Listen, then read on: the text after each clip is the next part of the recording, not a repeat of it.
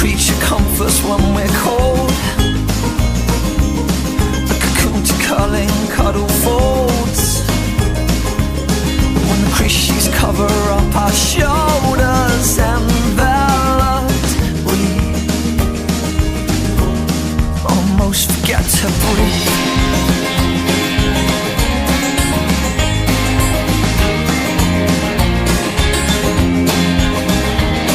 Stones laying flower beds, you arranged and rearranged them to fit.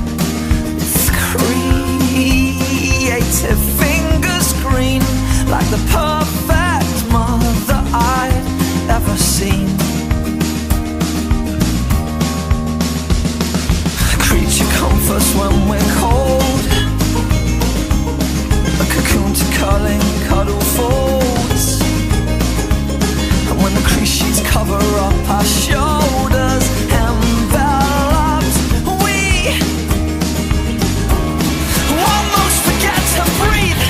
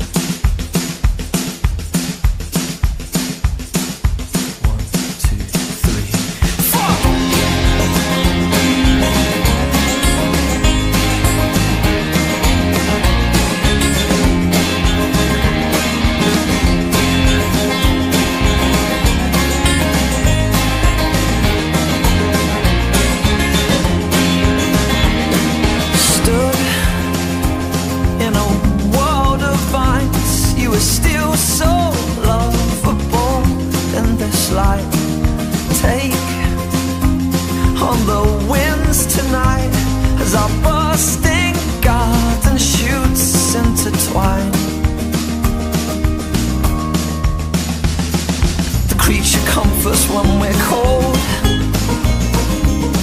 A cocoon to curling cuddle folds. When the crease sheets cover up our shoulders, enveloped, we almost forget to breathe.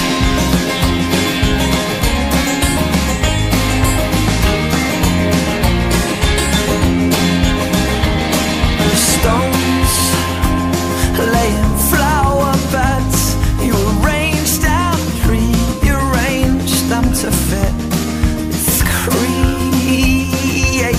fingers green, like the perfect mother I'd ever seen. A creature comforts when we're cold. A cocoon to curling cuddle folds. And when the crease sheets cover up our shoulders, enveloped, we almost forget to breathe.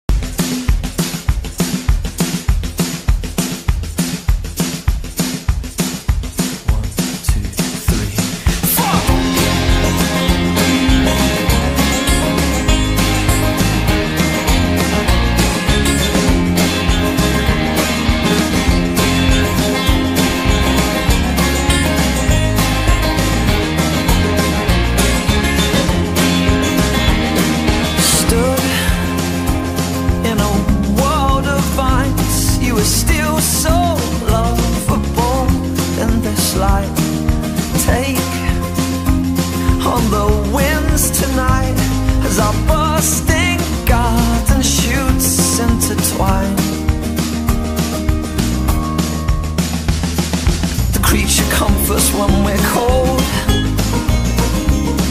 a cocoon to curling cuddle folds. When the crease sheets cover up our shoulders, enveloped, we almost forget to breathe.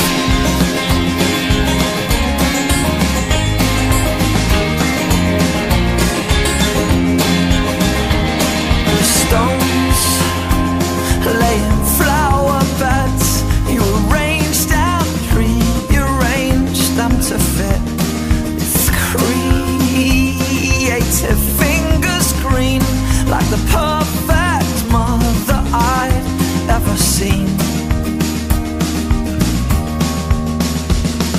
A creature comforts when we're cold.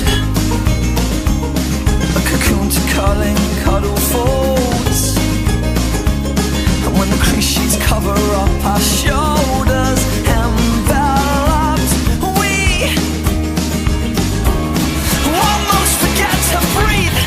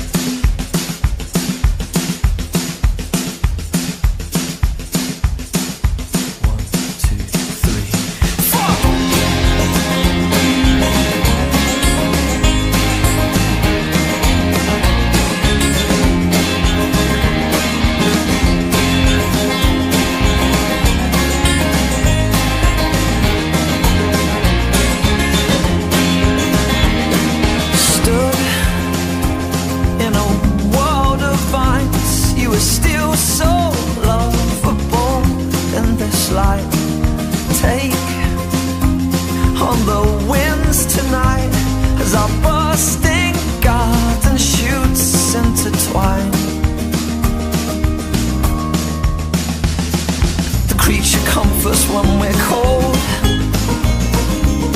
a cocoon to curling cuddle folds. When the crease sheets cover up our shoulders, enveloped, we almost forget to breathe.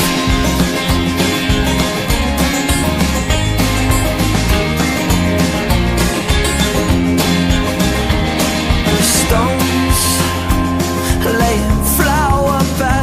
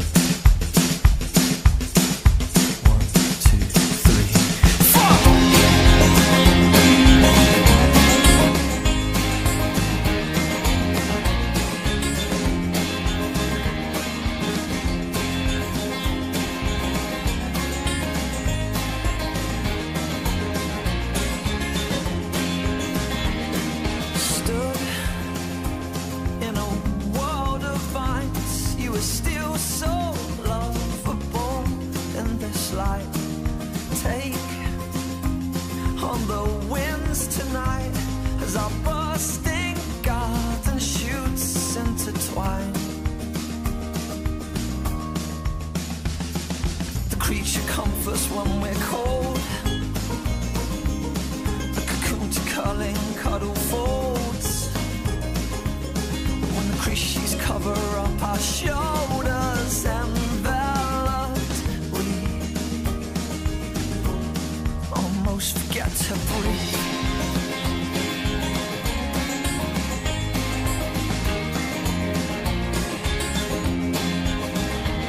The stones lay in flower beds, you arranged and rearranged them to fit. It's creative fingers green, like the perfect mother I'd ever seen. Creature comforts when we're cold, a cocoon to curling cuddle folds. And when the creatures cover up our shoulders, enveloped, we almost forget to breathe.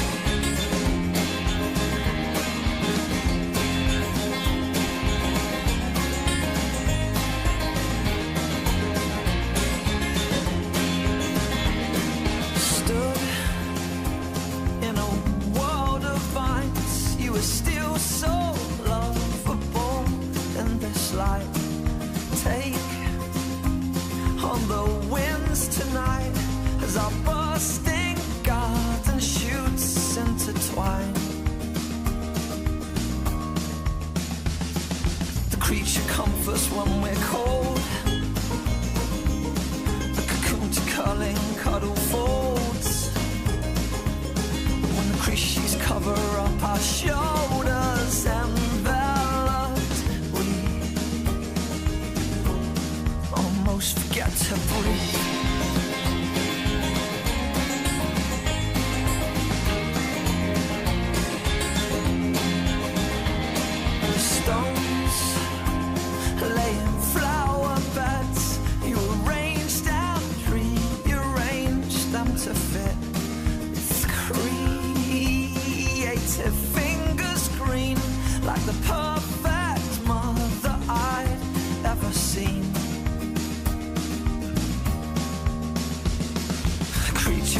compass when we're cold,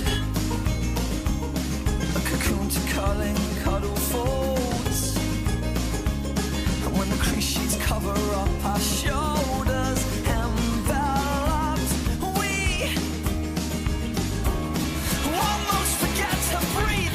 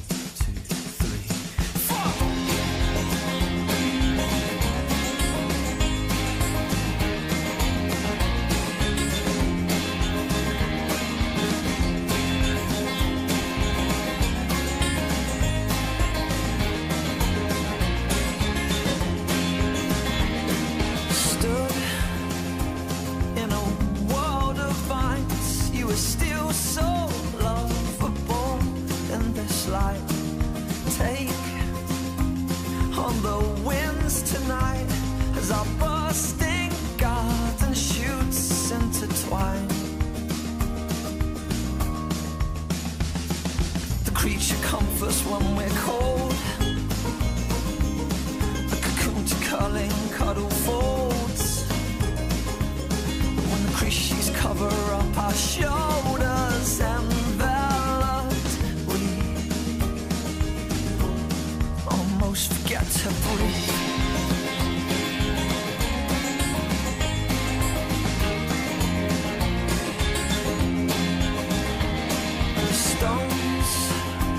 Laying flower beds, you arranged and rearranged them to fit with creative fingers green, like the perfect mother I'd ever seen.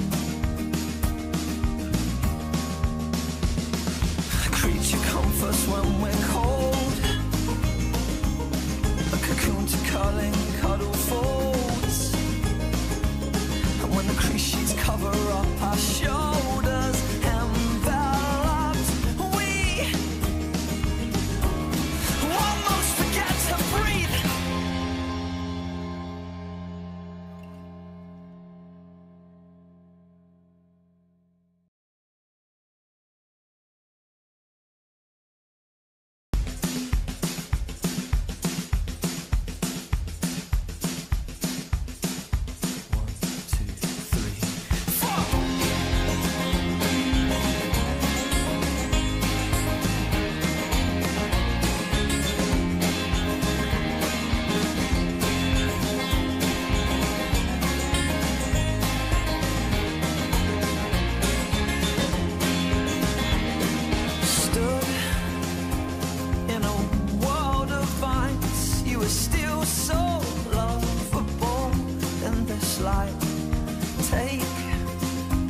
On the winds tonight as our bursting garden shoots intertwine.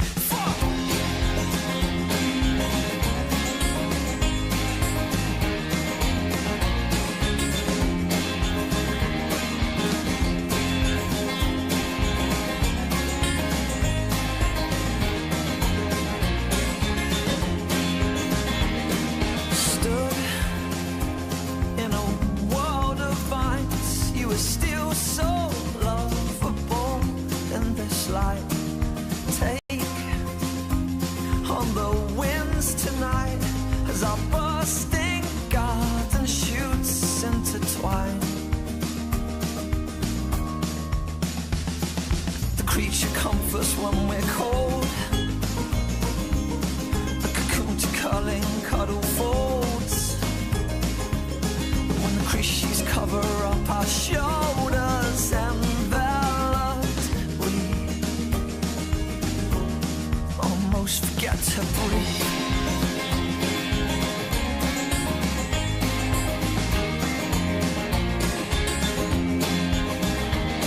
Stones laying flower beds, you arranged and rearranged them to fit.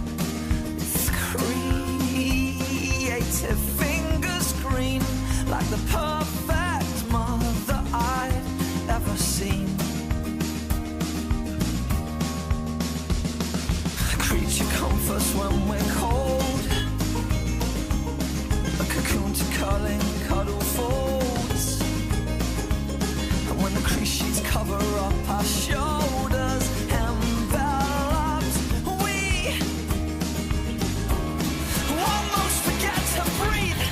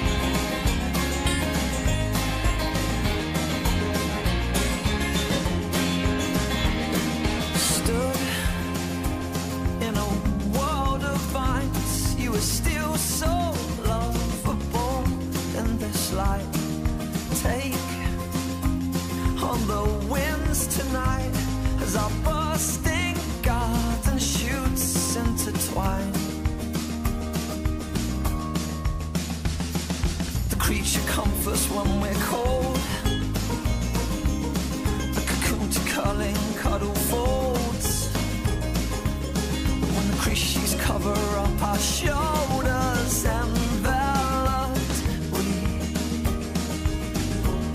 almost forget to breathe.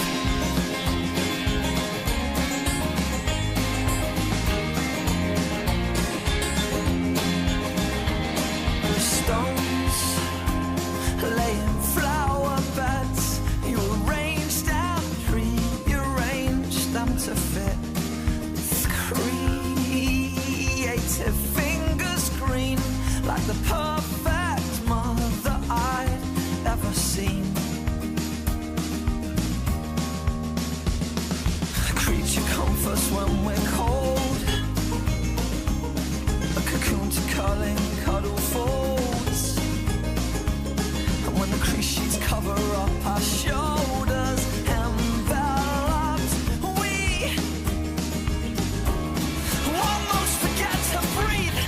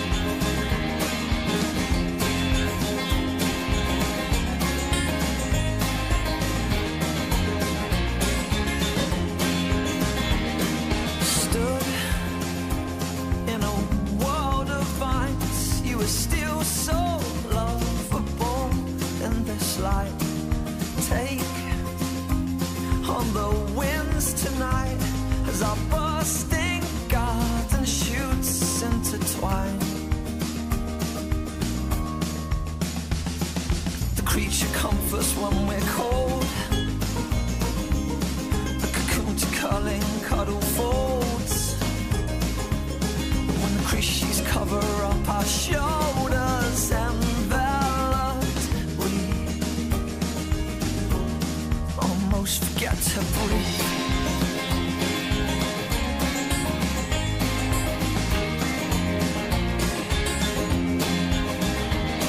Stones laying flower beds, you arranged and rearranged them to fit with creative fingers green, like the perfect mother I'd ever seen.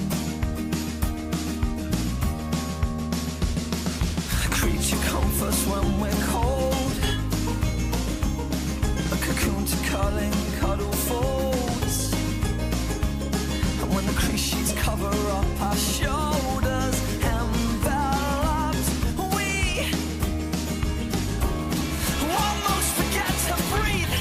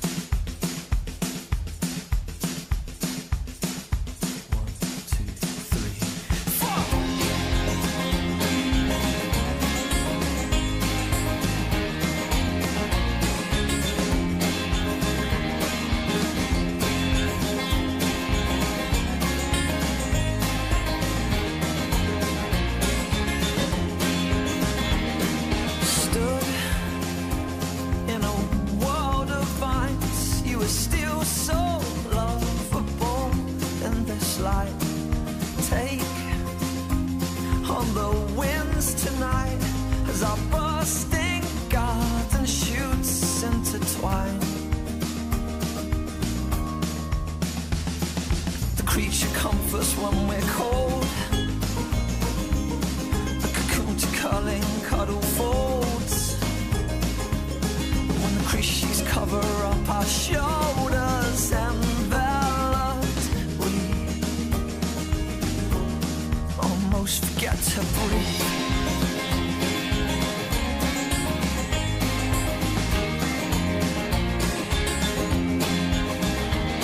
Stones laying flower beds, you arranged and rearranged them to fit with creative fingers green, like the perfect mother I'd ever seen. Creature comforts when we're cold. A cocoon to curling cuddle folds. When the crease sheets cover up our shoulders, enveloped, we almost forget to breathe.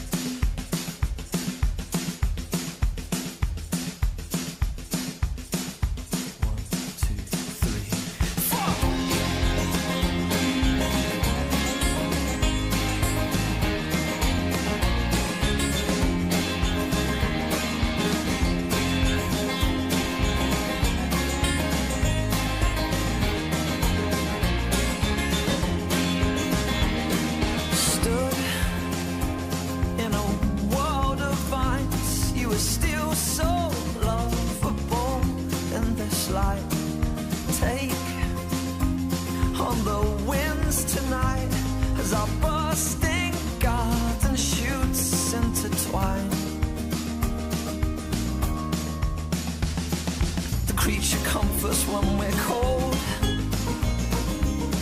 A cocoon to curling cuddle folds. When the crease sheets cover up our shoulders, enveloped, we almost forget to breathe.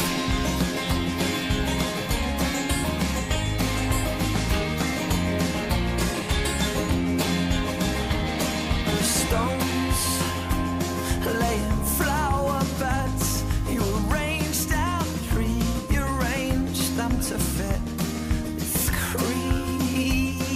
creative fingers green, like the perfect mother I'd ever seen. A creature comforts when we're cold, a cocoon to curling cuddle folds, and when the crease sheets cover up our shoulders, enveloped, we almost forget to breathe.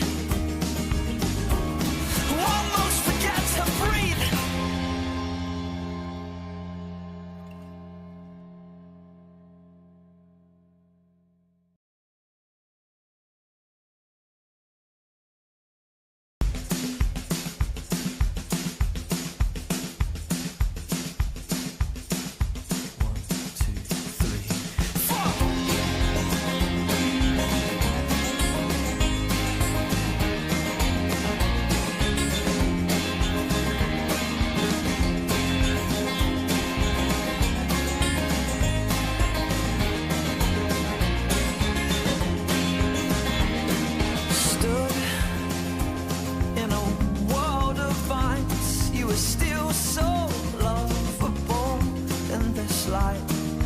Take on the winds tonight as our bursting garden shoots intertwine. The creature comforts when we're cold, the cocoon to curling cuddle folds. When the creatures cover up our shoulders enveloped, we almost forget to breathe.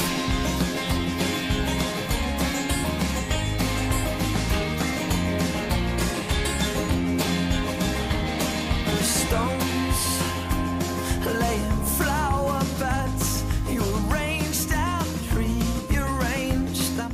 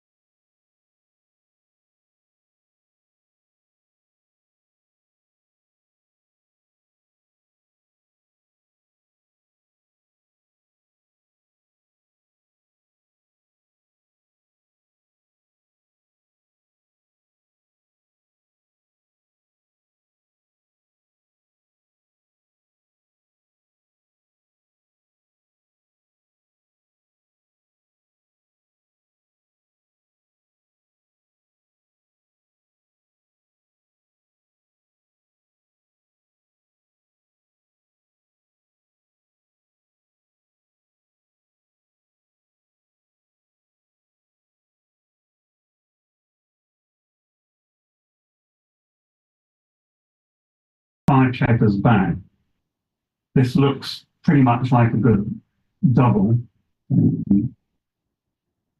because white's board is going to crash unless he rolls a 6 next time. He's in severe gammon danger. So again, you need to think for quite a while here and then make a decision. So you're going to creep up 1. If you safety the other one, you've got 6s to play, you've got 5s to play. Does it? Yeah, I don't think it adds any value keeping the other blot as a blot. Now, if white does not roll a 6, or 2, now white is virtually out of time here, as 5 back checkers could have 6. So this looks like a cube. That is not going to cube. Instead, he's going to roll 1-6, which is a poor roll. But again, white's best roll here is 6-2. There are lots of numbers that crash, and will potentially red will lose his market. 6-5 is in the game. So again, you need to take your time on complex decisions in backgammon, because backgammon is not an easy game to play. And there are moments when you have to take 30 seconds to a minute to think things through and make that decision. Double 6 is a very poor roll. 2 of them, and 3 of them, all of them false. So this now, white has 5s to hit. So the last sequence of rolls has gone extremely well for white. That is a very poor roll. 6-3, so the 6 is going to come in. Keep the prime is either going to have to play 10 to 1 hitting, which will seem to be the two-way play. So if he hits on the ace point, he can go forwards if things go well, and he can revert to a back game if things go badly. The alternative play is to run off the 21 point with 1 checker. You would play 21-12. That would leave reds 2s, 4s, and 5s to hit on one side of the board and 2s on the other. So again, very difficult decision. The pure play is to do this. Oh, sorry, we can duplicate the 2. So this looks to be the better play. Okay. Commentator error. Right? So red needs a 2 on both sides of the board. White has kept all his checkers in play. That double 6 that red rolled has basically destroyed his timing and given white a good game. I like this play.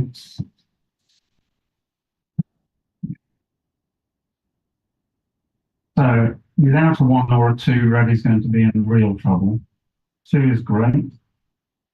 Obviously hits the rear checker and safety checker on the 9 point. So I'm playing 9-5. And now white will need to come in.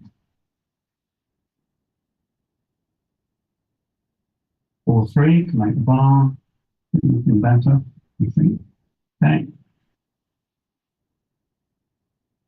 Now red doesn't have a double. Red needs to escape the rear checker.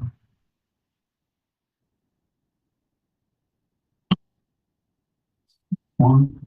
Not sure whether they're playing dice on checkers or not in the block. It looks like not. 6-2 is going to run away. Okay. And again, now if white doesn't roll a good number, the 2-7 back game isn't really a back game. He's missed. So is he going? So the 2 will be played 5-3 to start the next point he wants to make. Or we play this. But this is a very poor position for white because of the structure of the checkers. As I said, the 2-7 game is not really a back game. I need to think here about a cube. How often does that checker on the 14 point still, how often is it still vulnerable next time? Because if he gets it home safe, he may well have missed his market.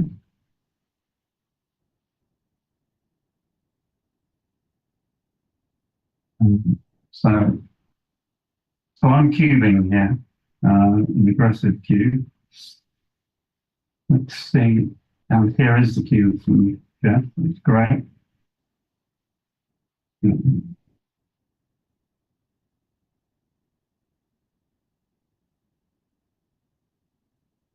Okay, and very quickly put this into XG. And this is a huge double, but it is just a take. So to reiterate what I said before, the 2-7 backgammon isn't a backgammon. It's a holding game with a little bit more equity, or a 2-point game with a little bit more equity. So it's taken the cue. So both double and take were correct. 6 and 4. So the 6 is clear.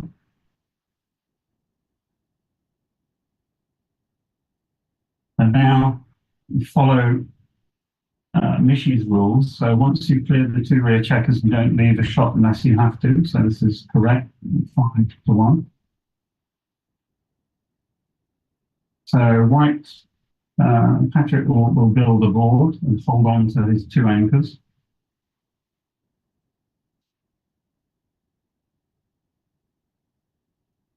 Six, 1. Comes out of 6, so we'll have to play 6-5. It's the only legal play, or not the only legal play, in any sense. Okay.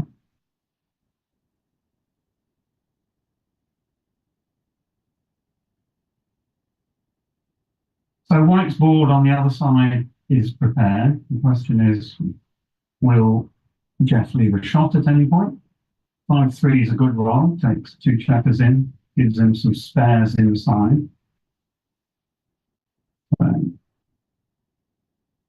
Jeff or Red can have some difficulty playing aces. If you look at the position, there's no spare ace. Now, 3-3 is a little bit quick.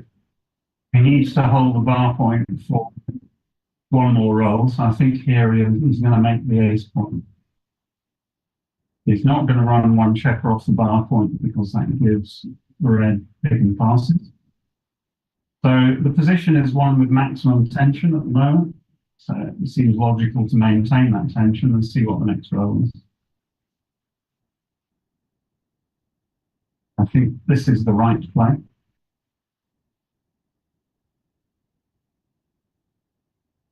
Now, can he clear the 8 point? This is the crux of the whole game. Yes, he can. So 2 5s come in. And I believe he's correct in clearing the 6 point, because otherwise he leaves a horrible structure. Here he'll be safe for some time in bearing off checkers.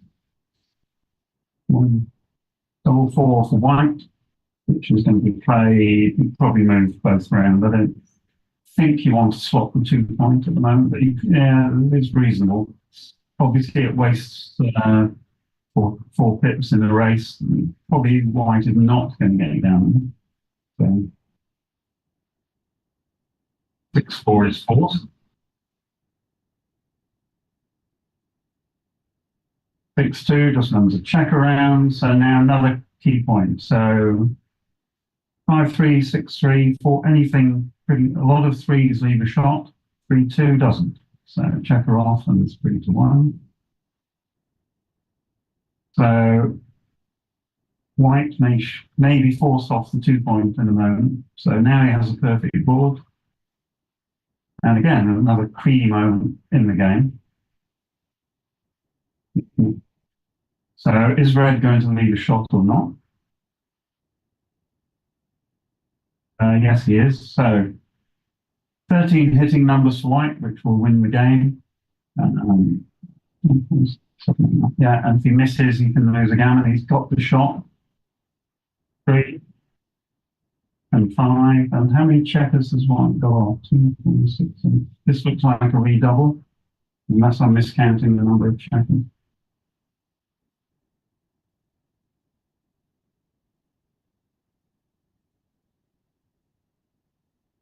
So I'm not quite sure why white is playing on unless I'm miscounting the number of checkers that Red has, but it looks like 2, 4, 5, 6, 7. He's only born off 4 checkers. Obviously, white can't win a gammon. That's the roll of the play was a very slight mistake. Look what happens if white rolls double 6 now, which he didn't. But again, he should be redoubling. and this is a pass. Yeah.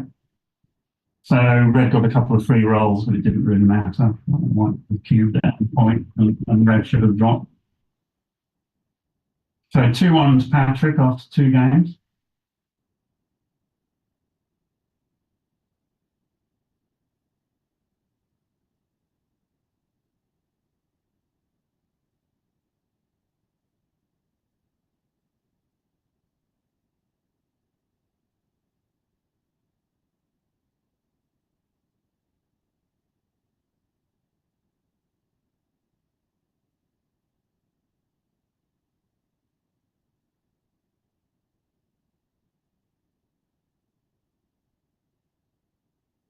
Let's go back. Okay, so 2-point, each side has made a point. White has made a better point. So now red needs to split. Standard backgammon tactic. So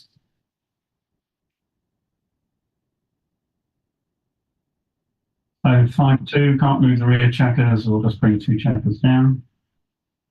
Not going to play 13-6, obviously. So 5-4, 6-4 hit. 5-3 is awkward. So bringing 2 checkers down off the midpoint doesn't look quite right. I think red needs to fight for an advanced anchor here. So he's got 2 real choices. He can run out 23-15. That's what's known as a diversion play, because white has to deal with that checker before he can then start making points in his own board again. Or you can do this 5 and come up with a 3, which keeps the rear checkers connected. There's some duplication of 4s, very mild. Actually, significant. So I would probably play 24-21 here. It's always difficult in backgammon if you let the 2 rear checkers get disconnected, because then they can't create an anchor. Jeff would very much like to make an anchor in this position. 5-3 is pretty easy, just hit.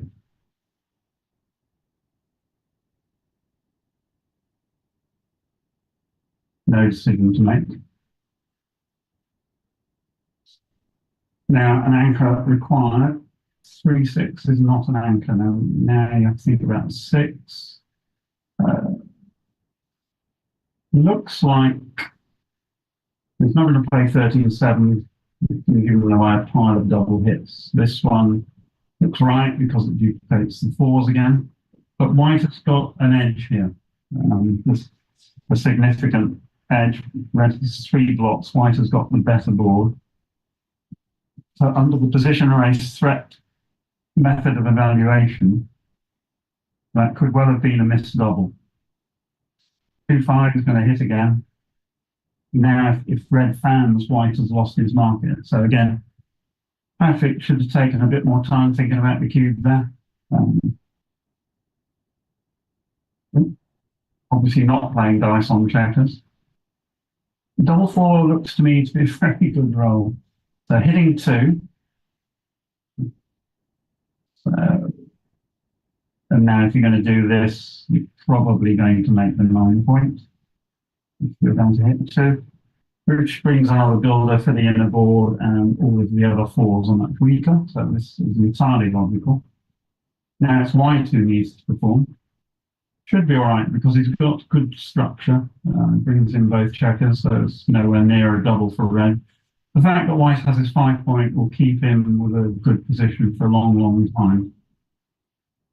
6-1, well, he'd like to hit, but he doesn't have a great board. He might as well make the bar point and then for a game plan decide to run off with the rear checkers or potentially attack next time if the white checker is still there on the race 5 point. Can't see the dice roll, it's 4 and something. Difficult to see. Oh, double 4, okay, that's easy. Now the question here is, do you make the 9 point or do you point on the 2 point? I'm not wholly convinced by this play. Does it give red some funny entry numbers? 4-3 is okay, 4-2 is okay, 4-1 is all right, 4-5 is all right, 4-6 is all right. So I would prefer to make the 9-point here. And again, because they're playing reasonably quickly, I just don't have time to check these things. That's going to come into there. Now, white wishes he'd made the 9-point because then he'd have a really good block. Now he needs to roll a 5 or 6 to escape the spare check on the 20-point, which is not earning its living. So, is it worth, so you either play 13 to 8 here, you can play 8 to 3, keeping a spare on the bid point and putting it somewhere useful. So this gives 7s, all of the 7s, red to improve his position. Is that checker on the 11-point actually going to go anywhere useful? It could be used to make 9-point or the bar point next time, so there is that advantage. This is all right, but now white's 4s are going to be difficult next time. Can't play off the 8-point or the 20-point. 5-1 is great, just run away.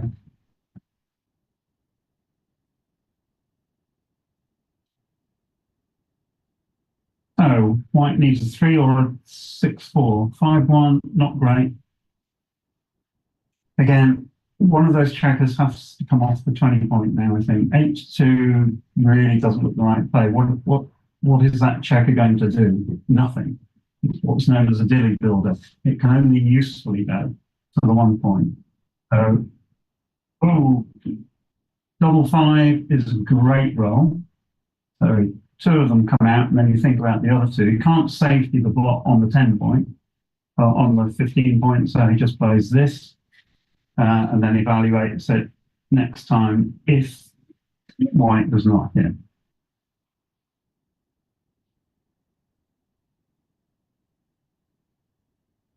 He's going to hit with a 3 or a double 5. Yes, he's going to hit with a 3. Probably that keeps him alive.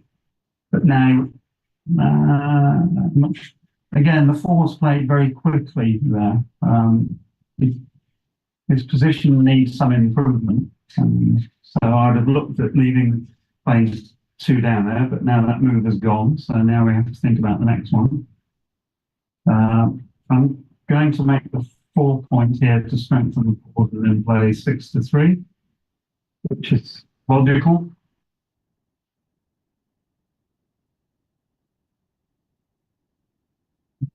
Now they're playing, at the moment, they're playing very quickly. Double 2 is a very interesting roll. So I would do this. And I'd probably come out 20 to 18 with the other 2 because all of red's points are stripped. So to hit, he has to give up an asset. So again, it's what's known as a deflection play.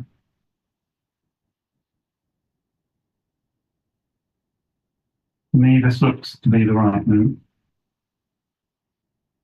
This doesn't do anything, and also the white checkers, rear checkers, are blocked by 4 numbers, which should be a warning sign. Need to get them going.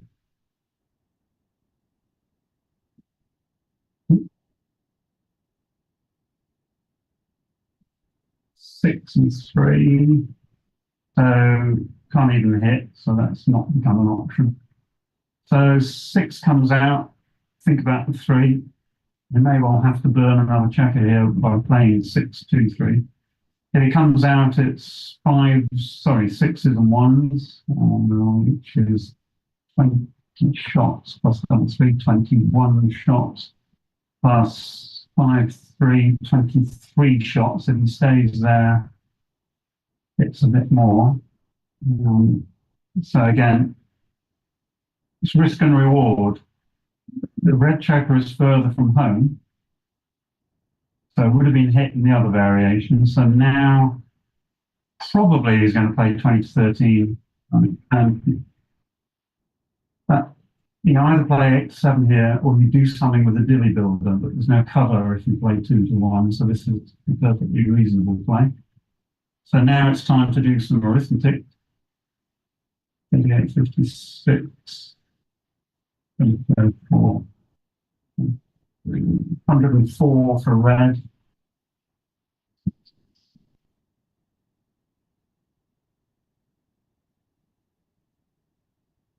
117 for white.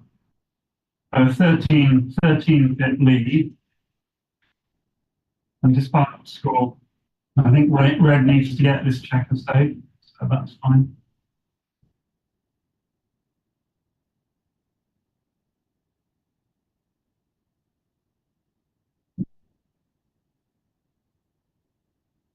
Oh, so that's caught up in the race. Can he afford to stay?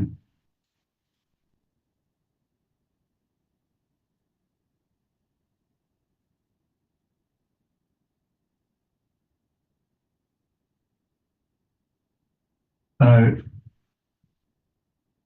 Patrick needs to do a count. 46. What? 81 minus 300 and 311. 117, so he'll be 97 after the roll.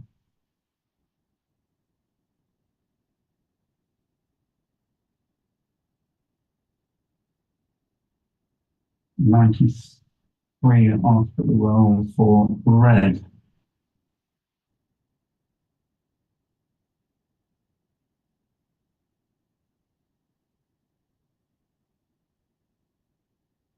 It looks like it's going to be a very close race after the roll. So can white hold? It's only a 4-bit race now. Can white hold the position? Well, answers that question. Double 5. Not going to be difficult to play.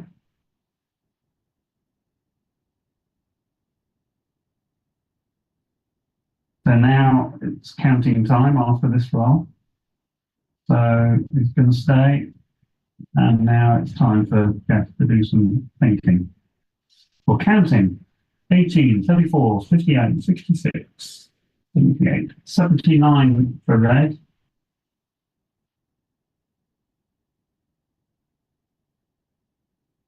87 for white.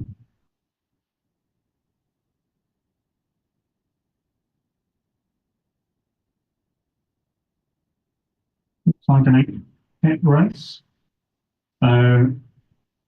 But white has no timing left, so whatever white does next, he's going to give up a point either in his home board. So this looks like a perfectly correct double. But it also looks like a perfectly correct take. Yeah. So well done to both players.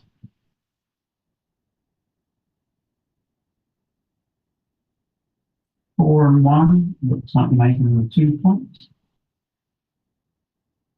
Making the ace point doesn't look right. I think you want to make the 2 point here. You don't want gaps in your inner board for the bear off. So, okay, now key moment in the game. Jeff's got a lot of pick and passes here. He's got a lot of big numbers that work well.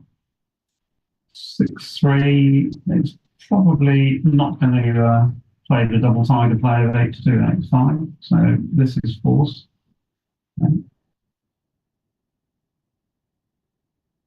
Now white will have the decision of whether to stay or go.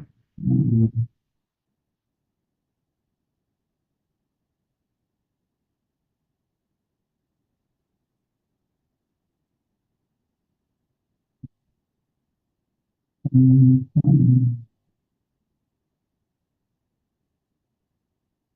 going to be a 1-pit race after this roll. So the question is, can white take the risk? The problem with this is slightly inefficient. So you get shots on 6-1 and 6-3, but that's all. Oh, 3-1. There's some fun. Now, you can make the 5 point because obviously a lot of white's entering numbers like 1-4 and 1-5 crash his board. Is the race close enough that he should basically offer the shots in order to guarantee winning the race? It's going to be a very close decision, I think.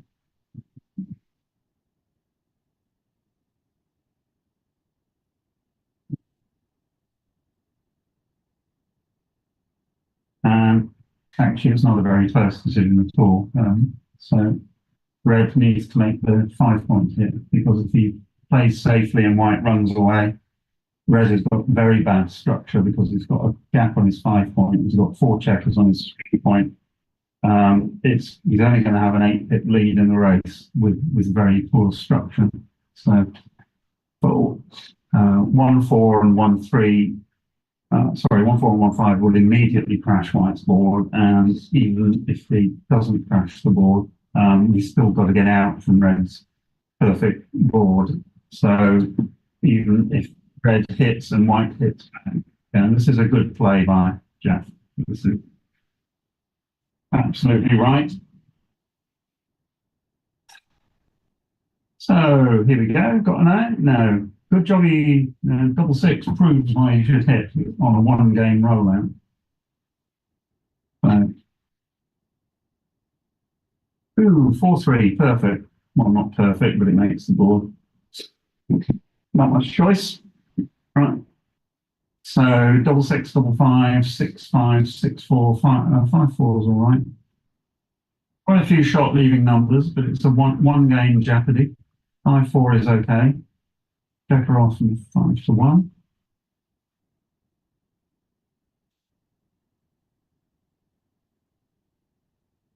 Number 1 not coming in. All right, still some jeopardy for Red until he gets the third checker off the 6 point, which is now done. So he's now down to only 4 bad rolls next time. 6-1, 1-6, 5-1, 1-5.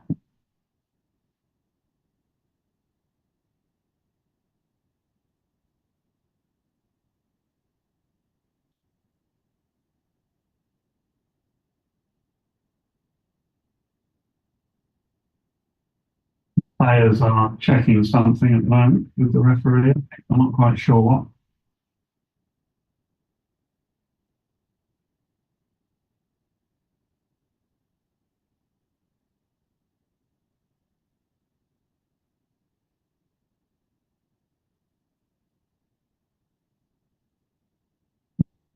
Jeff has left the table from them.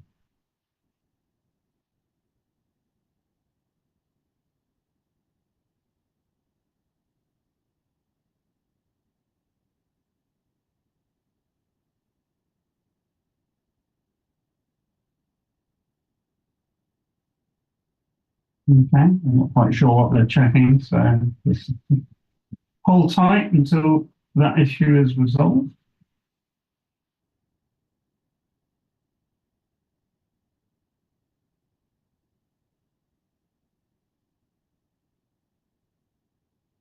Maybe checking something. I'm not sure they can check the video feed.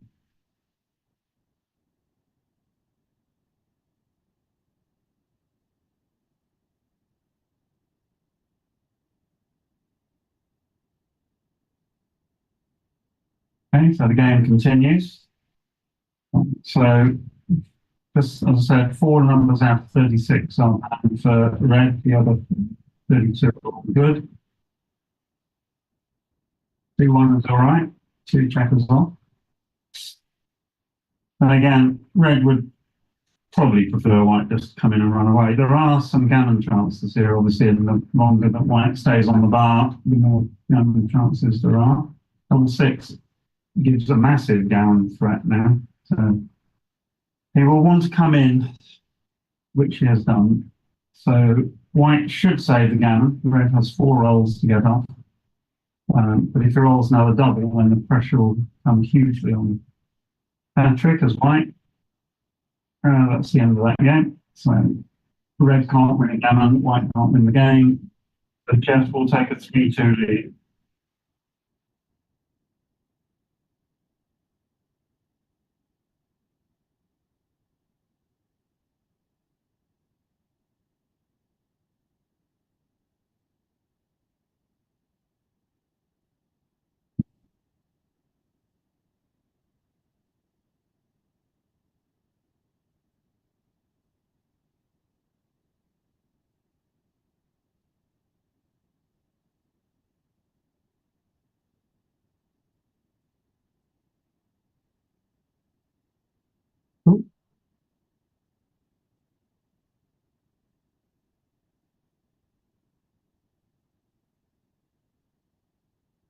Okay. 3-2. Yeah.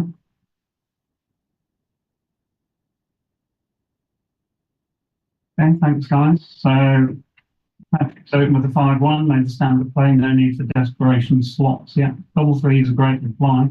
Normally, after your opponent is split with an ace here, you play 24-21 twice and 13-10 twice, which Jeff has done. It's fine. Slight edge to red. 5-4 is an ugly roll that really doesn't do anything, so I think he'll just run away. Yeah.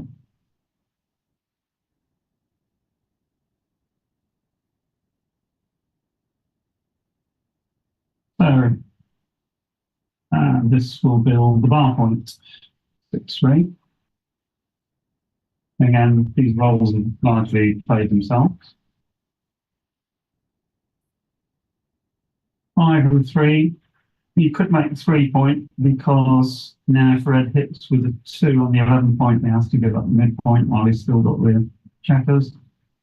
This is a bit ugly, so it's giving red really the freedom of the board. So again, I would have thought a little bit longer there. Backgammon's all about assets and good structure. 4-2 here's just going to make the 4-point. So White's game plan is quite simple. He's going to run away, and that is the absolute perfect number with which to run away. So red would like to hit, return hit, and failing that.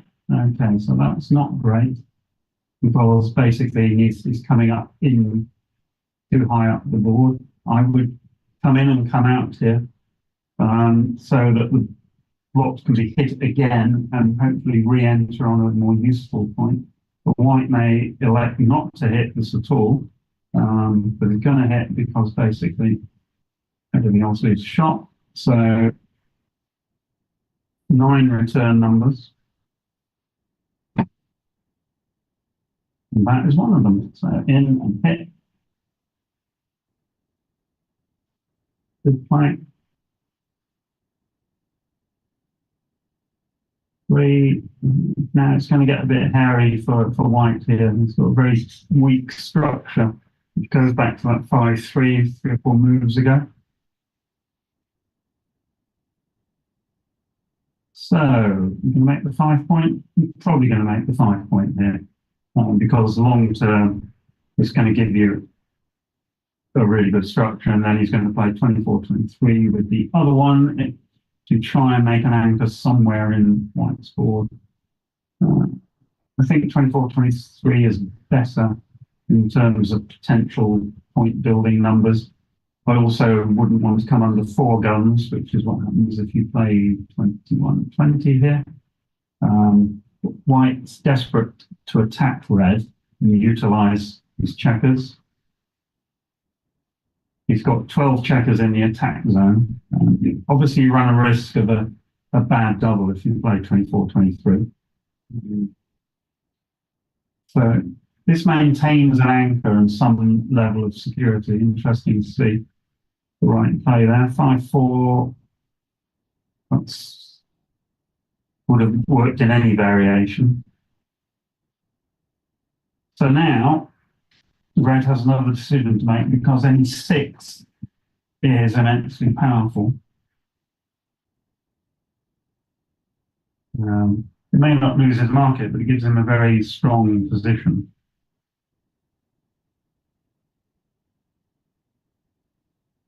I would certainly think about cubing this. So it's 6. So the score is 3-2. So that's one of the more ugly rolls. So he's not going to run away. He's probably played 24-20 and 13-10, which keeps the pressure on everywhere.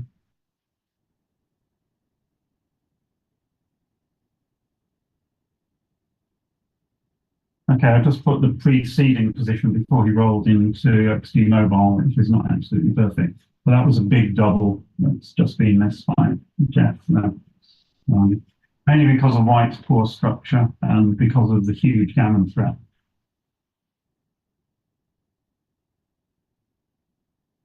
So he's not going to give up the prime, so he's really got a choice of one move here. It's fine. So White can't do everything. Well, he can do everything, but 6-5 would be White's perfect roll. 6-3 is going to run away, I think, because everything else leaves 2 blocks. So he's going to play 22 to 13. That's fine. Now Jeff gets another go at rolling a 6. This time it's more important because he's rolled it. So the 6 is clear. Now what do you do with the 2? You probably play 13, 11. Yeah. He's got 3 builders for the 9 point now. So white needs to come in. 1, 2 might be enough to keep it in the game. But again, red still has a massively powerful position.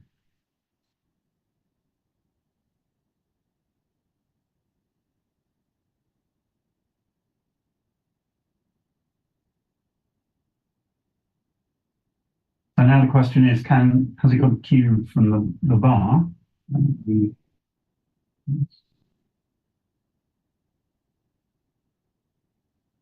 So this still looks like a pretty big cube, yeah, because any 6 is good. He doesn't have to perform immediately, even if he just remakes the anchor in white's board on the 20 point. He's going to have a long-term, very, very strong position with a lot of gammon threats. And obviously, if he rolls 1, 6, 2, 6, 3, 6, or 5, 6, then I think he has to cue this.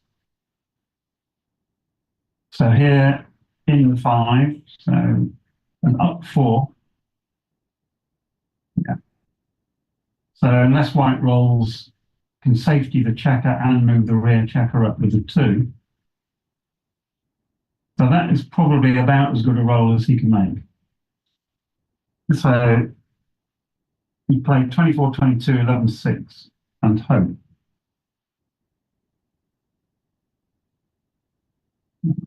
Is this the right 2? You have to ask yourself.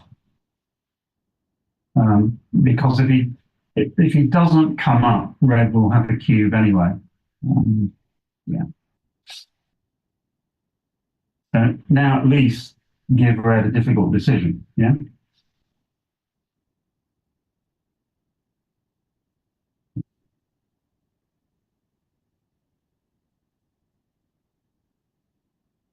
So I'm cubing this as red despite the 3-2 lead.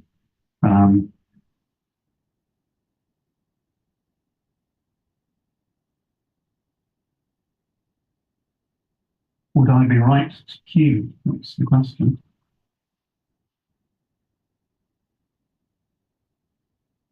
But white is threatening to make the 10 point all the time. On average, it will take white nearly 6 rolls to escape that rear checker. And that's, I think, a very good cue.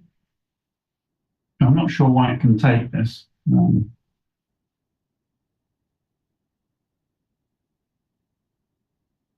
Yes, this has got to be a pass. I mean, white loses far too many gammons, so he should have come up with a 2-5 and given himself a better chance. Red would probably still have queued, but it would have been a much more interesting queue. That 5 point prime on red side of the board is massively powerful. So, and white's rolls are very constricted. He's only got checkers on 4 points on his own side of the board. He's got a stack of 6 checkers in his 6 point, which is going to be hard to develop, and 4 checkers on the 8 point. So backgammon is a game representation of war, and here white soldiers are not doing anything particularly useful. 3-1 is a poor roll because you can't do anything with the rear checkers. So the question is, do you play 11 to 8? So you can guard against 2-6 by playing 11 to 7, or you can create another builder for the 3 point. I think this is right because the 6s don't play well on the other side of the board. Plays off to 2-6, obviously. 5-3. So white's board has just improved. Oh, right. What's happening now? Let's see. 5-3 is a great roll. You just run away, threaten to make the 9 point. Yeah. And again, white's got the same problem, but without a 2 in the very near future, his board's going to collapse. Because he rolls 2-6, it fully justifies the take. That was cocked dice with 6-4. 4-3, probably that's... Yeah, you need to keep a spare 6. White needs to keep a spare 6 in case of crunching numbers. Now, 3 and something. Not that one though. 3 and 6 is not as good as it could be, so he's going to play 12, 6, 8 to 5. He can leave the checker on the 9 point because if white rolls 2-6. Red gets a return shot. Oh, sorry. My apologies. Commentator error. He now has a full prime, so obviously that's a better play. 3 and 1. So 1 and 3. If he hits, there are a couple of crunching numbers for red. He could roll his own 1-3. But there are crunching numbers here. That is a crunching number. 5. Oh, sorry, I didn't see the check on the 2 point on the screen. So he's kept the perfect prime, so he's okay. 5-4 fans. Now red should be able to escape his other rear checker. Yeah. So I would avoid it. Sometimes it's correct to stay back and trying to pick up another checker. Here, if making the point is definitely wrong, 9 to 1. Equally well, if you play 15 to 7 to the bar point, there's still some bad numbers next time. So I think this is absolutely the right play.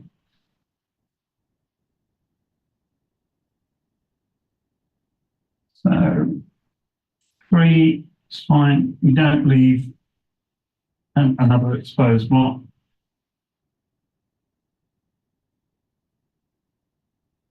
So white is basically paying for taking this cube. So there's an opportunity here, playing 12 to 3. Yeah. So if red now gets another checker sent back, he should be okay in terms of escaping, but there are going to be rolls for white that expose another block. 4-5. And of course, if he doesn't, then red can roll the prime home and win a gammon that way because white has got some external checkers. So 6 there, and again 1. Yeah, it's fine. So now red, Jeff will try to make a 2 point. He's still happy to be hit. 2 is fine. 3 is fine. Jeff will hit with any 6 here. That will do. So you don't make the 2 point because obviously it gives your opponent winning chances. I also think you don't play 15-4 because that leaves you with a horrible structure. So if you hit 8-2 and play 15-10, there are sequences where things go badly wrong. So for example, you roll 1-3 here or 2-3, red could still lose. This is a more interesting roll. Double 2 is going to make the 5 point. Now, if red comes in quickly, he could get into trouble here. Even if he stays out for one roll, he's probably fine because white's board will collapse. And red still have some spare pips to play with on the outside. Play them to 6, yeah.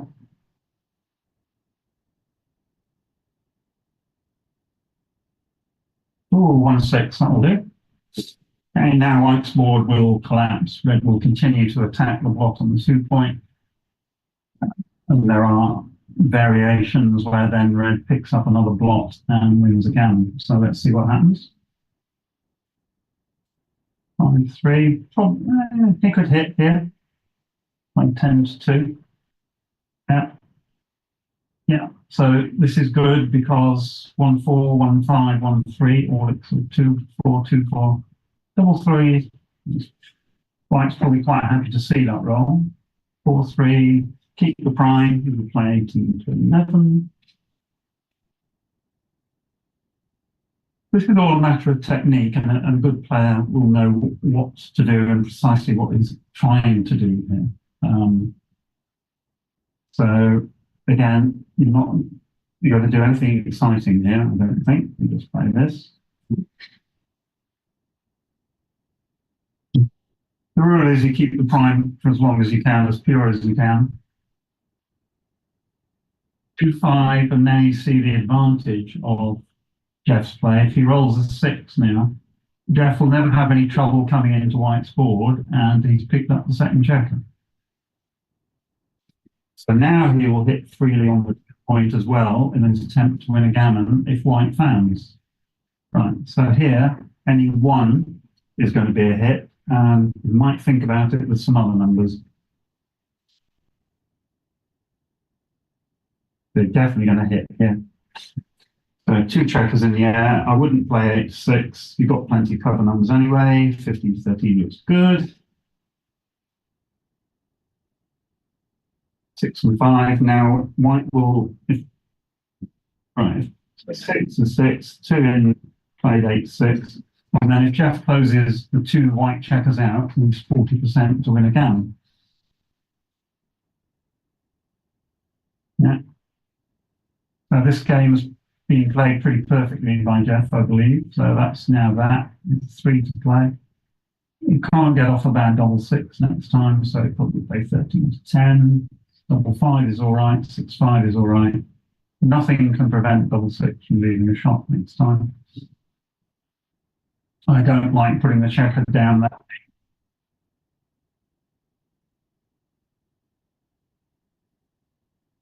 That's why I don't like putting. So now this could be 13 to 10, 7 to 1. So because you don't want to stack all the checkers on the 4 point. Now 6-5, double 6, 6-5, double 5, all these shots. If you play 3-6, double 5 is all right.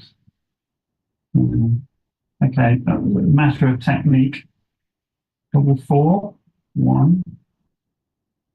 Going to take 1 checker off and play 6 to 2. Yeah.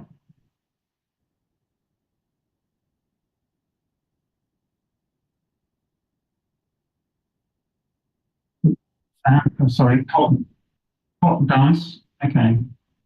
So White needs to get 1 checker in the next roll or 2 to give himself a comfort factor about saving the gammon.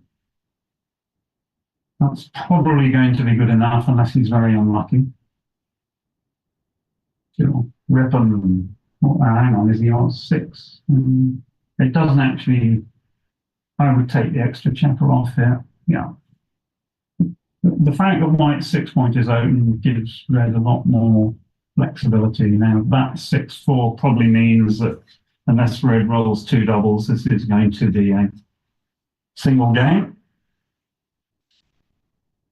White only needs 6 crossovers to save the gammon, and that's 2 of them. Meanwhile,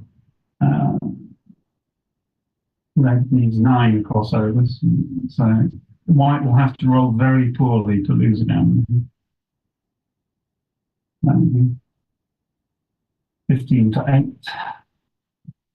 You don't waste any pips when you're bearing him here. So playing 11 to 4 as White would have been very wrong.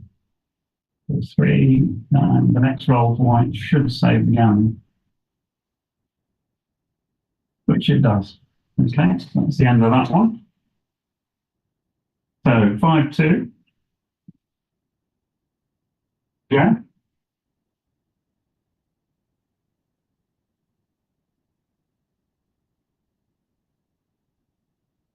But the double should have been dropped. There was a gammon danger there.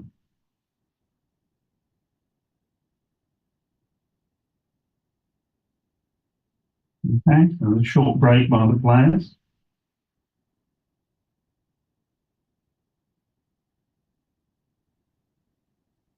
Oh, yeah, definitely a break. So the commentator is going to take a break as well for a few minutes. It's a 5-minute break for anyone who wants to come back or take a natural break themselves.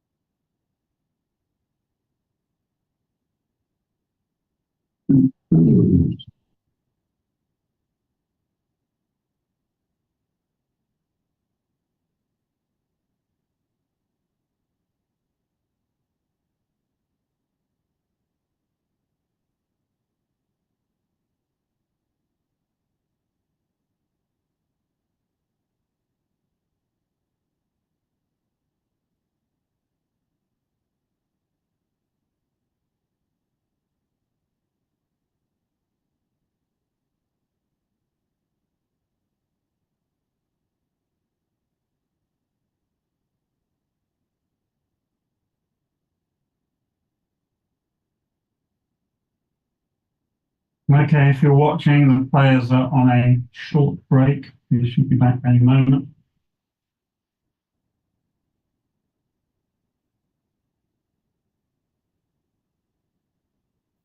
Therefore, the UK is leading Patrick Cavalli of Dubai, 5 points to 2. Jeff is last year's champion, and obviously is looking to repeat. Here they come, I think.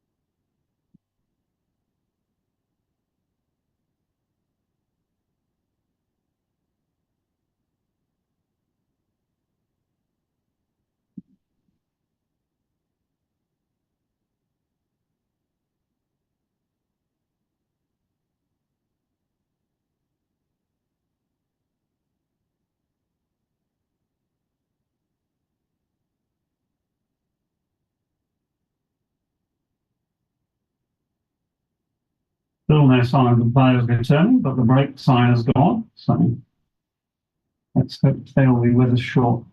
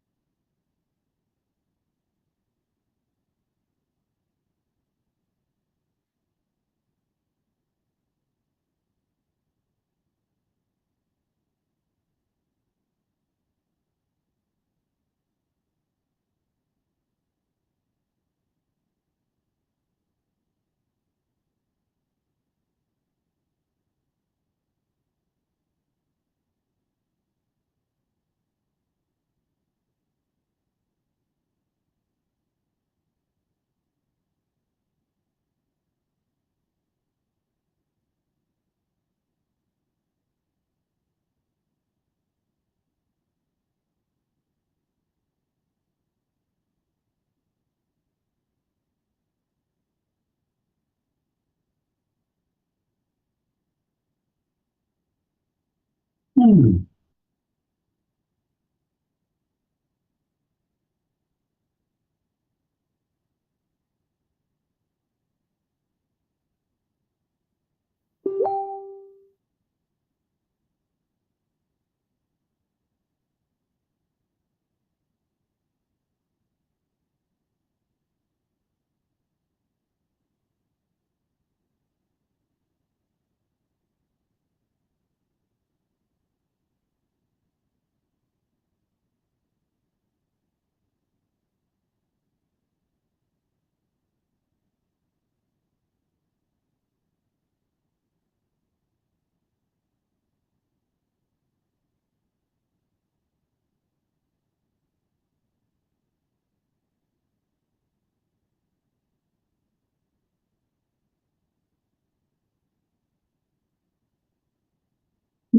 Awesome.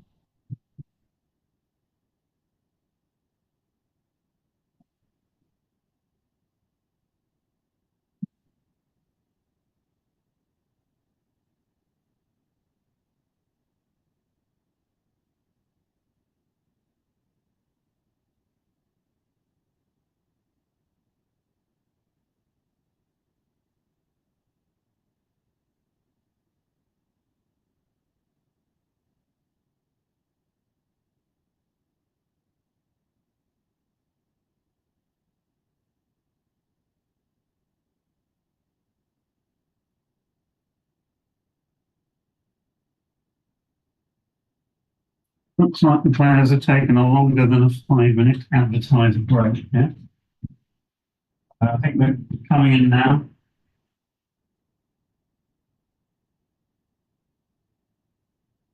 So if you've just joined us, this is Chris Bray. I'm commentating from the comfort of my study in London while the guys are on the ship in Gibraltar. To repeat, Jeff Hall, last year's winner, is playing Patrick Bailey from the UK, Patrick from Dubai. 5-2 to Jeff, who is playing the red checkers. And they're just about to get going again. Neither player has used a huge amount of time on their clock. And here we go, 6-5, Lovers Leap, on we go.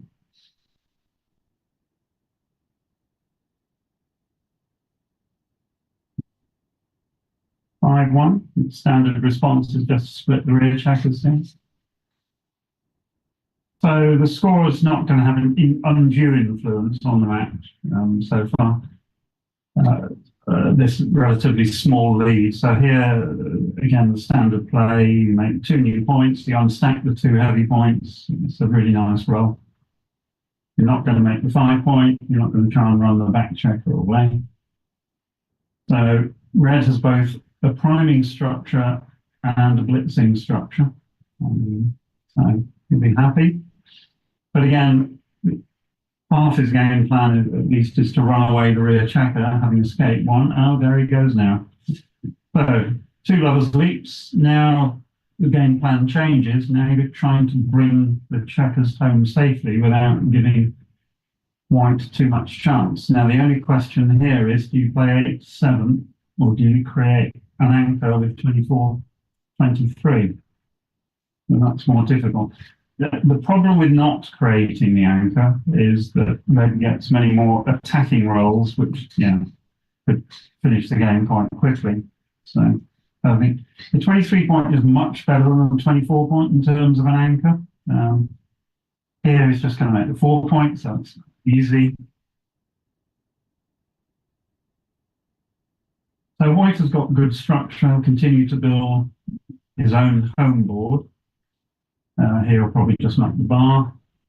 So white is preparing a reception committee for any red checker that is hit. Meanwhile, red is going to try and play pretty much as safely as he can. This is going to be difficult. So this is going to be 13-9, 10-4 is the only way of not. Oh, you can play 13-3, I beg your pardon. So where do you want the spare checker? Do you want it on the 9 point or the 10 point? You could play, obviously, 10-4, 8-4, but that's not the right idea because white's got a blossom board, so red can take some liberties. I think this is the right play. 6-1, it would hit if it could, but it can't. So, and now 6-5, you keep the structure as white. Red nowhere near a cube. It's got virtually no market losing sequences, maybe 4-3. 6-1 is a great roll. That's considerably improved his position. It makes it easier to bring the checkers home. Here you're probably, as white, going to play 7-3, 7-4. You're not going to get a shot next time, so you continue to build a board.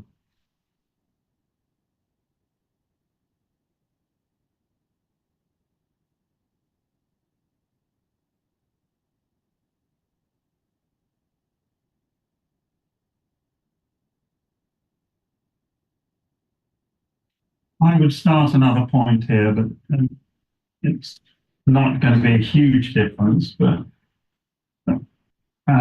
interesting. So it's quite an aggressive cube, but it's a good cube, I think.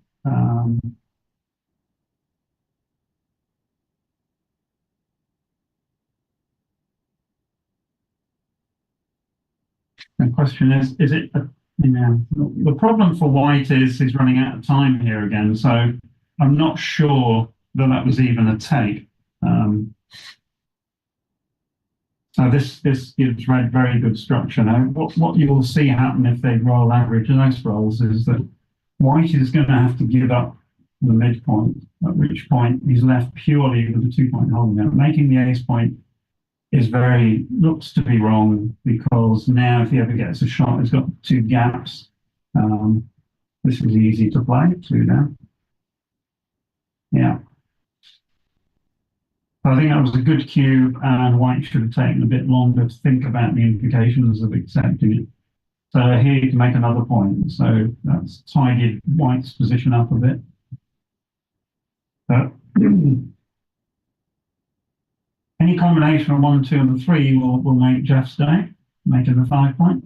5, 1, you'd probably just play 7 to 1 and keep maximum builders for 5 points. You could play 8 to 3, 7 to 6. The priority here is to make the 5 point. So this is going to be slot and down. So white's probably got about 12 pips of playability left before something's going to crunch. 4-2 is a bit more fun. So this could be 8-6, 7-3, preparing to clear either of the outside points. 7-1 is okay because it builds another point that leaves red with some bad 6s. So this is the sort of thing you have to think about all the time in backgammon, is just how difficult certain roles are going to play next time. Here, 6-5 is very bad for red next time, but most of the other roles are okay. So white's ready, but take a picture because that structure may not last that long. 5. That looked like pop dice. 6-4 is easy. Now, can white keep the board? No, he can't. So now, how do you play double 3? This is much more fun.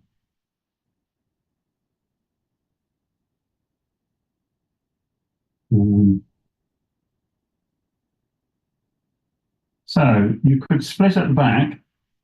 Oh, sorry, you can play double 3. I beg your pardon. Of course, you can play 13 each and 1. So key moment in the game. Is a shot going to be left? Yuck. Yuck, yuck, yuck. So only legal play is 8-4. Can't play the 6. No choice.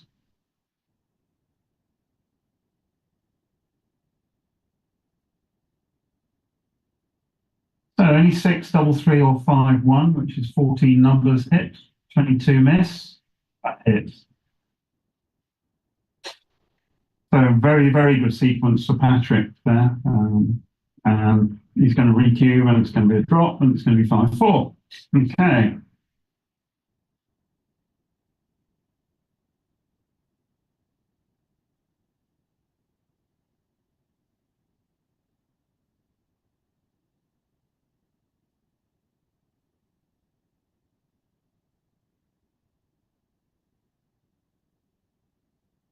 Everyone needs a little luck in backgammon. Patrick got some there. Very bad sequence for Jeff. He could easily have won a gammon if things had gone well. So 6-3, standard play.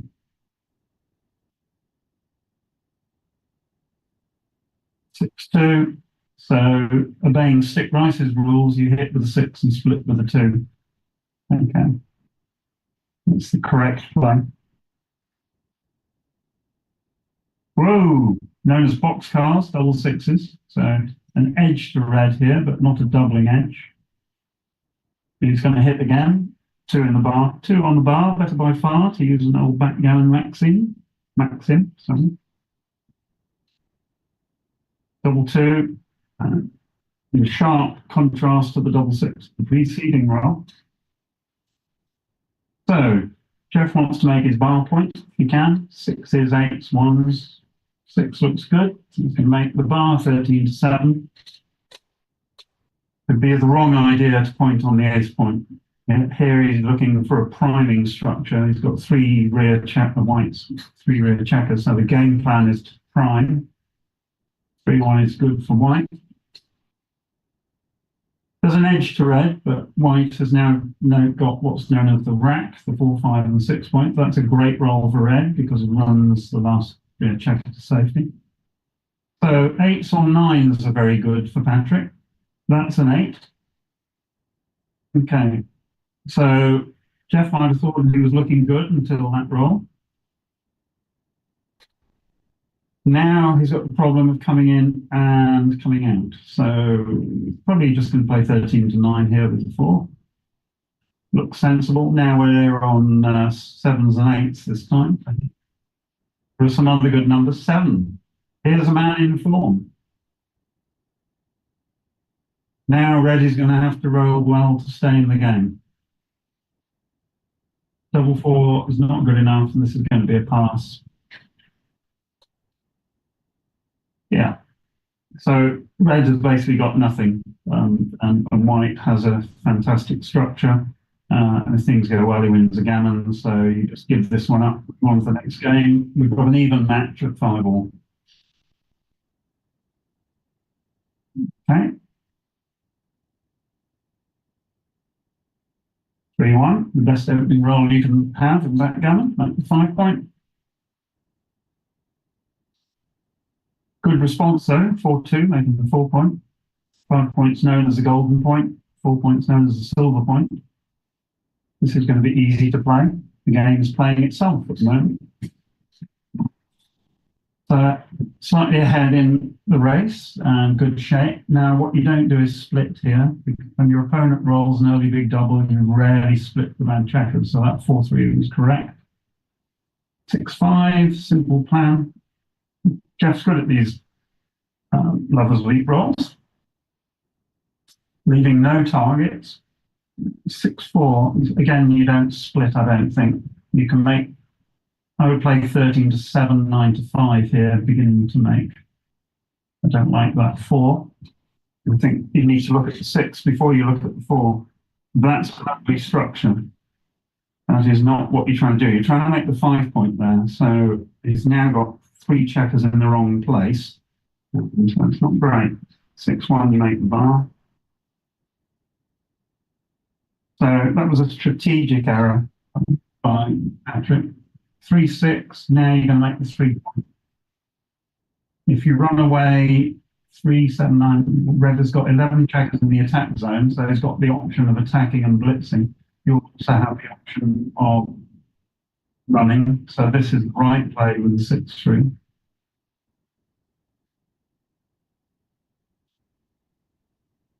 But again, you know, red has got good structure. If you run away, has red got a cube? Probably not quite.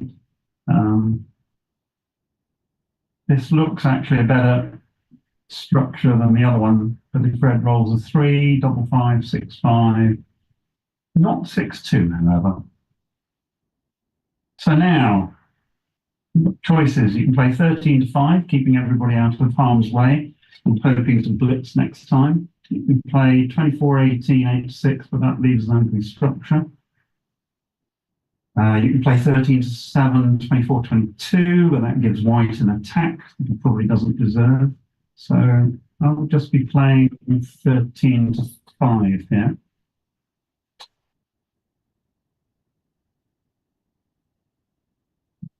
Try and see if I'm right. Yeah, I think this is the right play. He's threatening to make the 4-point, threatening to run away, threatening to blitz, so that looks good. 3-1. You could play 15-11, but I think you're going to make the 5-point.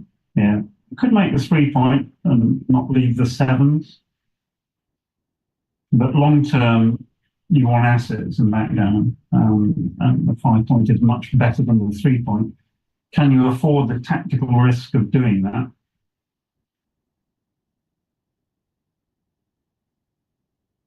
15-11, I think, is just not strong enough here. It doesn't threaten anything.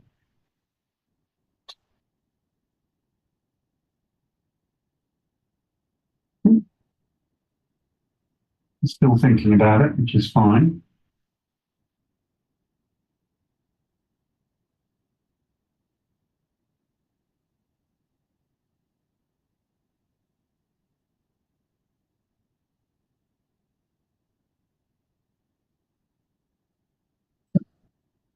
In the end, he made the 5-point.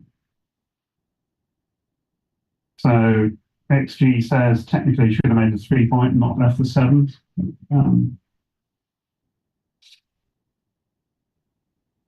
This looks like the right play. So it's a very volatile position. White comes in and hits, probably got a winning position if white fans. This is neither fish nor fowl, so has to be careful here. If he comes in on the 4 point, every number points on him. He hasn't got a tempo hit anywhere, so he may have to do this, which is the precautionary move. So now red needs to think about what he's doing here, because he's got a very, very strong attacking position. Is it good enough to offer a double? And this to me looks like double pass, whatever he does. There are 14 checkers in the attack zone. White has not got an anchor.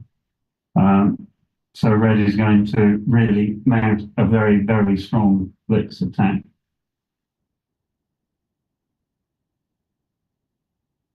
Is it strong enough? You should always ask the question whether you're too good and whether you should play on for a gammon. Here, white has got reasonable structure, so it's probably not strong enough to play on for a gammon.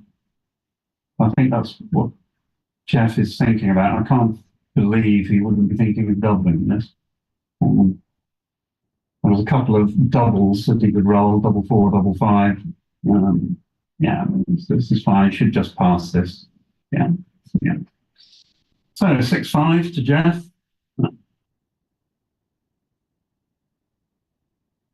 You don't often get a position where all 36 rolls hit. That's one of them.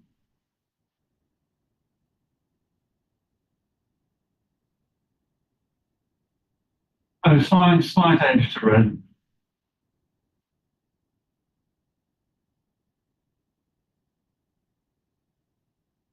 Six-2 will be played the standard way. I haven't really had any big games or massive decisions yet in this match. It's sort of trundled on quite happily. Stick Rice's rules say you hit with the 1, come down with the 2. I'm sure Jeff has read his sticks rules. Here, I don't think you hit. You do this and make the 4 point. It's too valuable a roll to give up to just hit a checker when you've got no home board. What do we got? Oh, double 1. 1-2.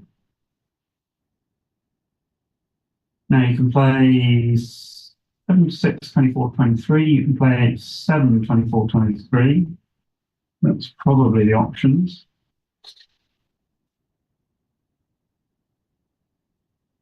I think Jeff is going to, I think so. He's decided not to fight a war on 2 fronts. He's picked up the blot on his own side of the board to be able to split. And it's a great roll for white, makes the bar point anchor.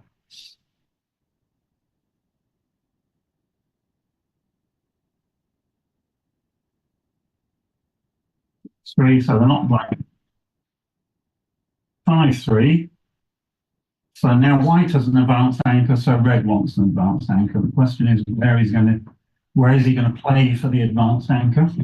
So he probably will play 23, 18, 11 to 8 would be my guess. He needs to, I don't like, you can do this. The question is, was it worth being more provocative as you've got the 5 pointers? It would have paid off brilliantly because he would have not even been hit on the bar point.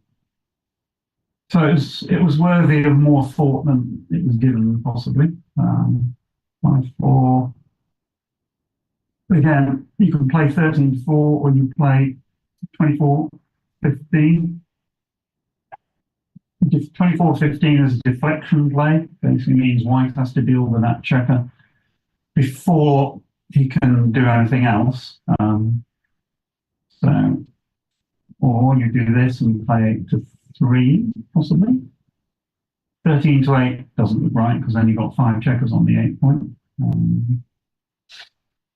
And again, it's useful to keep the rear checkers connected So they can make an anchor, which is why I wanted to play 23-18 last time.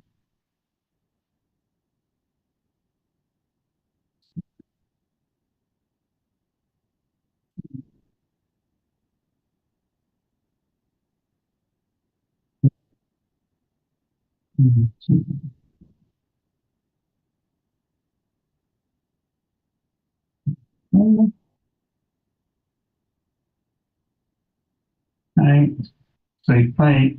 The other thing is just keep the rear checkers out of the way and play 13-4. Because here you offered white an inviting target when he has got the better home board. You could also play 8-4, 8-3, but the next point red wants to make in his own board is the 4 point. So 13-4 looks logical.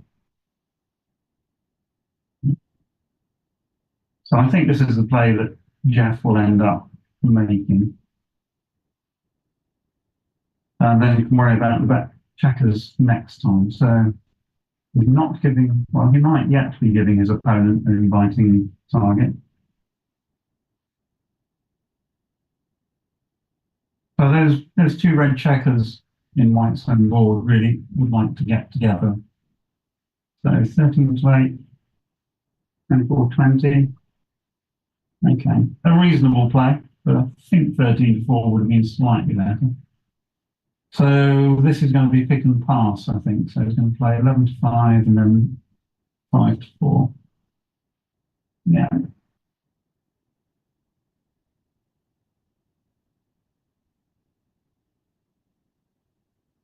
This allows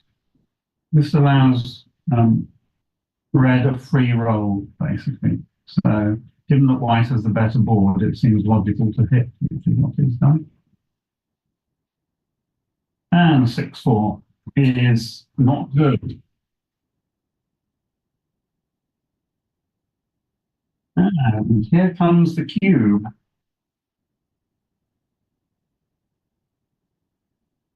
So I think 2, 5, 7, 10 checkers in the attack zone. Red's still got a good defense. So I'd be surprised if this was a pass. It could be a pass. Yeah. So I've only just done the count. White was quite a way behind in the count. So if you look at position race threat, white had the stronger board, had an attack, had a checker on the bar, and was leading in the race. So for all of those reasons, in fact, that last position was a pass. So it was a good cube and a good drop. So we're now at the 6-all, and the game proceeds slowly towards some sort of climax. Jeff's under 7 minutes. So eventually the clock is going to become relevant to this match. Not quite yet. 5-4. I think you just play 24-20, 13-8. You don't run away here. Neither do you hit. There's no need to panic. Interesting. I'd have developed the stack on the 13 point, which would have paid off, but red has one checker escaped, partially escaped, apologies. 5-3, just going to make the 10 point, no excitement. That's easy play.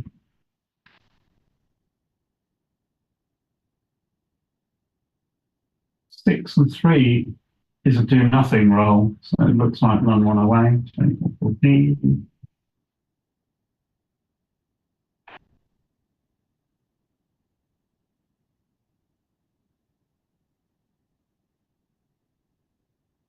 Makes the 5 point. 5-1. Nice and easy. 3-1 makes the 5 point. Easy. I think it's got to be better than 14-10. You've got an undeveloped stack on the 5 point. So that's still 5 hitting numbers. The other way, it's only 11, but you get the 5 point. So I would definitely have made the point there. Another point made, the bar point. Red's position continues to improve. Can white match it? We'll see. 4-2 is an ugly roll.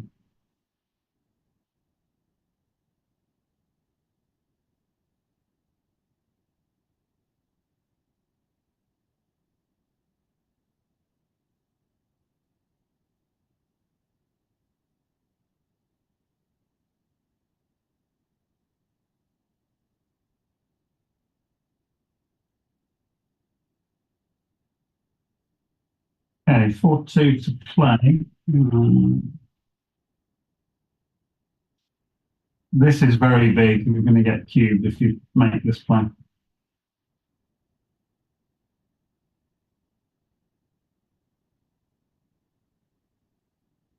So this would give red, it would be a very volatile position. Red's got the better board. He's got a whole bunch of hitting numbers. White's got 3 blocks, no anchor.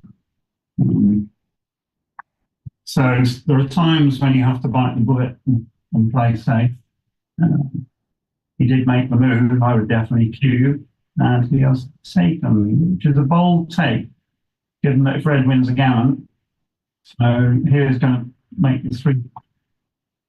Now, if white fans is going to be in significant trouble. So white's desperately hoping for a 1 or a 2 here. Doesn't get it. So now 8s and 9s are great. This makes the bar, and you slot the 8 point again. Or no, sorry, I do apologise. You come up with 2 to threaten the other 2 blocks.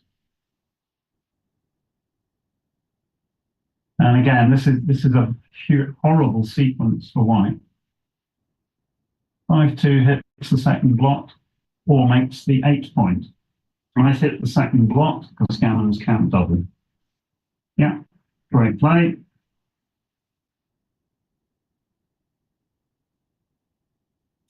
He's got 1 in. Can he make an anchor?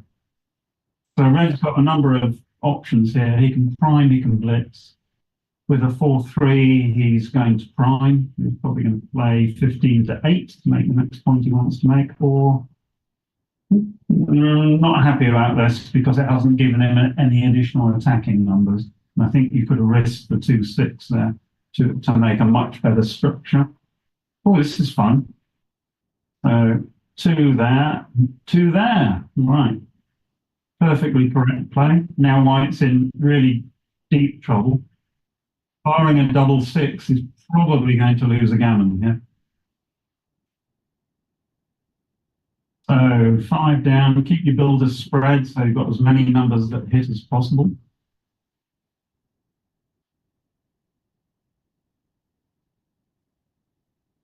So, cocking a 6 is not great in a position like this, unless you roll 6-6 on the next one. So, 6 down. Oh, that was cocked again. Sorry. 6-2, 2 down, perfect.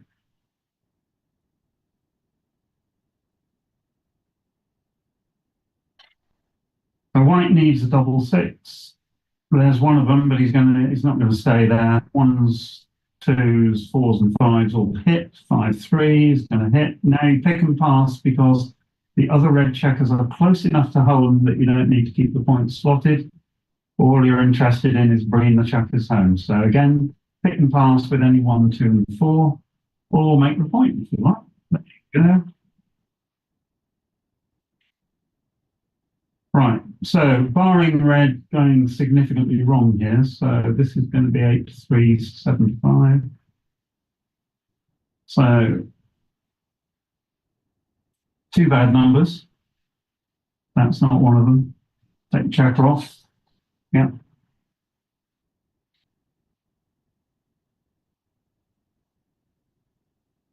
Three and 2 now. Yeah, probably just keep taking the checkers off. I mean, don't forget a triple gets into 12-6. So there's obviously a slight risk here that you roll an ace next time and then a big number. 4-1, I think you don't come off the 6 point here. You either come off the 5 point, the 4 point. 4 point, it's less numbers next time, you get an extra checker off. But there's longer, you have what's called extended jeopardy. I still think coming off the 4 point is right here. So that's good.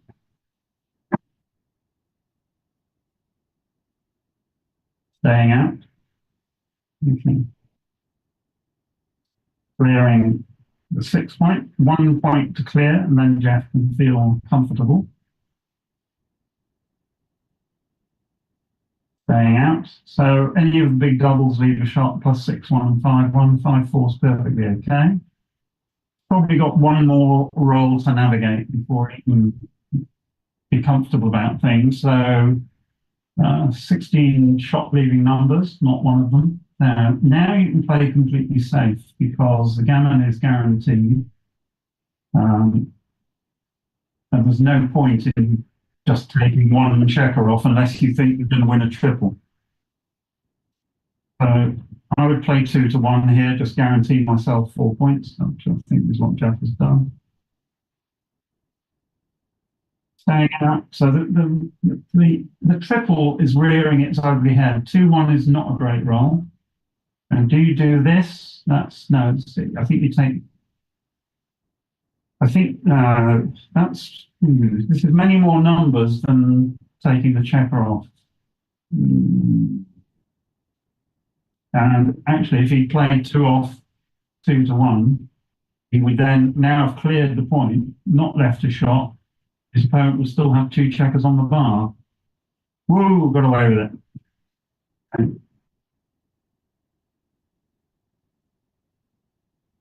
5 and 3. Okay, so even 2-1 by white gets him off the backgammon.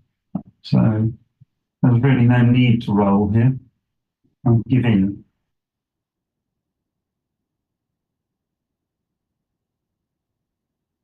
He's got 11 crossovers to save the gammon. So it's not going to happen.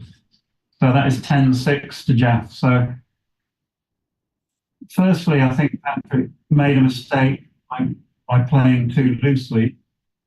And then he compounded his mistake by accepting the double.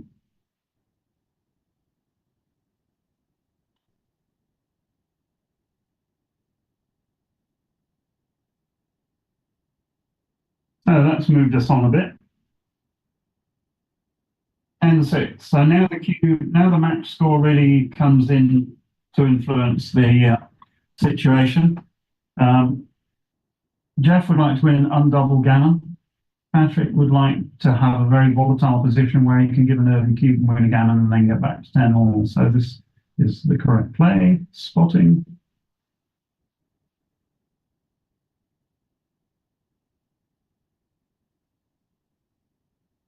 Oh, 4-6. That's a good start towards an undouble gammon. Hitting 2 checkers. Double one is a very good response. Now, how do you play it? You do this, I believe, because you're not going to have any trouble getting the checkers off the ace point. So it looks bad, but it'll only look bad for one roll, probably. So, it looks like 14-8 and 13-10. There's no real need to advance the back checker yet. And you've got 5 checkers on the 13 point, and they would like a new home to go to. I don't think you need to do this. I'd be more interested in, oh, well, it worked perfectly. What am I to know? So, and this is the correct 3-2.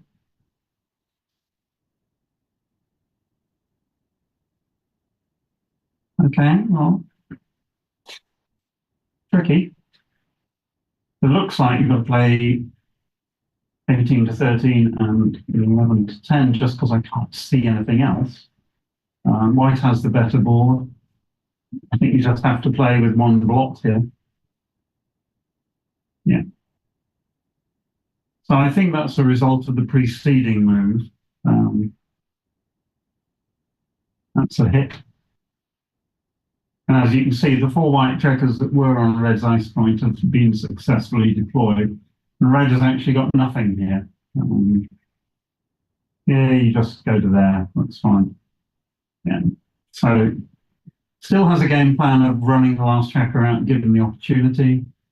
Now Patrick's going to play 24-21 and think about the one. So he could play 8 to 7 and try and. He's way behind in the race, so being hit's not going to hurt him. But giving hits gives red a tempo. Double 5. You're probably going to do that. Now, are you going to do 8 to 3? I think you probably actually do 13 to 8 twice. Yeah. 8 to 3 twice looks ugly when white's got good structure, and also you've got 6 checkers on the 13 point, so this looks to be the right play. 4-1. 4 is 4. I played 21 to 20 here. I don't want 3 checkers on my opponent's 4 point because the third checker isn't working. I wouldn't play 14 to 13. Allows red to run away without possibly running into a double shot. So yet again, we've got to put the checkers to work in backgammon. So Patrick's just taken one out of work. Well, very simple game plan here. 4-5, run away.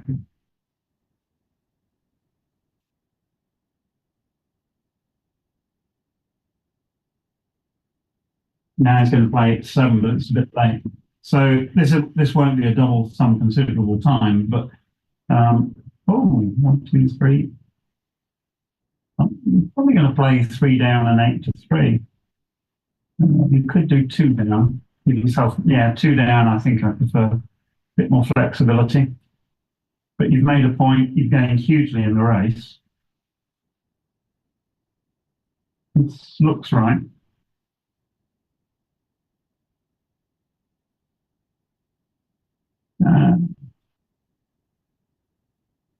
This just looks so ugly. So this is legal. I'm not sure, because now there's no spare on the midpoint, you can't make the bar with the 6-1. And your opponent can do nasty things to you, like forcing you to hit with some 4s. This is going to be 8 to 2.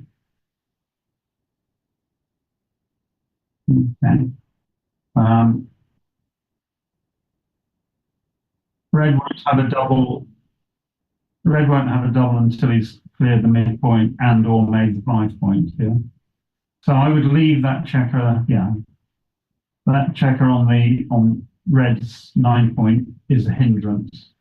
Oh, what a number! What a number! Now you must make the 5 point. This makes it much harder to bear in. Right, so you want the 5 point, so make it. Not convinced by that one, but happy to look at a rollout later. The trouble is you're running out of time to make the 5 point, and until you've got the 5 point, it's going to be difficult to get the cube across.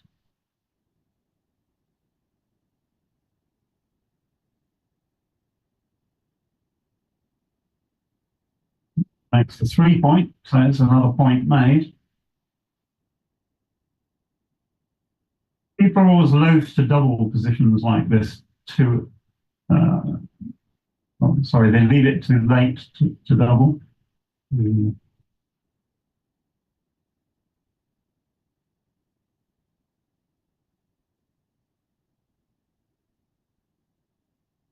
What did he do? Just play 13 to 1.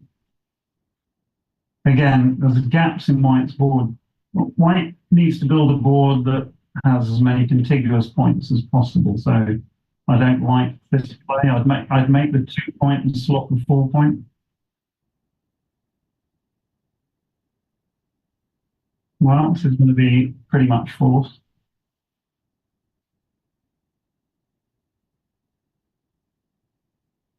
So both sides have got a slightly ugly structure. White's just improved his. So again, there won't be a double forthcoming here. But so now you play 8-3. You probably play 8-3, so you've got a chance of playing one of the two outside points with a lot of rolls next time.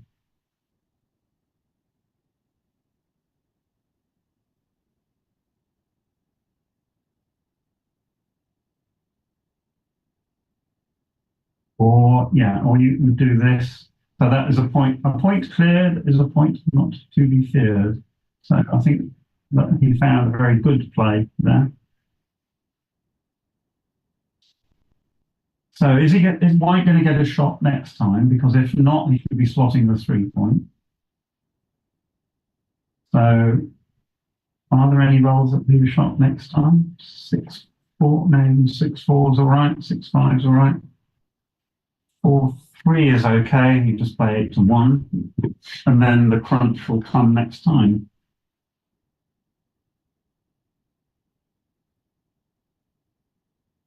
Six and 4.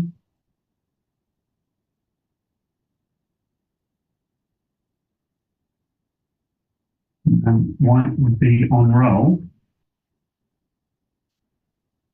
And White's a long way ahead, about 30 pips. So he will leave a few shots, and he will get hit a few times. But actually, he's now so close to winning the game that he should not play on without cubing.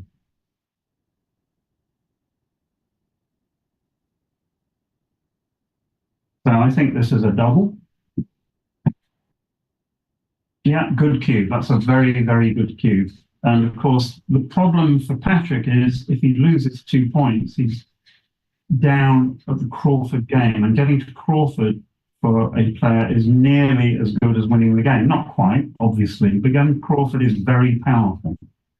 At least Patrick would have be on an even number. You want to be on an even number when your opponent gets to Crawford.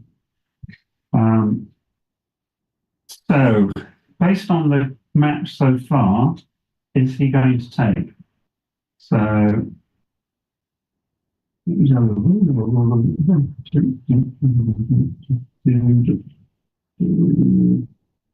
looks like red is 39 pips ahead and he's let it go. I think that's a really, really good pass by Patrick. A lot of people would be tempted to take and spin the cube back and try to win 4 points.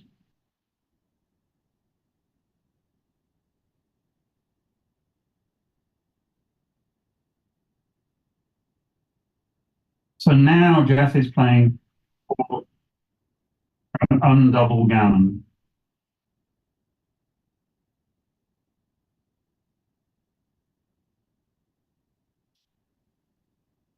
Players are playing in a very friendly spirit here, chatting all the way through, which is good. Nice to see.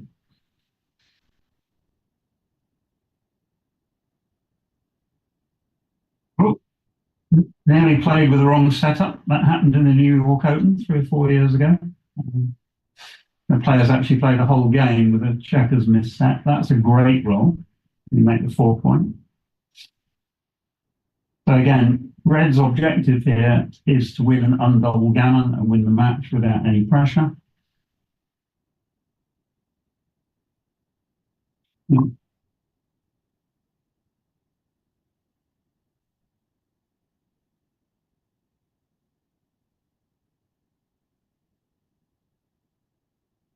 This looks to be the right play.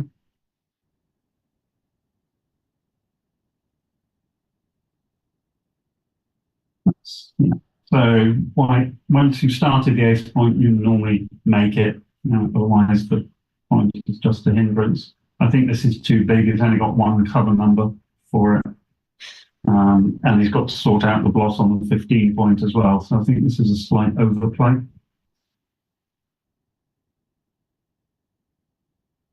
That's a horrible run. Oh no, it isn't. He will hit. Because losing a gammon is irrelevant. And it isn't irrelevant. Sorry, I thought we were at Crawford. But he'll still hit because there is nothing better. Yeah.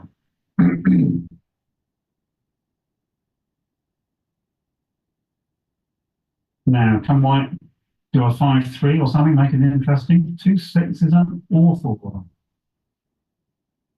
So 8-2, leaving you no cover numbers for the 5 point. I think you have to duplicate 1s and 3s here.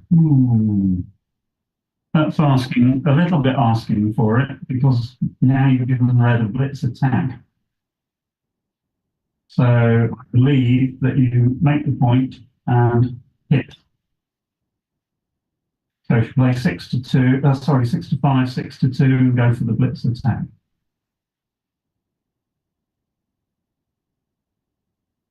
Yeah, we like it. Good play, Jeff. Yep. Now, if white fans, you could be going for an early cup of tea. Let's have a look. That is horrendous for white. So now 1s, 3s, 6s all hit, and 6-5 hits and covers. Yeah. So white is in massive trouble here.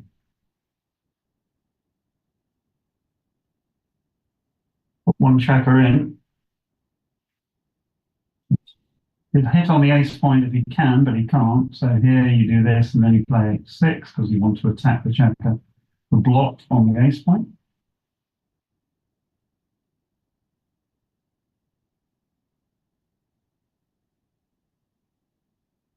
Oh, no.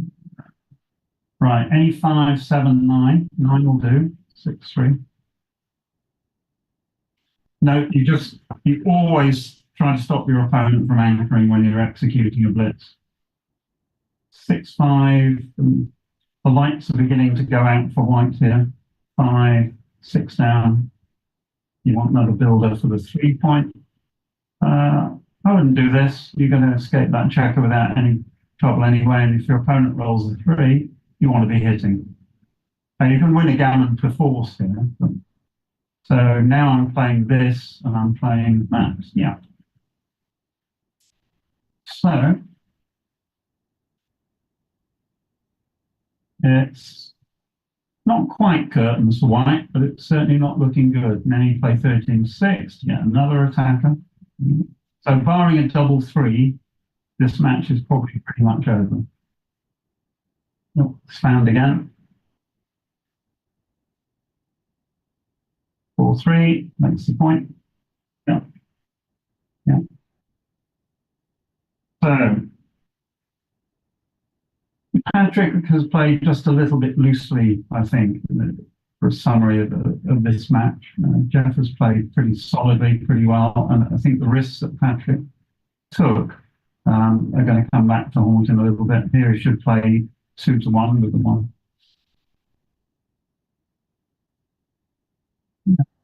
So, of course, there's always a chance in a position like this as white, because your opponent still has to bear off all of those checkers. This is fine. 5 in, 4 off.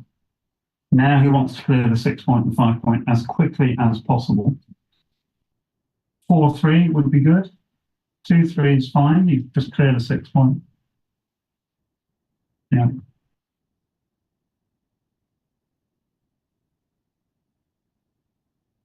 One checker in. So, moment of danger, 6-4. Okay. There's still 6 numbers next time that leave a shot. Oh, no, they don't. This is going to be the end. So 10, 13, 16. So white needs 23 crossovers to stay the gammon. So it basically isn't going to happen. So we'll just sit and watch as they roll out the dying embers of this match. He's thinking of resigning.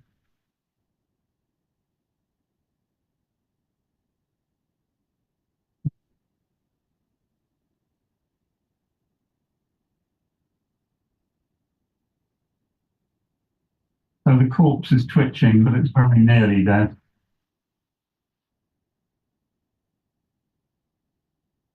Yeah.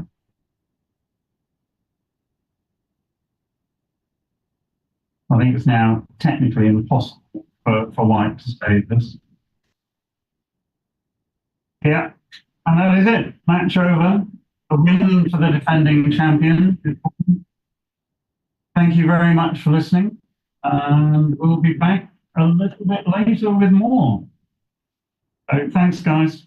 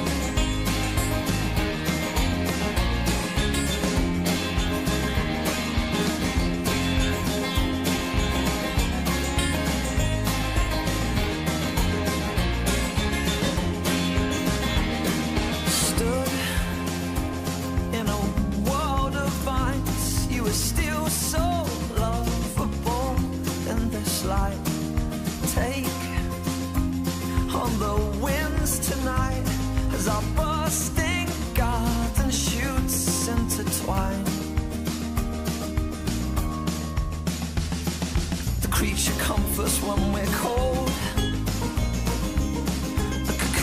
curling cuddle folds. When the crease sheets cover up our shoulders, enveloped, we almost forget to breathe.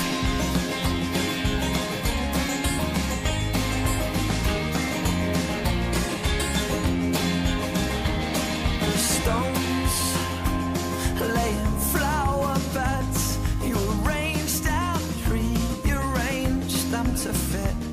It's creative fingers green, like the perfect mother I'd ever seen. A creature comforts when we're cold, a cocoon to curling cuddle folds. And when the crease sheets cover up our shoulders, enveloped, we almost forget to breathe.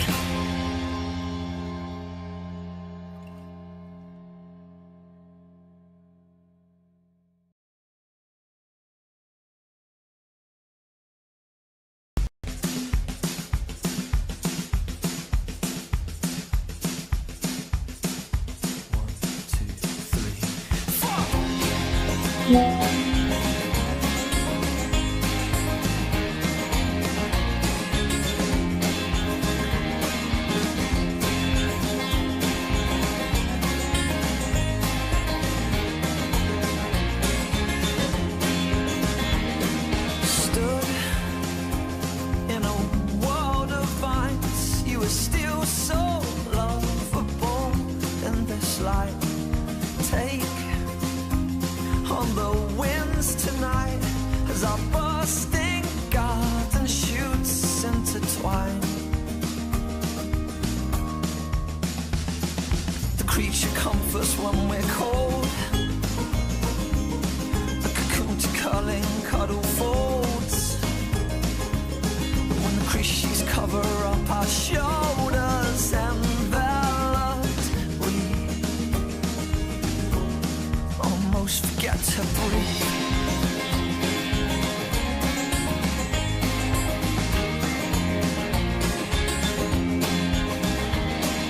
Stones laying flower beds, you arranged and rearranged them to fit. It's creative fingers green, like the perfect mother I'd ever seen. A creature comforts when we're cold, a cocoon to curling cuddle folds.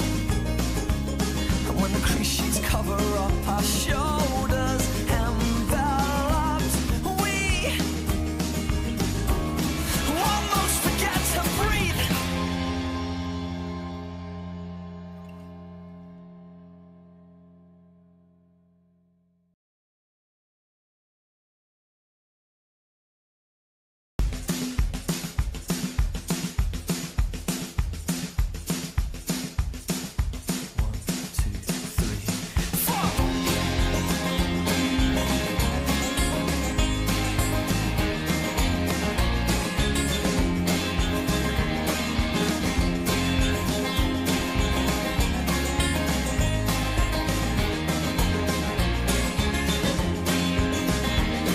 Stood in a world of vines, you were still so lovable in this light. Take on the winds tonight as our bursting garden shoots intertwine. The creature comforts when we're cold, a cocoon to curling cuddle folds. When the crease sheets cover up our shoulders, enveloped, we almost forget to breathe.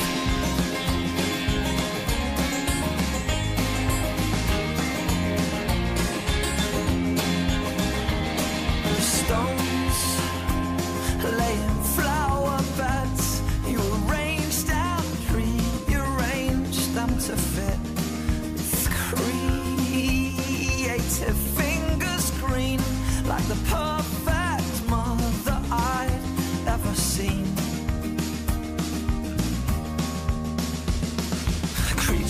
comforts when we're cold, a cocoon to curling cuddle folds. And when the crease sheets cover up our shoulders, enveloped, we almost forget to breathe.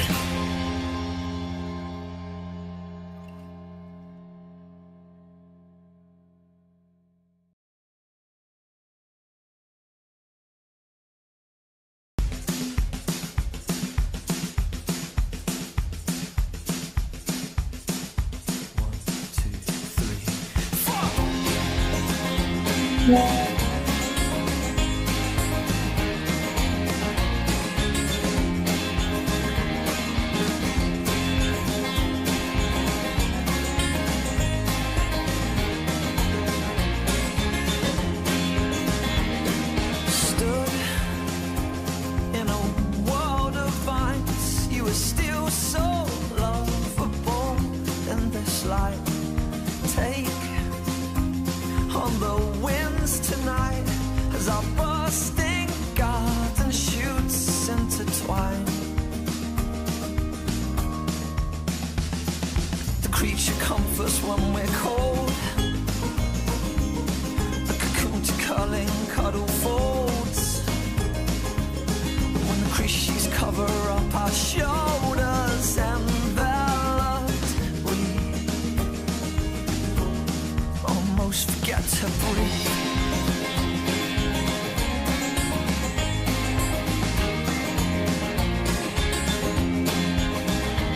The stones lay in flower beds, you arranged and rearranged them to fit.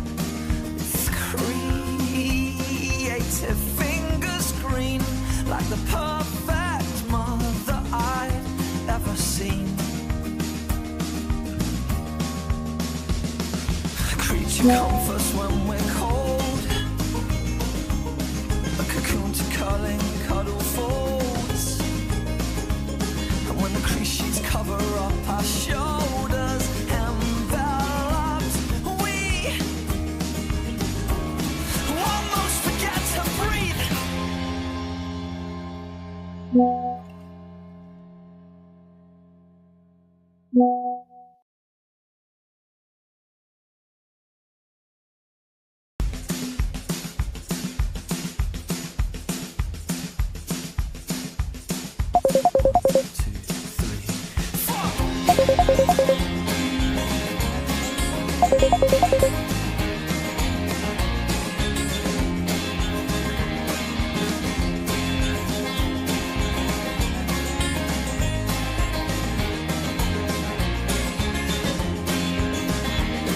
Stood in a world of vines, you were still so lovable in this light. Take on the winds tonight as our bursting garden shoots intertwine. The creature comforts when we're cold, a cocoon to curling cuddle folds. When the crease sheets cover up our shoulders, enveloped, we almost forget to breathe.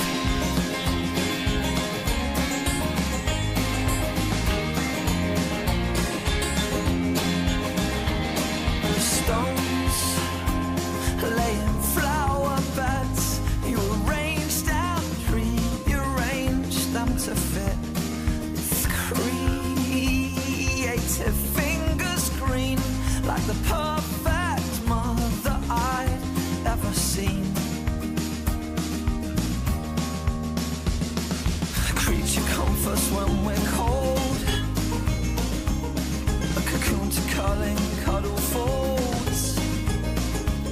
And when the crease sheets cover up our shoulders, enveloped, we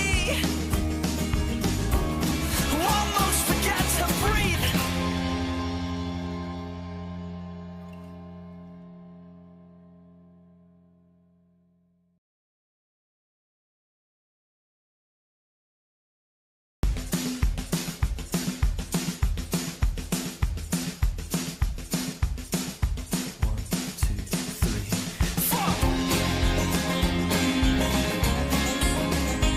Stood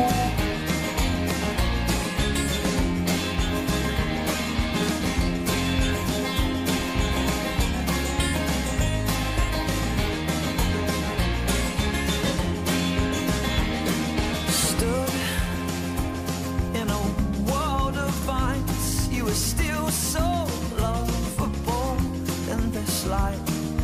Take on the winds tonight as our bursting garden shoots intertwine. The creature comforts when we're cold, a cocoon to curling cuddle folds.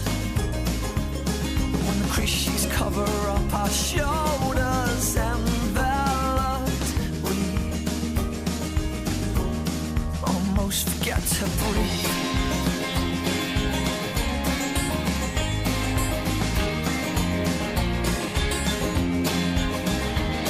Stones laying flower beds, you arranged and rearranged them to fit. It's creative fingers green, like the perfect mother I'd ever seen. Creature comforts when we're cold, a cocoon to curling cuddle folds. And when the creatures cover up our shoulders enveloped, we almost forget to breathe.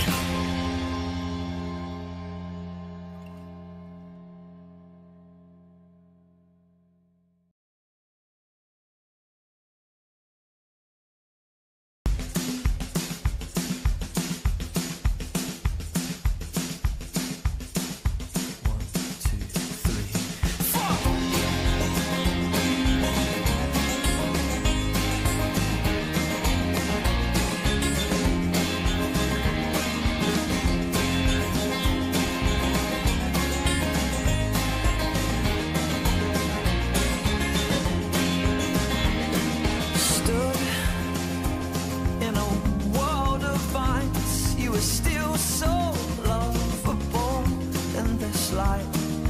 Take on the winds tonight as our bursting garden shoots intertwine. The creature comforts when we're cold, a cocoon to curling cuddle folds. When the creatures cover up our shoulders enveloped,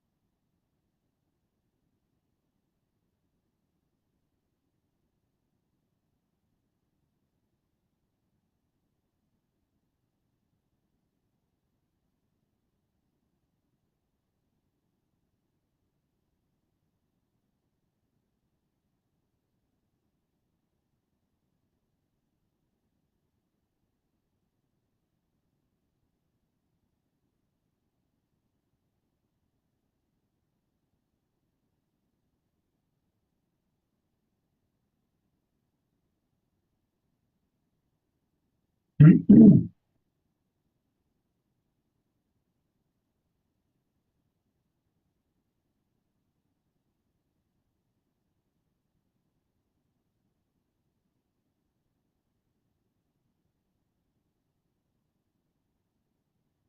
good afternoon and welcome to the second broadcast match of the day. Harry Nogueira in Brazil against Ham Potman of the UK. Now, just setting up the board, we'll be going in a minute. Harry playing the red checkers and playing the white checkers. 13-point match. It is Chris Bray doing the commentary from the UK. We are ready to go, I believe. So here we go. They sat down and they started very quickly. An opening 4-2 for Anne.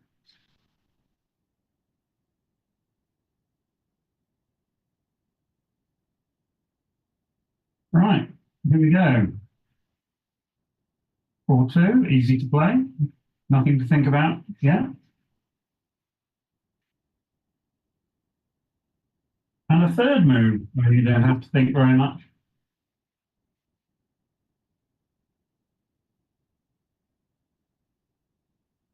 This is much more fun. So double two, okay. So the first two were obvious. The second two were not. There was an opportunity to bring two down, but this is okay, particularly when your opponent's already made the 4 point.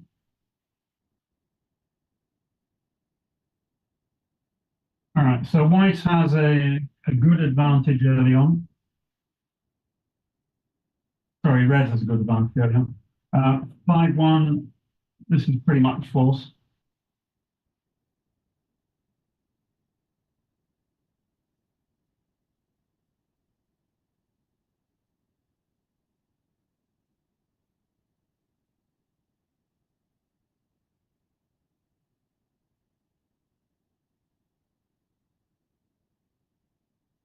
Okay, so, sorry, I missed a move.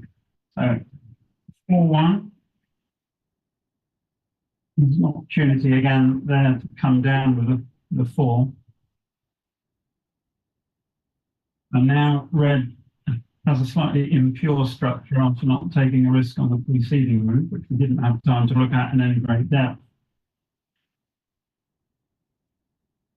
It's hard to find any other move other than running here.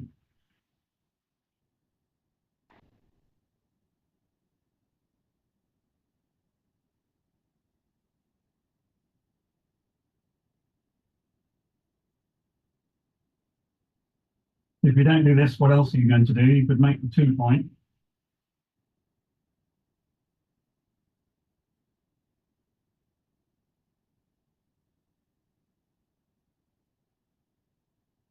Okay. So will be 2 checkers down. Red is attempting to build the bar. White is attempting to escape. Very simple game plan for white, which you can't execute. So you play 6-3 with the 3 and then think about the 1. You should probably come up with the 1 to freeze the red checkers on the 8 point. It doesn't look right. But the problem with this is it gives red some 1s to make the bar point, which you shouldn't have in other variations. So this is precisely why the 1 should have been played to come up to put pressure. Now, white has a very difficult position to play, so much so that red is going to double this position. You're not sure that white can actually take this. Here comes the cue. So technical error on the last play from Anne.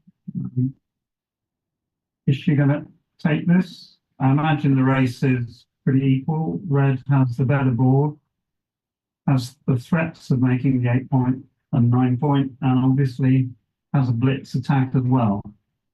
So, but equally well, she only has 1 checker to escape. So now red can play 13 to 8 because white has a block on her 3-point, which needs a 1 cover, and white will also need a 1 to hit. So once you've queued, you need to make the checkers work for everything. That's precisely what it's done, so that's fine. Now, is that a legal roll? Yeah, got to come up. Oh, sorry, it's double one. I'm misreading the dice. Yeah, really excellent roll for white. One, 2 and 1, hitting, obviously, hit away from the edge of the prime, standard backgammon technique. 3-5 is a great roll.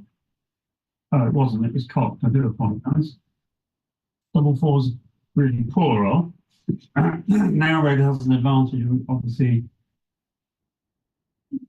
I'm going to hit again, I think, here, 4-3. Now 2 checkers on the bar, big gammon threat for red here. If white can't anchor or at least roll a 3, staying out, not good. White should make the 3-point, except of course with 2-1. So put a third checker up and play 10 to 8, I think. Sorry, 12 to 10. So now Anne desperately needs to roll a 3. Boxcar's not good. 6 is easy. All right. Okay, and now you come. So do you fear double 2? Not really. Do you fear double 1? So the question is, do you play 20-16 or do you play 10 to 6? So 10 to 6 is a slightly more aggressive play because you want to hit loose with a 4 next time if Anne comes in with 1 checker, and also you can hit with a 5 if she comes in with 1 checker. This way you don't. Okay, so Ari, I'm sorry, I'm not quite sure how you pronounce it, has taken the option of running. Now needs to get an anchor. Red should hit with a large number of his numbers here. That's definitely a hit. So beginners have a habit of just playing safe, but this was absolutely correct. Now white has an anchor and has the timing for an ace-point game. 4-3 doesn't make the point, but it doesn't matter unless Anne rolls a 2 and red comes in awkwardly. Well, there's the 2. And how do you play the 4? Do you play for the back game by playing 6 to 2, or do you give up by playing 8 to 4? White has some winning chances if she can build a prime. And now red will not have any great trouble escaping, so it'll come in with a 5. Well, I can come in with a 2 and hit with a 5, actually. 2, 5, yeah. Again, because the 4 was played as it was, red will not have any trouble escaping from white's board even if hit, so it's not a big issue. Red is carefully keeping the 6-point prime. Double 2 would be fun, but not 6-3.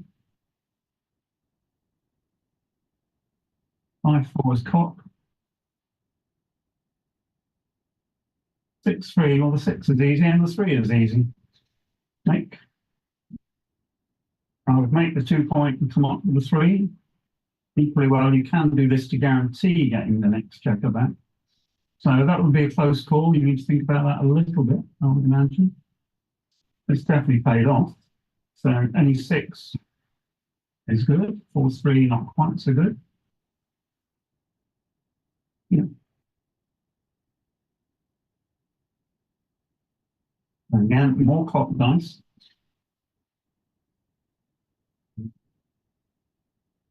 All right, so white is going to have the timing for an ace-point game. So we're just going to have to see. She doesn't actually now want to come in too early because she will then crack her board as red bears in. She probably might stay out for a roll. That's the worst entering roll she could have had, 1-6, because now the white checkers are going to march on down to the ace point, and even if she gets the shot, she's not going. It's not going to be a winning shot if her board is gone. So let's see what happens. 2-1 would be a very good roll. 5-1. And in with the, I would, again, I'd kill sixes by playing 7-6 there. This is going to be 2 in, off the bar point. Okay, now, the 6 required to make it an interesting game. That's all right. Okay. Oh, no, make the 5 point in the slot. That was a technical error. Probably just didn't see the play.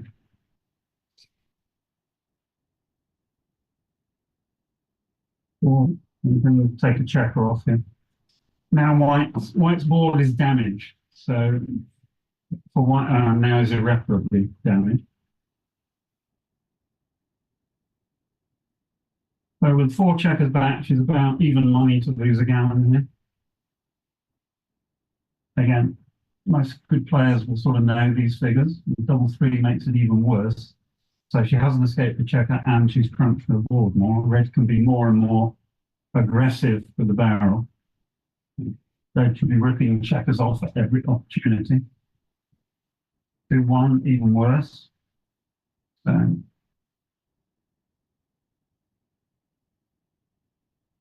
just take a checker off. 2-1 could clear the 5 point, but I think this is right now. Double 4, for example, is hopeless for. Oh, this position goes from bad to worse for white. So she'll definitely lose a gammon unless she gets a freak shot. And now there's also a reasonable danger of a backgammon. So backgammons only happen 1% of the time.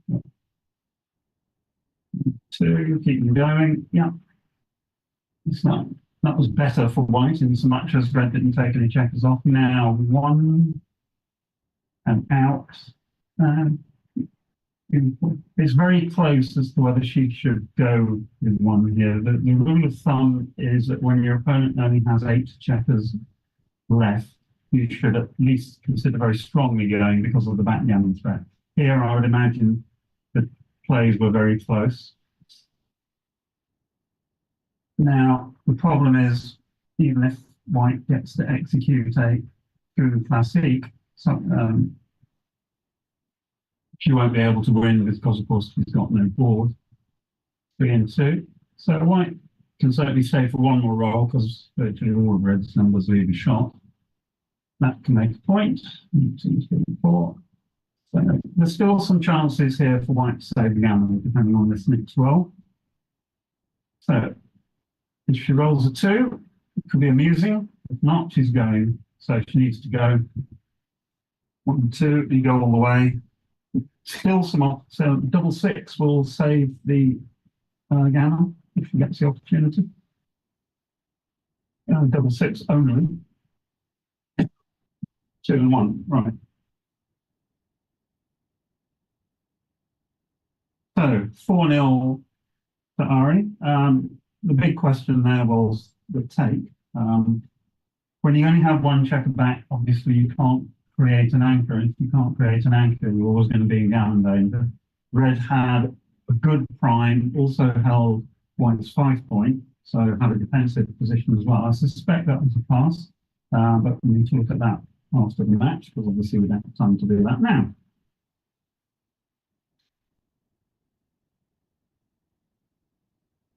Six and 3, very easy. Double 1, a very, very strong roll. Early advantage here to red, obviously making the bar on the 5 point is correct. If you do this, you need to do this, put pressure on the box. So Anne is trying to put early pressure on red's structure in order to make an advanced anchor. Red has only got 8 checkers in the zone, so it's perfectly valid play. This one's going to be easy as well. Split at the back.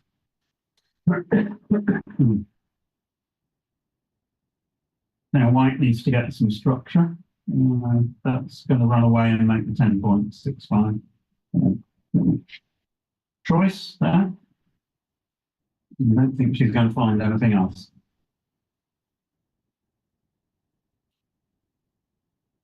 So if you can't find a play B, then play A is correct.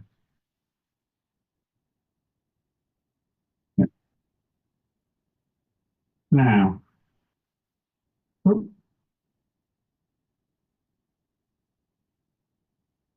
yes, okay. So you're going to point with 2. You shouldn't make the ace point. You should come down with 2. Oh, sorry, you can come out. You're probably coming out. Which one? Coming out with the last 6 is probably correct because it duplicates 1s and 3s. This is the go for the throat option. Oof. QB time. Apparently not. 5-4. Run away. You never know whether players think they're too good to double and are playing on for gammon or whether they've just missed a few. 4. You can't afford a second lot in this position, so you're going to have to come out with a 6. So 13 to 7 would be way too loose.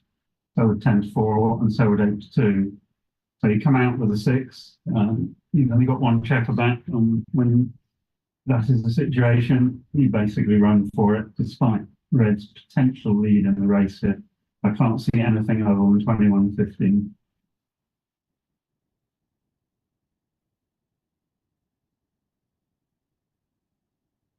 If there was a tempo hit, it would be right for White to take it to try and get another checker sent back to create an anchor. But here, she's basically hit an air shot, as we say in golf, and just has to accept. But the question is, when she comes out, does Red have a cube? Which is a much more interesting question. So let's see. 26, 40, 64, 92, 110.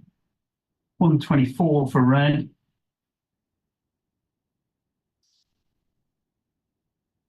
Red 17 pips up. He's got the better board, has got 3s and 4s to hit, and a pretty big gammon threat if things go wrong. So I think this is a cube, and I'm not sure it's even a take. Oh, hello. 2, 3. So again, this looks right. Okay, so just because he didn't hit doesn't mean it wasn't a cube. That would be very wary as White. So now White has to play safe. Could play the 9 point, but that leaves 7s and 3s. Red still has a lot of work to do to escape, and if Red plays, if White and plays 15 to 10, she's got very good structure. So now it's Red's turn to try and run away.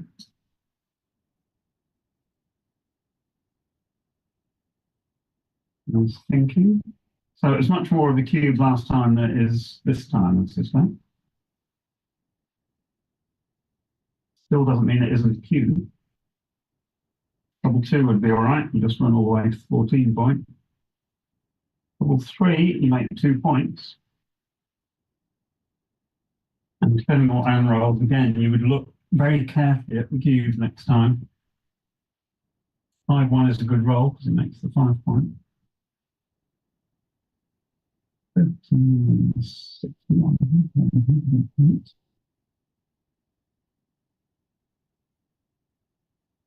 Now Red is 22 pips up, but, and that's the end of this game, 4-5. So he's way ahead, he's going to double. Technically, you shouldn't maybe play on for an totally unrealistic gammon. So instead of winning 1 point, 2 points, or potentially 4 points, he's going to win 1 point. It's not going to take Anne long to do the sums and block this.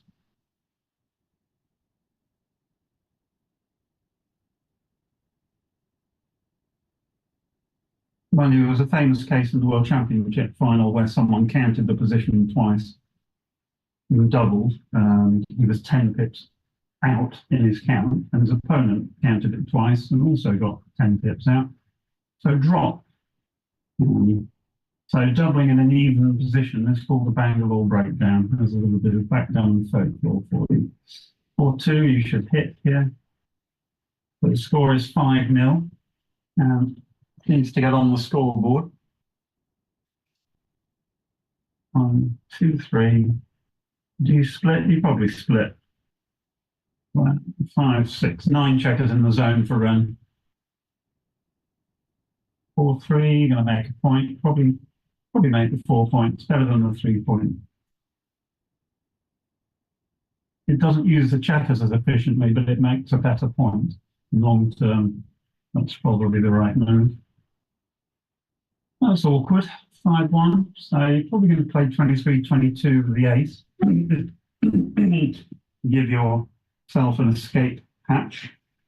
It'd be making the 23 point would be wrong here. I'm happy with this play.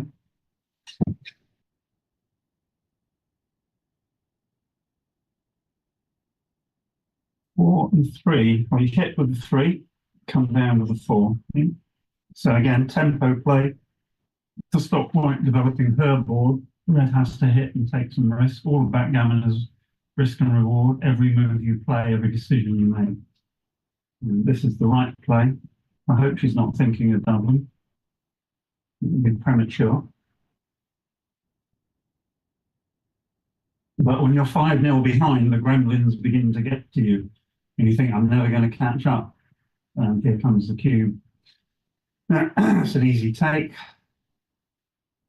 As I said, a little bit premature, and 2-4 is not a great roll. So now you've got to think about the 4, probably coming up with 4, yeah.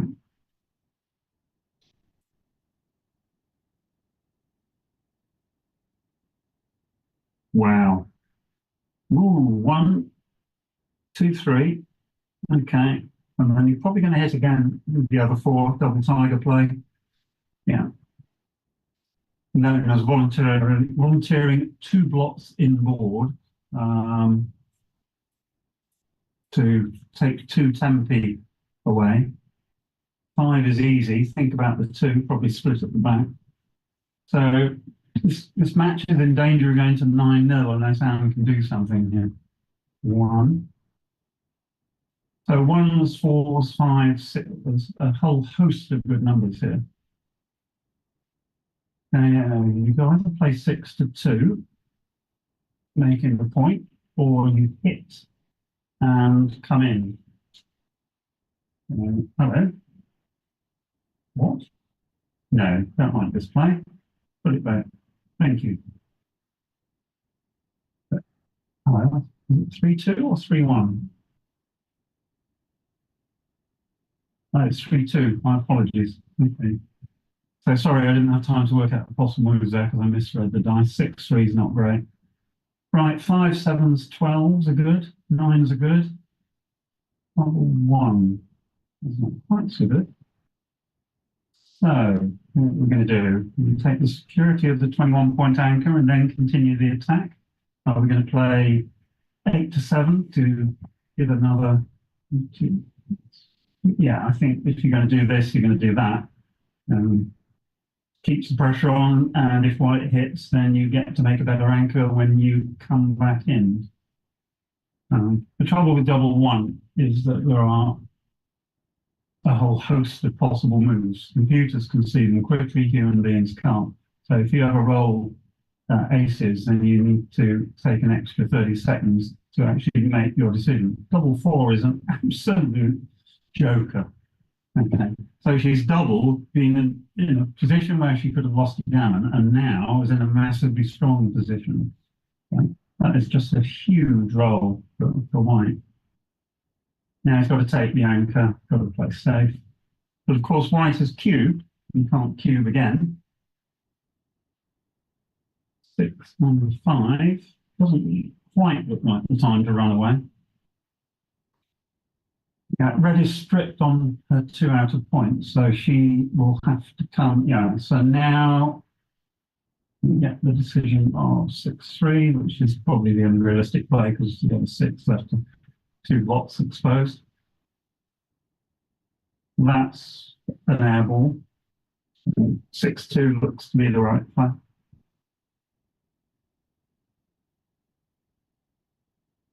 And red will attempt to run away again. Now, if Anne misses, it can be an, I doubt whether it's a recubed 4 because of the score. 6 and 3. Well, she's not going to come off the back, so where's the 6? So you play purely by playing 2 down, or you play impurely by playing 8 to 2, 6 to 3, and keeping the midpoint, but the midpoint's going to go next turn. So do you gain enough advantage through keeping the midpoint? And the answer is probably no.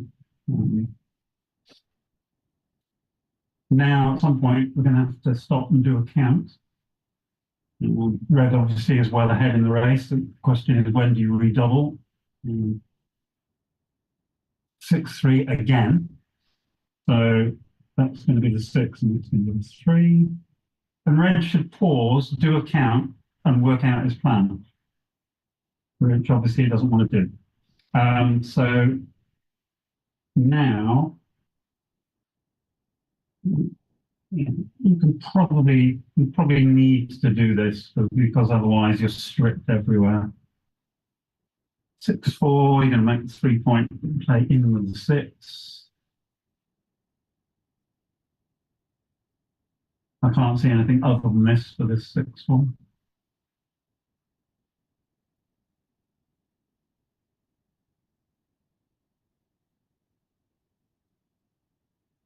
You're not going to run because you're behind in the race. So red will probably try and safety the checker on the 11 point, which is fine. That's been done. And then wait to see what happens here. Ooh, 1 pip too many, unfortunately. So can't play it on our own side of the board without cracking the board. But then if you come out, yeah, this is really ugly. Yeah. Probably right. You could have looked at coming out with a 5 and putting some pressure on the check, and then given the score, it might even have been right. It would have left 4s for a big hit and 1s and 2s, but the 1s and 2s left return shots. Now, white can't win by hitting, or can win, but you have to be very lucky. Now you need to do the race. 50, 65, 77 for red.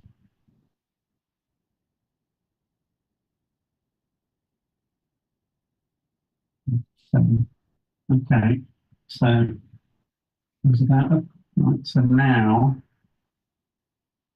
you really need to look seriously at redoubling. Yeah, so any player that gets the red checker home is good. There's a lot of players that don't. Very rapid decision making. Okay, it may well have been an easy draw, but when you're losing 5-0 with a cube on 2, and you get the offer of a 4 cube, you certainly need to take more than 5 seconds to make a decision. 7-0.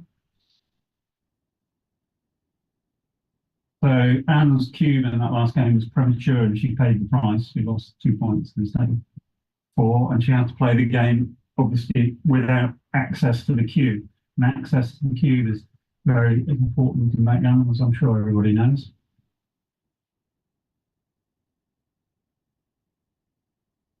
Okay, so good roll, double 6, 6-5, and then 3-point. So normally if you roll double 6 and you've got an inner board point, it's a cube. At nil 7, this is a very reasonable cube because there's blitz potential for priming potential. 5-4, might as well go blitzing. Unless, actually, sorry, we need to look at 18 to, I think 18 to 13, 18 to 14 is probably a better plan. You're ahead in the race. Whilst red has got, board. Good number.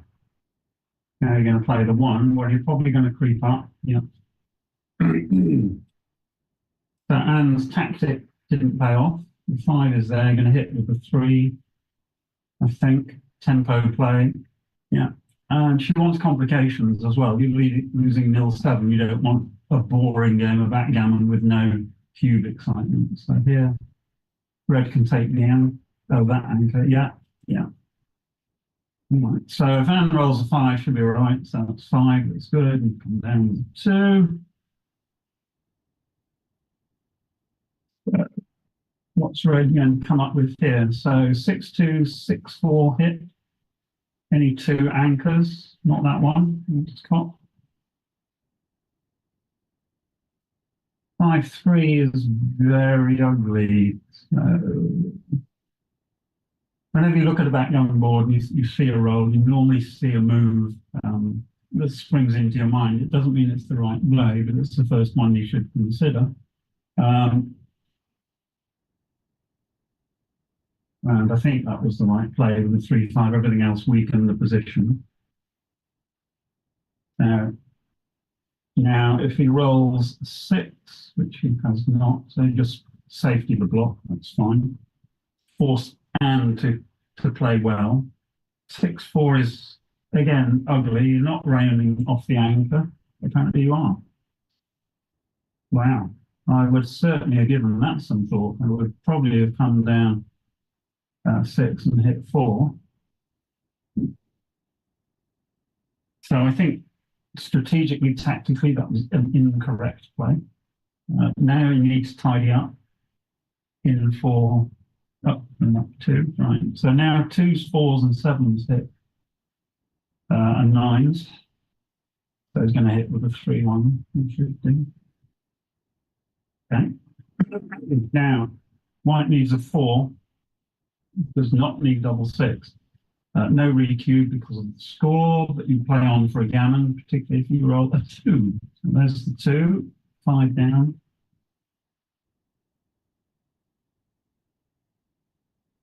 So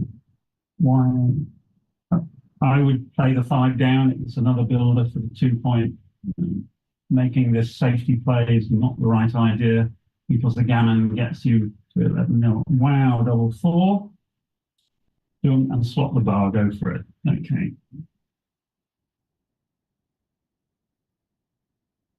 So obviously red is playing on for a gammon here.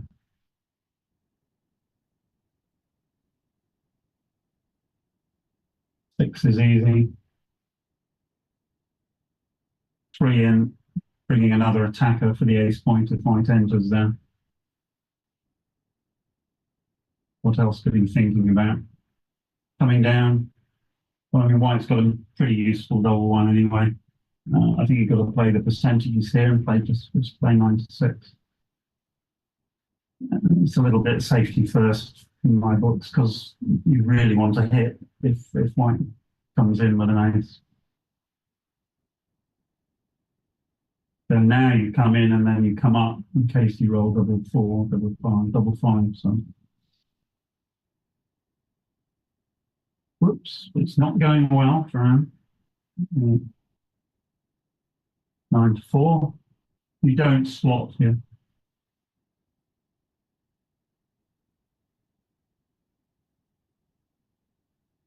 One.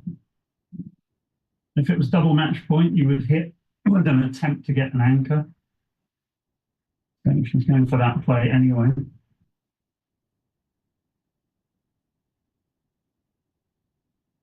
Ooh, exciting. There are variations here now. Another good ace, and no, apparently not. 3s, 5s, 6s. 5 and hit again. This is sadly going to be for white another gammon loss, and it's going to be 11 nil unless something very strange happens. So if red rolls back to back double 4s, but 1 4 is 5s. Double 6 now leaves a shot. Always check how double 6 plays, but couldn't do anything about it. 6 and then check it in. So neither player's really used any tie.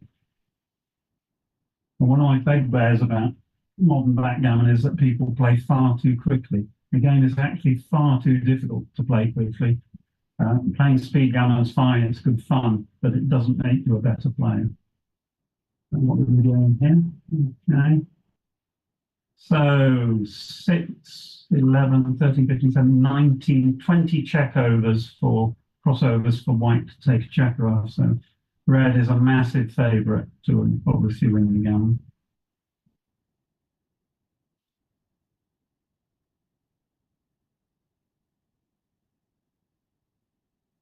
Um, perfect bear off position for red as well. If white comes in, this one's over. Still some fight. So something in a 1 followed by 2 big numbers. Two and, yeah. Okay. So 9 numbers keep the game going. That's one of them. 2 big numbers. Here's the sequence. Yeah. Now white rolls a 3, and we all enjoy half an hour of trying to contain a single checker. Oh, no, we don't. Right. So basically, this is over. I'll reset the checkers in a moment. I would advise Anne to take a break at 11-0. She's playing too quickly and not thinking. Yeah.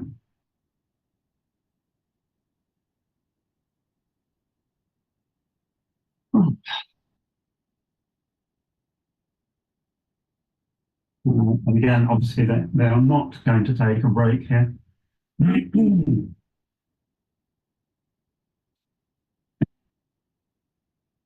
So what was that? 3, 3, 5, 5. Oh, we could have a double auto and be on 4 points, but no. Right, 4-1. Now, do you make the slotting play? Yeah, I think you do. You're trying to create positions that will give you a gammon if things go well. So certainly 13 to 9, 6 to 5 would be the play I would make at this score. And now you come in and you hit, and you keep hitting until the type of position is established. So eventually there'll be a roll where no one hits. Well, there it is fairly early on. Oh, sorry, you can play 8 to 2. I'm not sure you gain a great deal from 8 to 2. It gives white some funny 6s, so maybe it's just about worth it that you strip the 8 point. You're ahead in the race. No, well, this should go well. 1, 2, 3. No, you don't slot here, I don't think. This gives red a good 6. I think there are better ways to play that. This hits. Now the problem is, obviously, that blot on the bar point could get picked up. This makes red's 5 points, so now we're in for a reasonable length game. Red will hardly ever cube in this position unless he's a lock. 6 is 6. And I think, yeah. 3,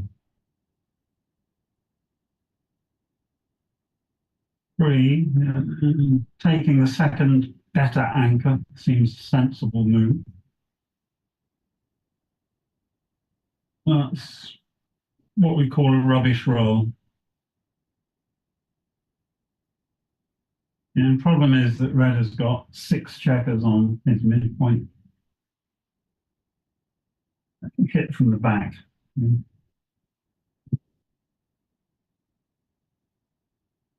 not sure I'd want to give up the ankle like that. So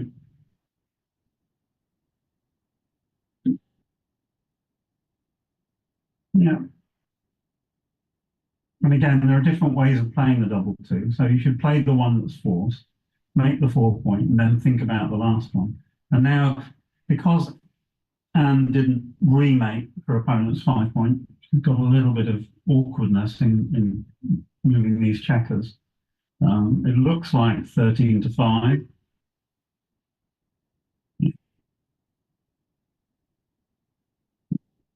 Red's got some good numbers that he doesn't deserve. 1, 2, 3, and 1 down. Yeah, that's going to be pretty easy to play.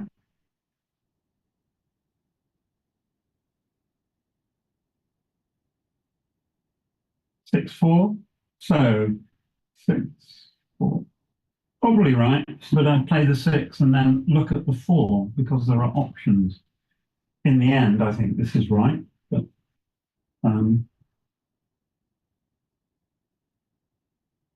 yeah. So red's got a very simple game plan again. Now the 5 is awkward, gonna have to hit. You do not play 13. No, you could play 13 to 8 and keep the prime. So that would be at least worth considering.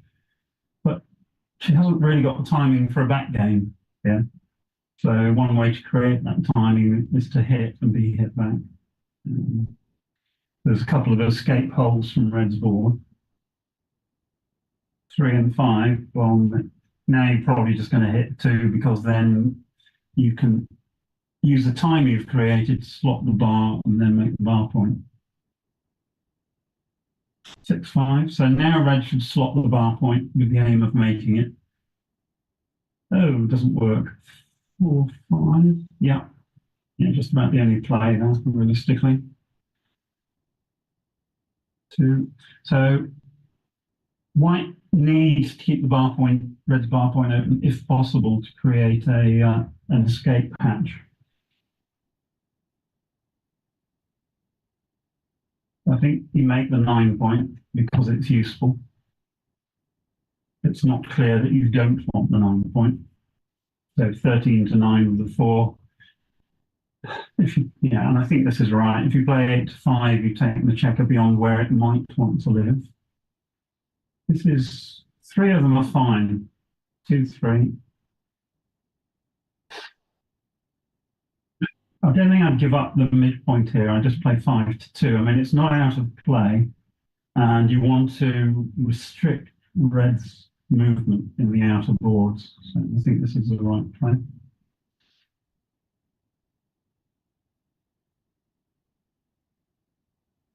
Three. Now, do you slot the bar? It's the key question. Because white's not going to hit with a 6. You might hit with a 5 or a 4. But white is nearly out of time here. Needs desperately to roll a 4 or a 5. So do you assist white's escape by slotting the bar? Or do you just play 11 to 10? You can see why you would play 11 to 10. White has very nearly got a backgammon structure. Well, so now you would have wanted to be hit, probably. Now you're not going to move all 3 of them. You are not going to move all 3 of them. Please tell me you're going to. It's a good way to potentially save a gammon. I can't believe that this is the right play. That's giving up the 3 point. Yes, it makes it slightly more awkward for her to come home, but white has given up the prospect of any form of backgammon at a point where she's still got a huge number of rear checkers. So at 0-0, I'd be doubling as red. He won't be doubling here.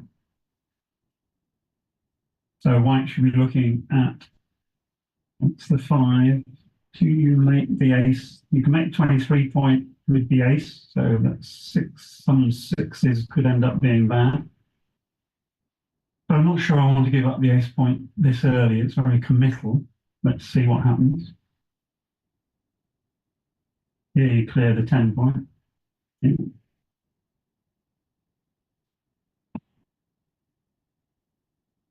So you should always have a plan when playing backgammon. I know that sounds obvious, but you see lots of people just making moves. And making moves doesn't win backgammon games. 5, 1.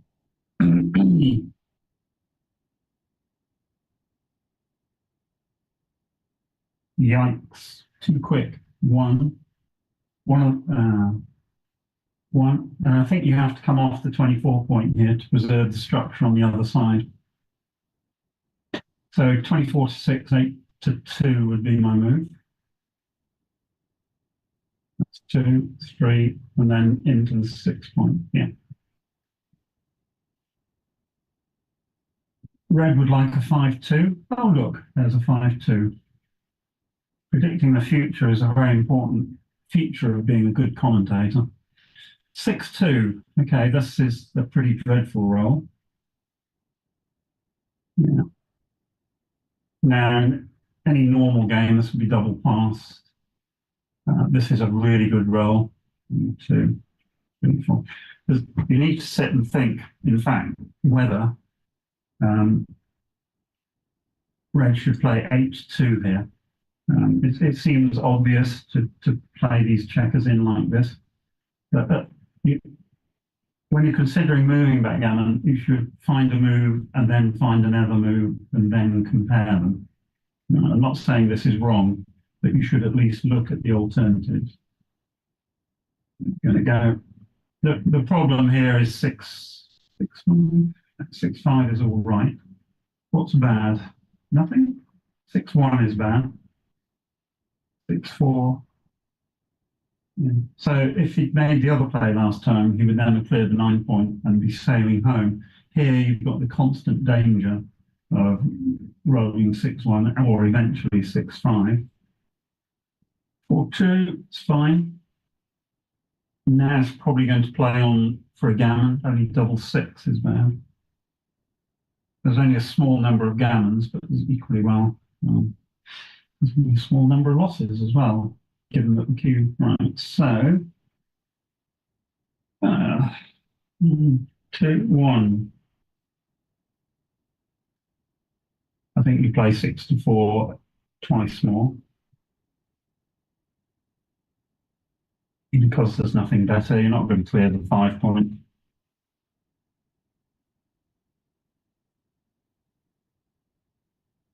It's hard to see another play. And he agrees with me. Now, again, you cannot, hello, I don't think you can do this because now you've got a dilly builder, a dead checker, and if you don't roll more than 4 next time, you are going anyway.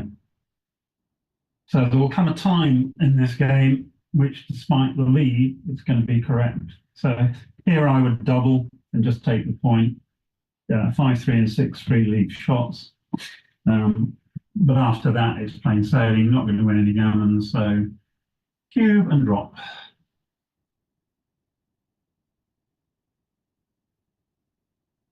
Did he have a cube to roll before? Well, we'll never know unless we get the match file.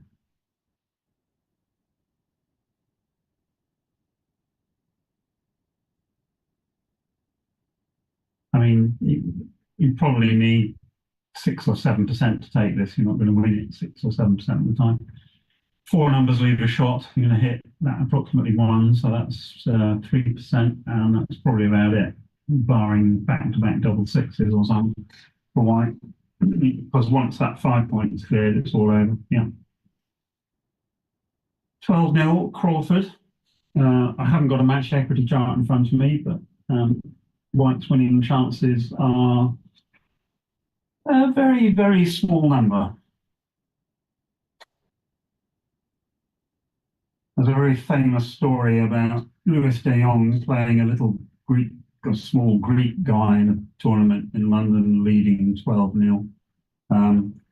And even after the Crawford game, the Greek gentleman did not double and won 3 single games, so it was then 12-4. At which point Lewis said, you really ought to double on the first roll after each game, just so you know for future games. So he did, and he won a gammon, and then he won another gammon, and then he won another game. He won the match 13-12.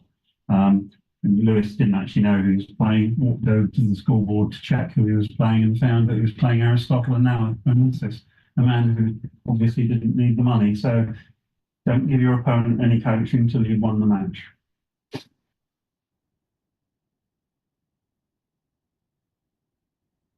You're not going to come down, you're going to come out. Duplicates 4s. 4-5. Going to make, going to make 2 points. Okay. So, escape the checker on the 16 point. So this is going, this is a bit ugly actually. 6 down, 5 down. You don't come out, because it gives your opponent 24 hitting numbers. So you just play 5 down here. I think you could play 11-6, but losing a gammon costs nothing. Fundamentally, you want to put the checkers where you want them, so this seems logical. 9s and 10s are good. Double 6 is good. 6-2 is again not good, but hitting is correct certainly, and then 13-11. Yeah.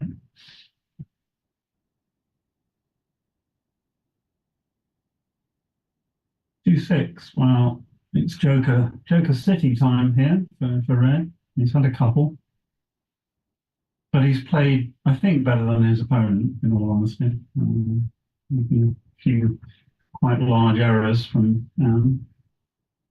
So now what are you going to do? Probably going to hit again. You could hit on the 2-point, but with White's 4-point board, I don't think you're going to do that. I think you're going to play 17 to 14 to 9, giving you another builder for the 4 and 5 points, which are the points you want to make. So a 2-3 back game with bad timing is emerging and bad structure. 5-1, very easy. As you can see, White's got 3 outfield strip points, an accelerated board, and 2 gaps in that board. So for White to win this game is going to take quite a parlay. You can play this safe if you want to. You can do this, which is a sort of halfway house, which leaves nice structure. Okay. So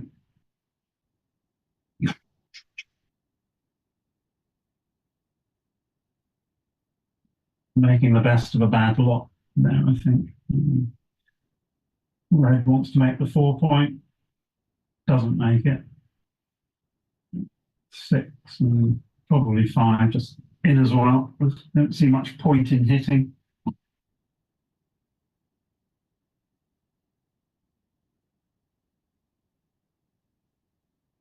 Five and 3. So again, at some point, the checker on the red ace point is called a goalkeeper. And the question is, how much value is White getting from the goalkeeper? Well, actually, it's now created a shot. So it has had some value. And 1 here would make the game interesting. There you go. What was that? 1-6. In and out.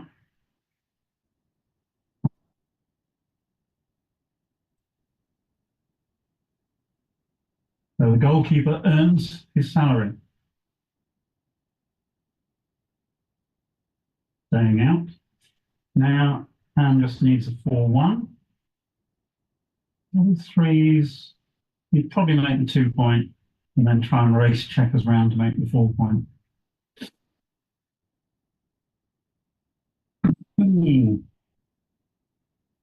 Red's still favourite. That is a poor roll. 4, 6, okay. She's playing it quite big, but then she needs to play big at 12-0 down. I don't think 15-5 out would have worked. 2. So now race checkers into position to make the 4-point. Yep. Is that any good? 1, 2. I think you've just got to go for it here. You could even think about slotting the 4-point because gammons don't hurt, and eventually red is going to come in. And you're not going to make the 4-point naturally, and you've still got, oh, yes, you are. What do I know? Yeah. Okay, that was one of 2 rolls, 3 rolls that made the 4-point.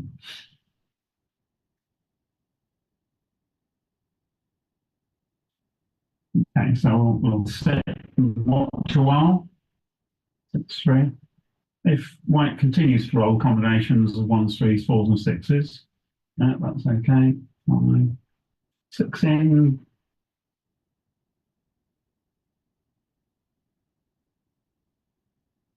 So we're guaranteed pretty much at least 1 more game here.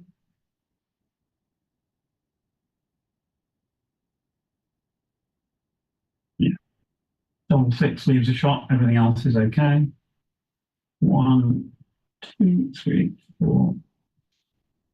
And again, I would have looked to see if that, I don't think she can get off 6, but how much do you play for the gammon here? Not a great deal. I think you just win a single game and move on.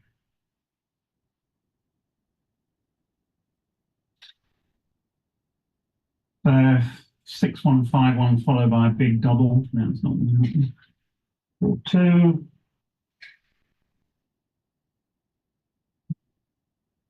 Or 1. Oh, not going on.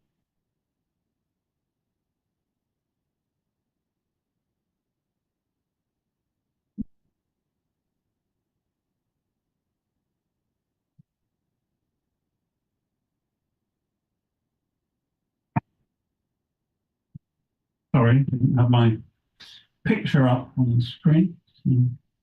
4-3, yeah. So 6-8-9 crossovers versus 9 now for white. White will be a favourite to win a gammon here by some margin.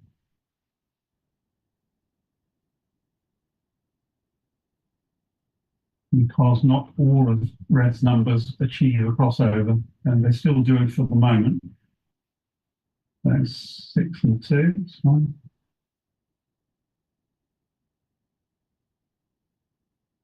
6-5, okay.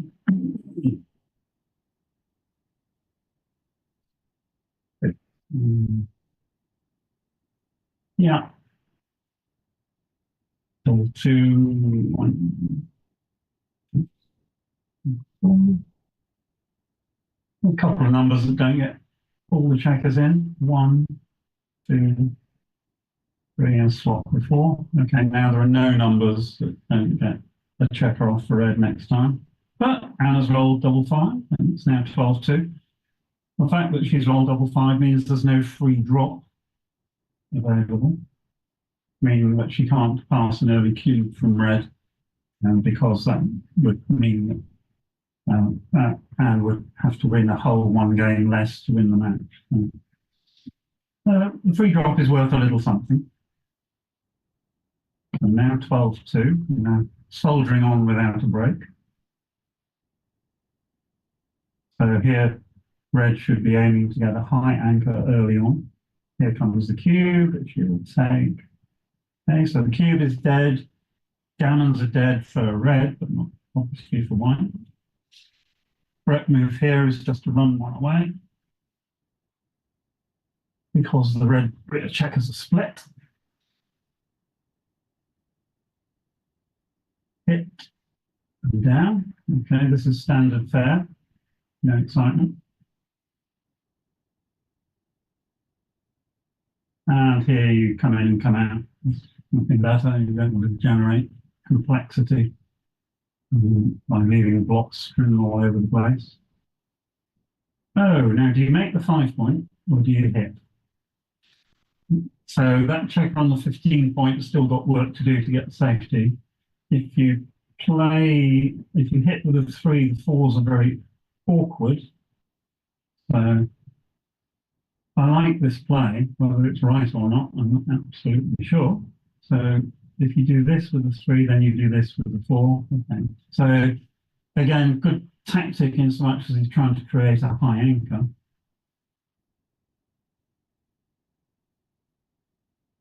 Now what happens here? Let's have a look.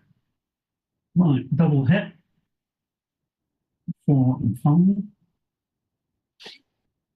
But white is hanging on by the skin of her teeth there. One. Okay, so far, and also now she's got an anchor, so the game will have some length. 6 is easy. Actually, 2 is easy. No, yeah, 6 is easy. 6-4 is okay, I think. White should now attack. She's behind. Not sure she should attack with this. So given the score, you can play 13-7, 6-5, because if you get hit back, you can then steer into some complex back game, or you certainly don't run away, or you just make the bar point and hope to improve next time. There's an awful lot of return shots after 37, 6-5, and white has no board. I think I take the long-term asset of the bar point, but I don't find this play unreasonable at this score.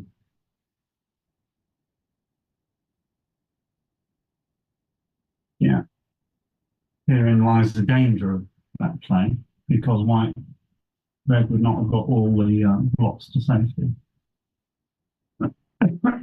Now, any combination of odd numbers is going to give red a significant edge. Double 5, well, that sort of gives red a significant edge. Those two are forced. That one's obvious. And now you probably just play 21 to 16. Fairly simple game plan. 6-4. That is pretty much a disaster. So you're going to hit with the 3, come down with the 4. Right, so if red wins the fight for the 5, his own 5 point, 6-3. Now the question is, do you go after the block on the 2 point? I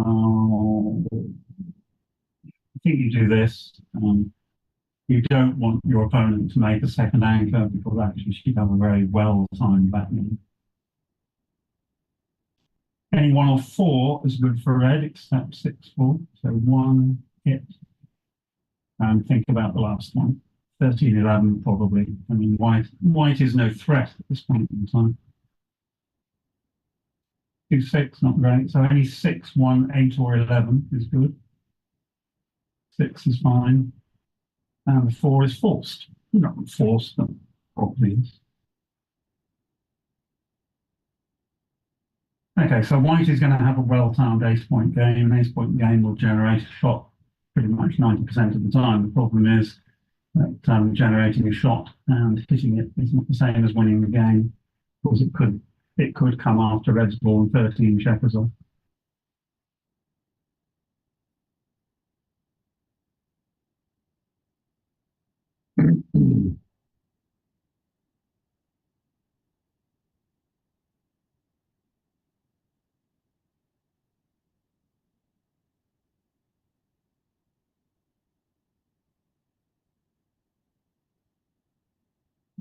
So we've all seen positions like this. 1, 2, 3, and 4. So red's got a slightly odd structure. If I was going to be super critical, I think the 1-4 is a bit, because I always look at how double 6 would play and how the checkers will be structured. So 3 and 1. Probably right. You want to clear the 6 point as soon as possible in these positions. White should be trying to build points as quickly as possible and in sequence if possible. So 5 point, then 4 point, and 3 point, and 2 point. So now that double 2 is great, gives fantastic structure. Yeah. So it'll be a while. So that'll be the 3, 2 will come down. You could start the second point, but I think this is perfectly reasonable. 5, 1. So red wants to clear his upper points whilst white still has no board. So now 11 to 5, I think. Yeah, okay. Now you make the 4 point next time. Don't roll a 4, 5, 1, okay. So this is the point, is that red will have a lot of checkers off now before he can get hit. 1, yeah, lovely structure, even on the highest point, even on the 2 highest points.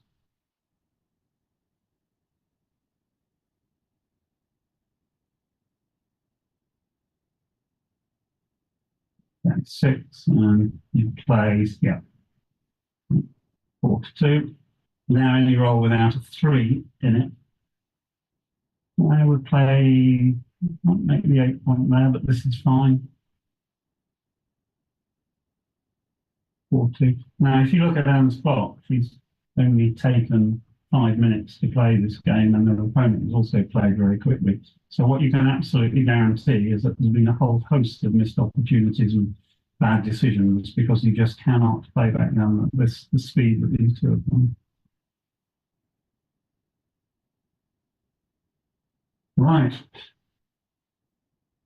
Anne now needs to start clearing the ace point in case she needs to create the opportunity, so that should come out. It's fine.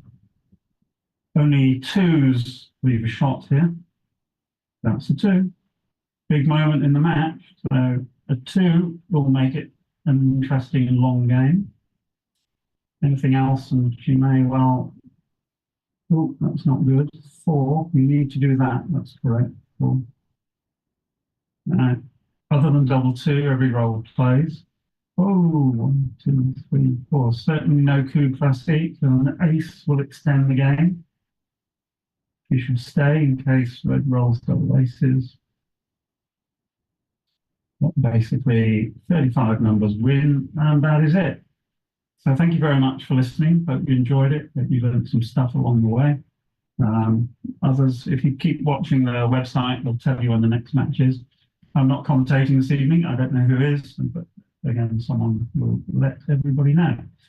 So I'm going to wish everybody a good afternoon. Head off for a well-earned cup of tea, and see you all probably for tomorrow. Bye for now.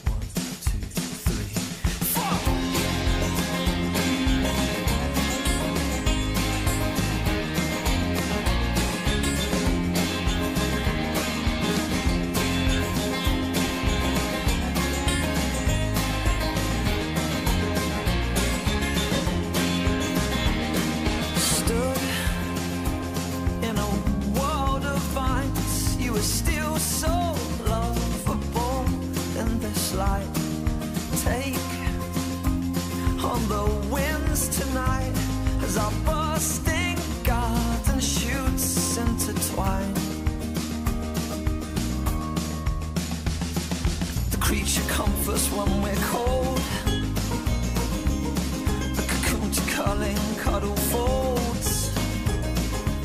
But when the creases cover up our shoulders, enveloped, we almost forget to breathe.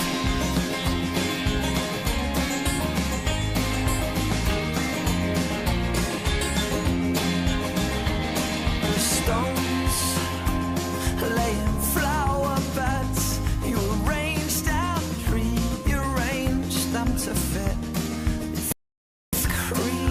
Creative fingers green, like the perfect mother I'd ever seen. A creature comforts when we're cold, a cocoon to curling cuddle folds, and when the creases cover up our shoulders, enveloped, we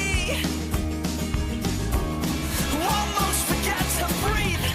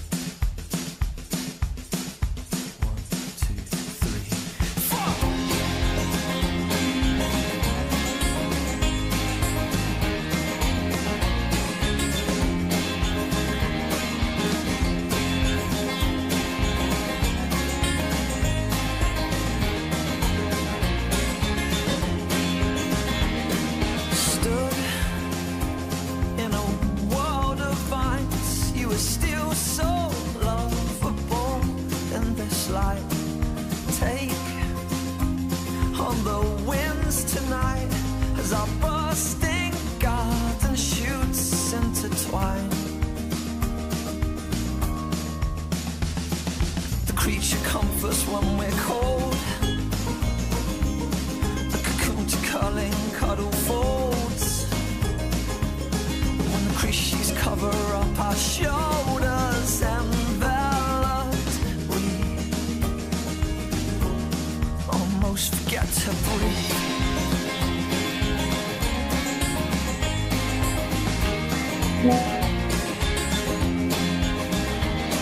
Stones laying flower beds, you arranged and rearranged them to fit. With creative fingers green, like the perfect mother I'd ever seen. A creature comforts when we're cold, a cocoon to curling cuddle folds, and when the creases cover up our shoulders, enveloped, we almost forget to breathe.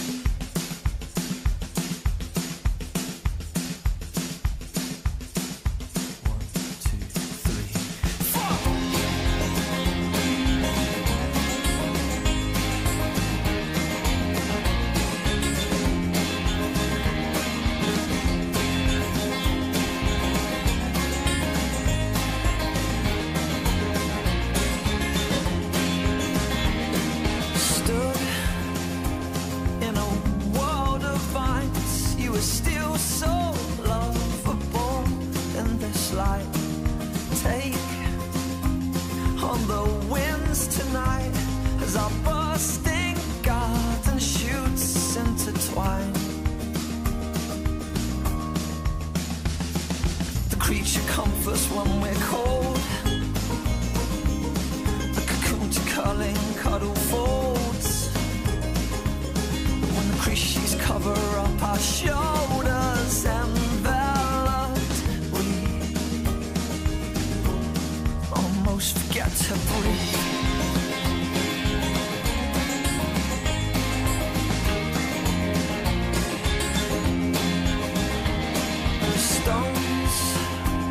Laying flower beds, you arranged and rearranged them to fit. With creative like the perfect mother I'd ever seen. A creature comforts when we're cold, a cocoon to curling cuddle folds, and when the crease sheets cover up our shoulders, enveloped, we almost forget to breathe.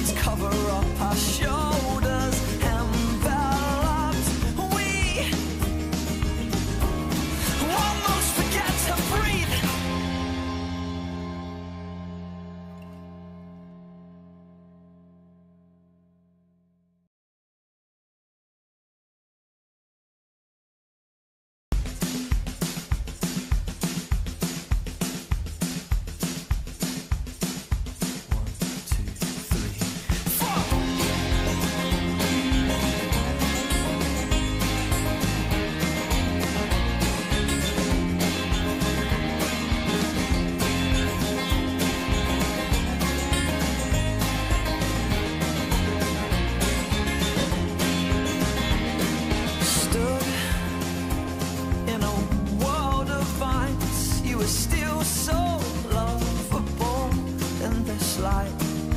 Take on the winds tonight as our bursting garden shoots intertwine. The creature comforts when we're cold, a cocoon to curling cuddle folds. When the creatures cover up our shoulders, enveloped, we almost forget to breathe.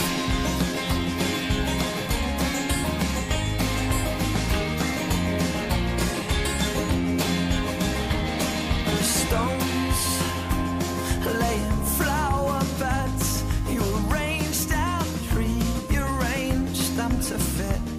It's creative fingers green, like the perfect mother I'd ever seen. Creature comforts when we're cold, a cocoon to curling cuddle folds. And when the creatures cover up our shoulders, enveloped, we almost forget to breathe.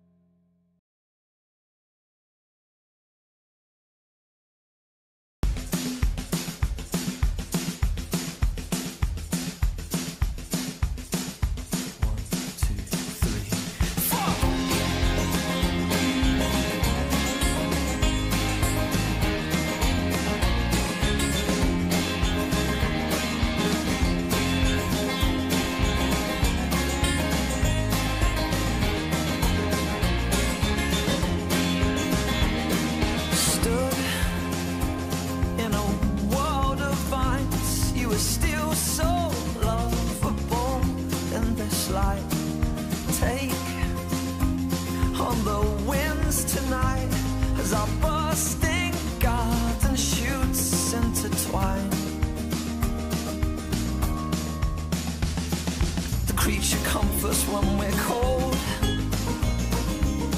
a cocoon to curling cuddle folds. When the creatures cover up our shoulders, enveloped, we almost forget to breathe.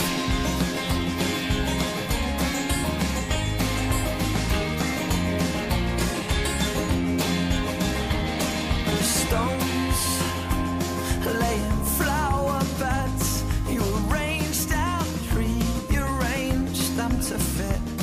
It's creative fingers green, like the perfect mother I'd ever seen. Creature comforts when we're cold, a cocoon to curling cuddle folds. When the creatures cover up our shoulders, enveloped, we almost forget to breathe.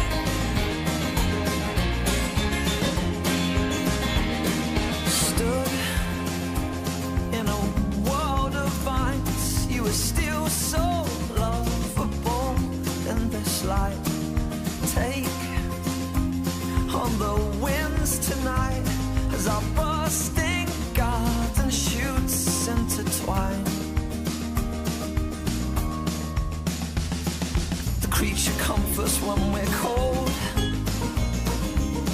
a cocoon to curling cuddle folds. When the creatures cover up our shoulders, enveloped, we forget to breathe.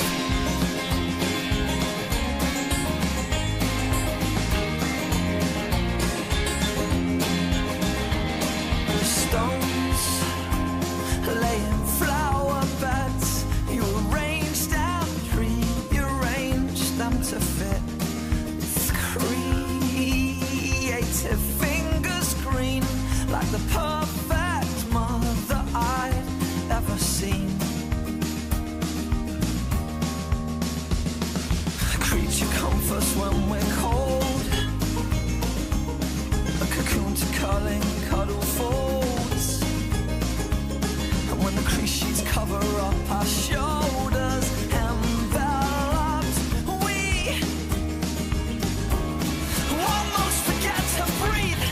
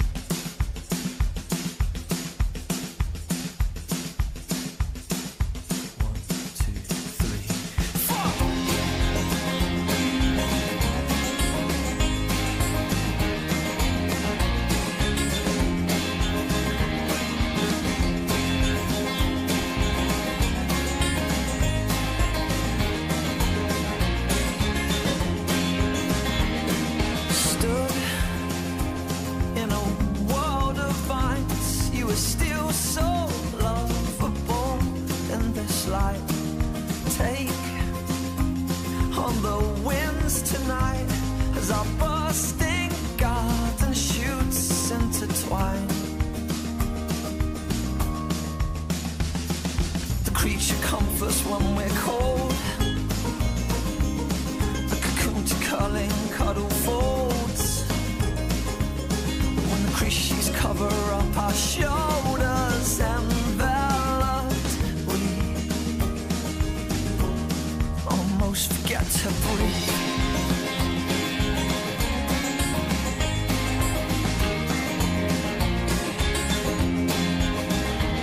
The stones laying flower beds, you arranged and rearranged them to fit. It's creative fingers green, like the perfect mother I'd ever seen. A creature comforts when we're cold, a cocoon to curling cuddle folds. When the crease sheets cover up our shoulders, enveloped, we almost forget to breathe.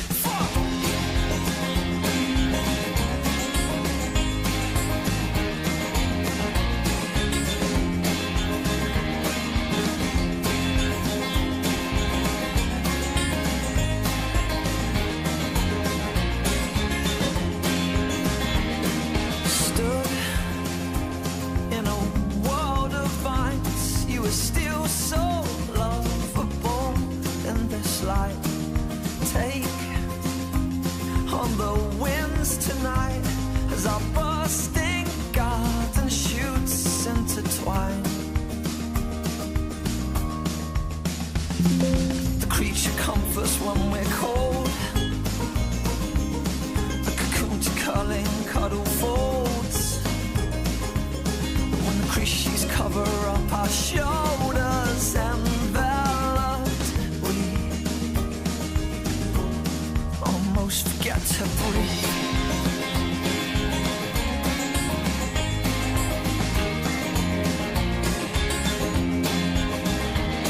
Stones laying flower beds, you arranged and rearranged them to fit.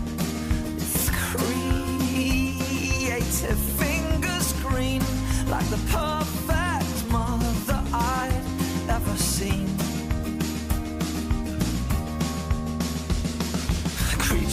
comforts when we're cold,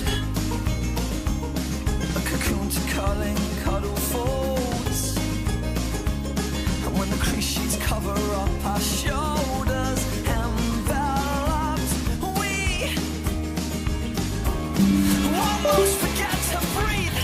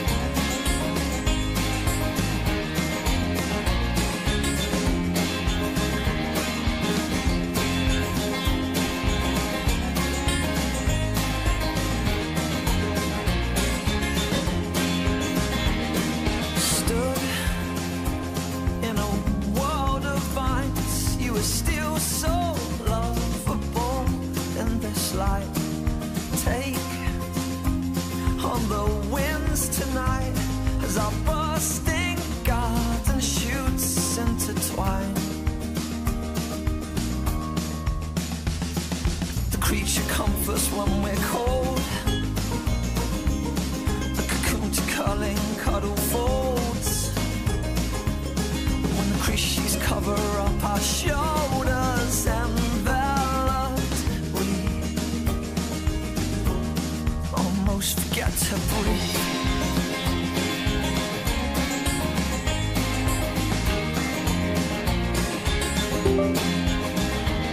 The stones laying flower beds, you arranged and rearranged them to fit. It's creative fingers green, like the perfect mother I'd ever seen. Creature comforts when we're cold, a cocoon to curling cuddle folds. And when the crease sheets cover up our shoulders, enveloped, we almost forget to breathe.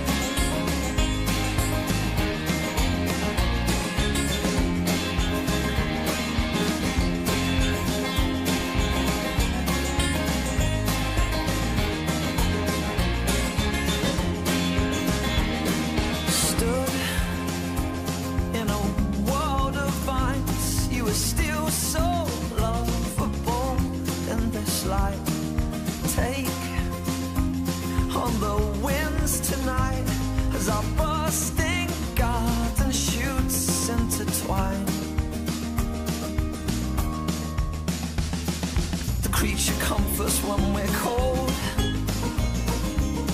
a cocoon to curling cuddle folds.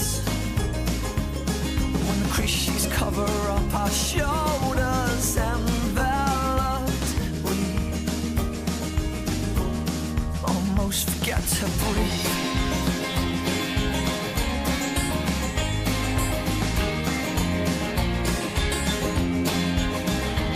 The stones laying flower beds, you arranged and rearranged them to fit. It's creative fingers green, like the perfect mother I'd ever seen. Creature comforts when we're cold, a cocoon to curling cuddle folds. And when the crease sheets cover up our shoulders, enveloped, we almost forget to breathe.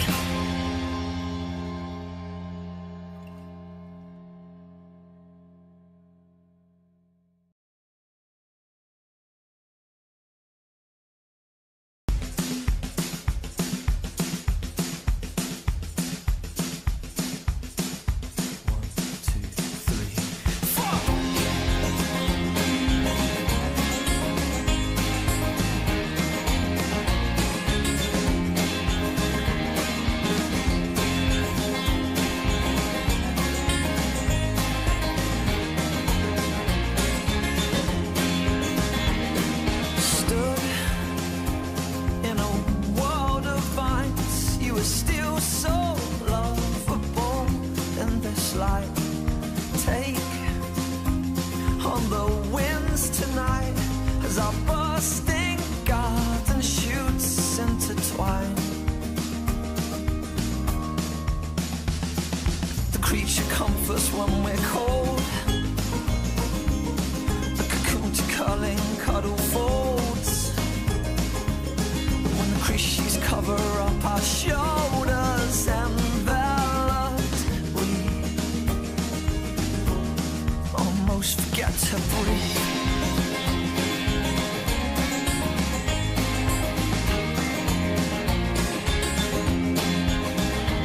The stones lay in flower beds, you arranged and rearranged them to fit.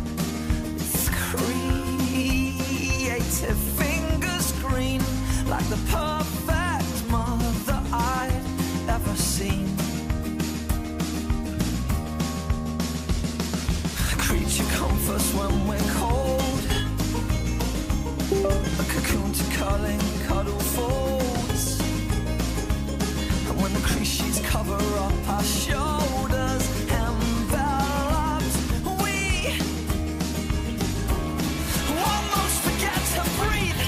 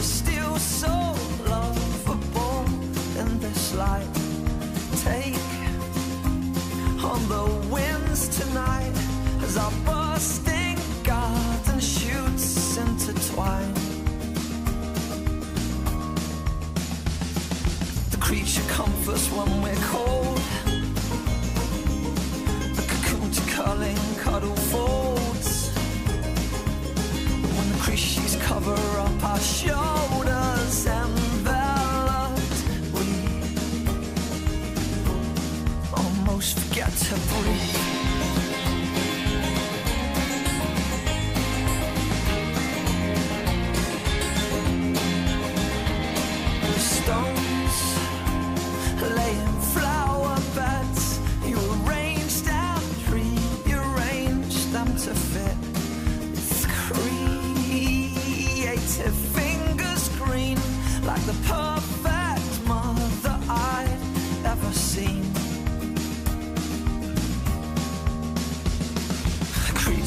comforts when we're cold,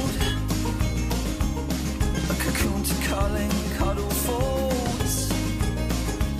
And when the crease sheets cover up our shoulders, enveloped, we almost forget to breathe.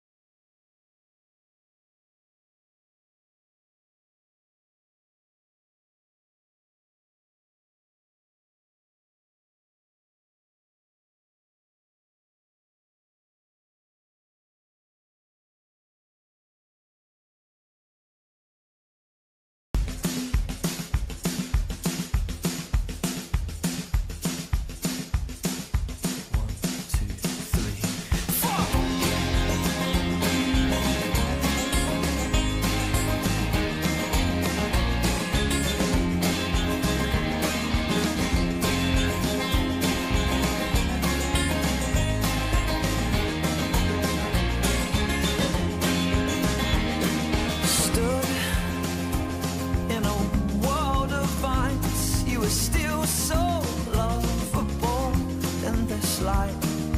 Take on the winds tonight as our bursting garden shoots intertwine. The creature comforts when we're cold, the cocoon to curling cuddle folds.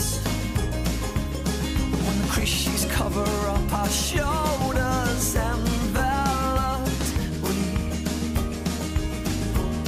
almost forget to breathe.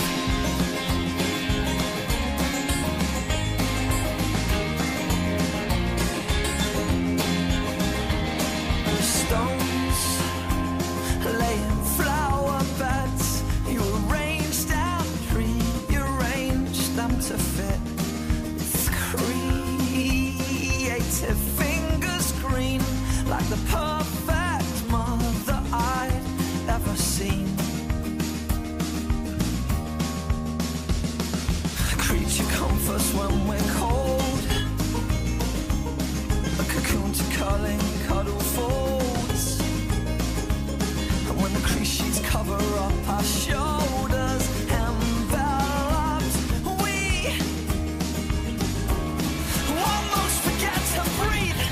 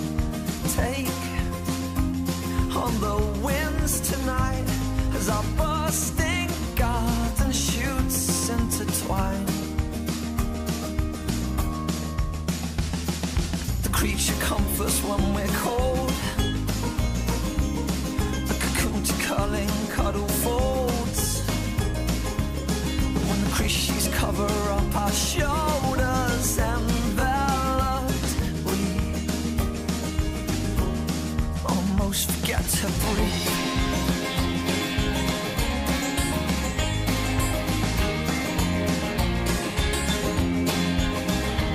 The stones lay in flower beds. You arranged and rearranged them to fit. With creative fingers green, like the perfect mother I'd ever seen. A creature comforts when we're cold, a cocoon to curling cuddle folds. And when the crease sheets cover up our shoulders, enveloped, we almost forget to breathe.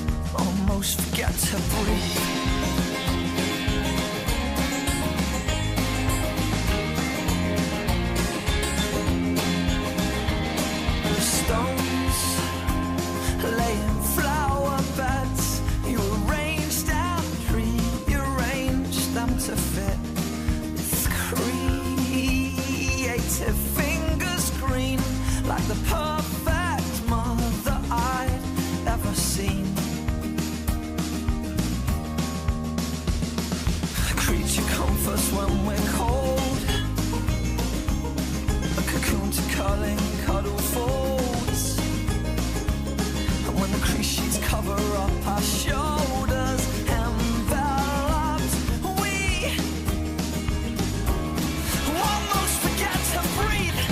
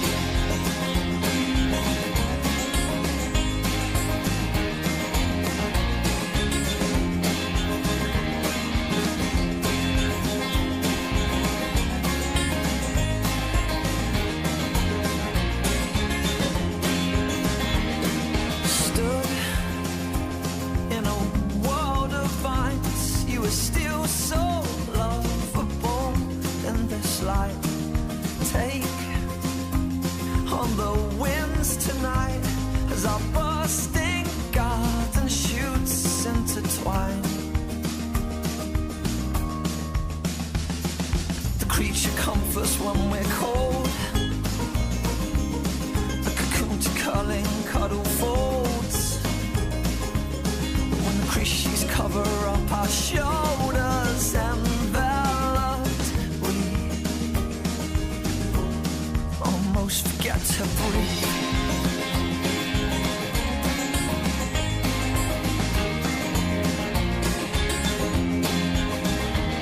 The stones lay in flower beds, you arranged and rearranged them to fit.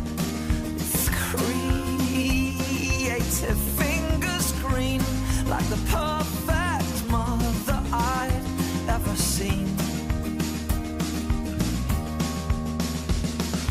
Creature comforts when we're cold, a cocoon to curling cuddle folds. And when the creatures cover up our shoulders, enveloped, we almost forget to breathe.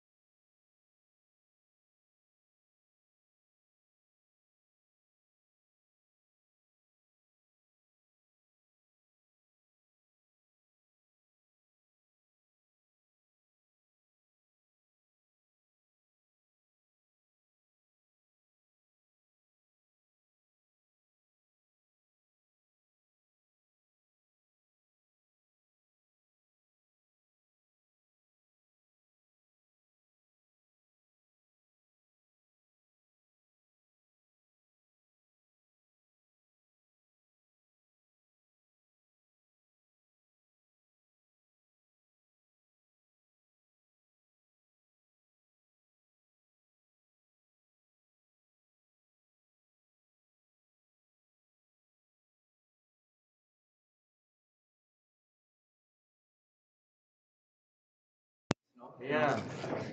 But will you come to Montenegro now?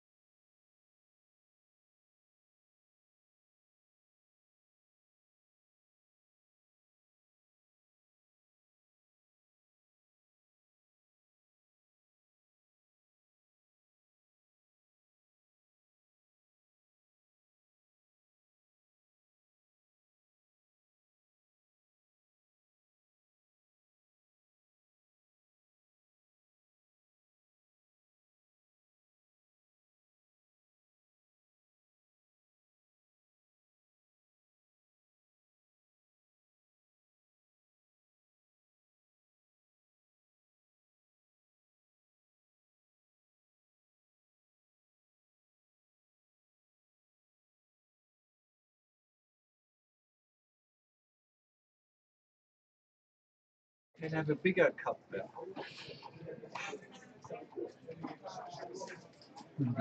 Okay, good match. Good match, yes.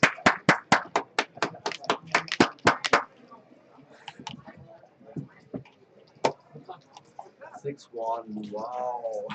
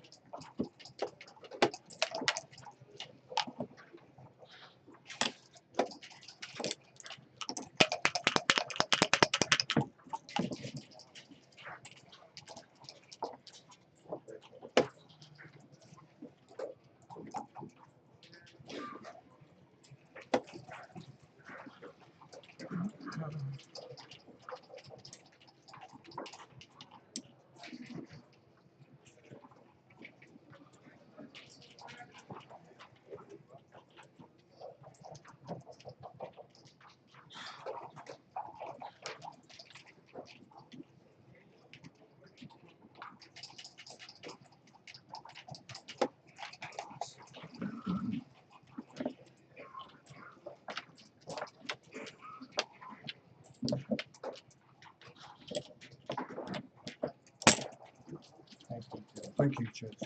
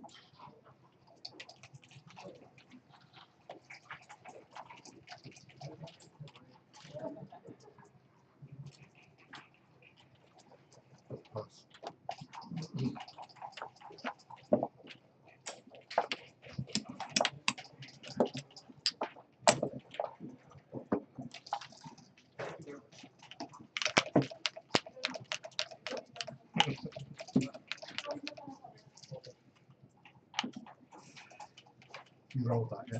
I rolled it. Okay. It's a lily roll.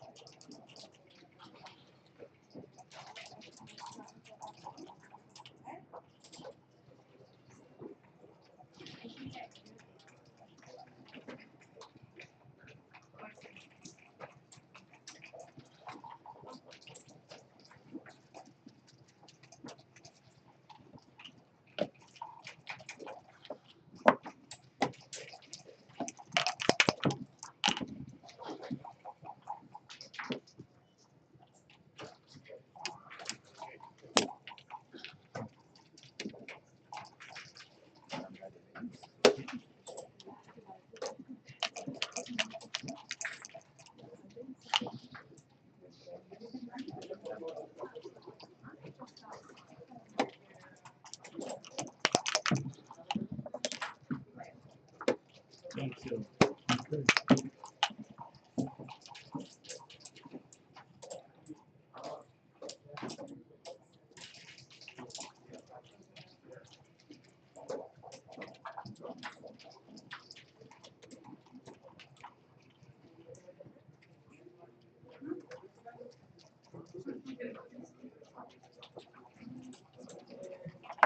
One, two.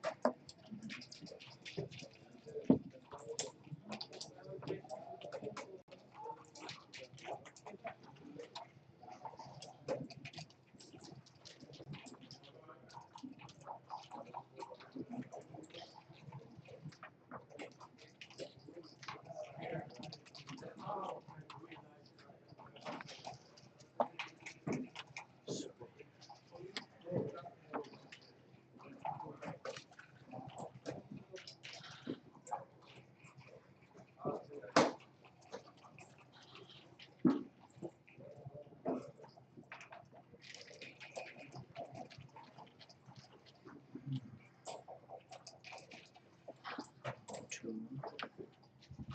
1, 2.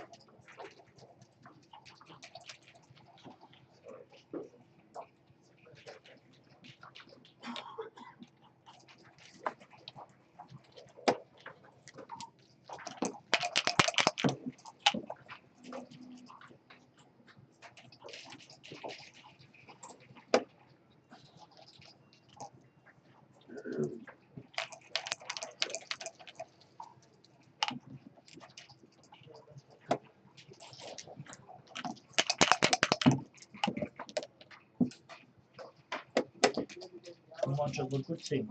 Yes. It's wonderful. Not really. 1, 2, 3, 4.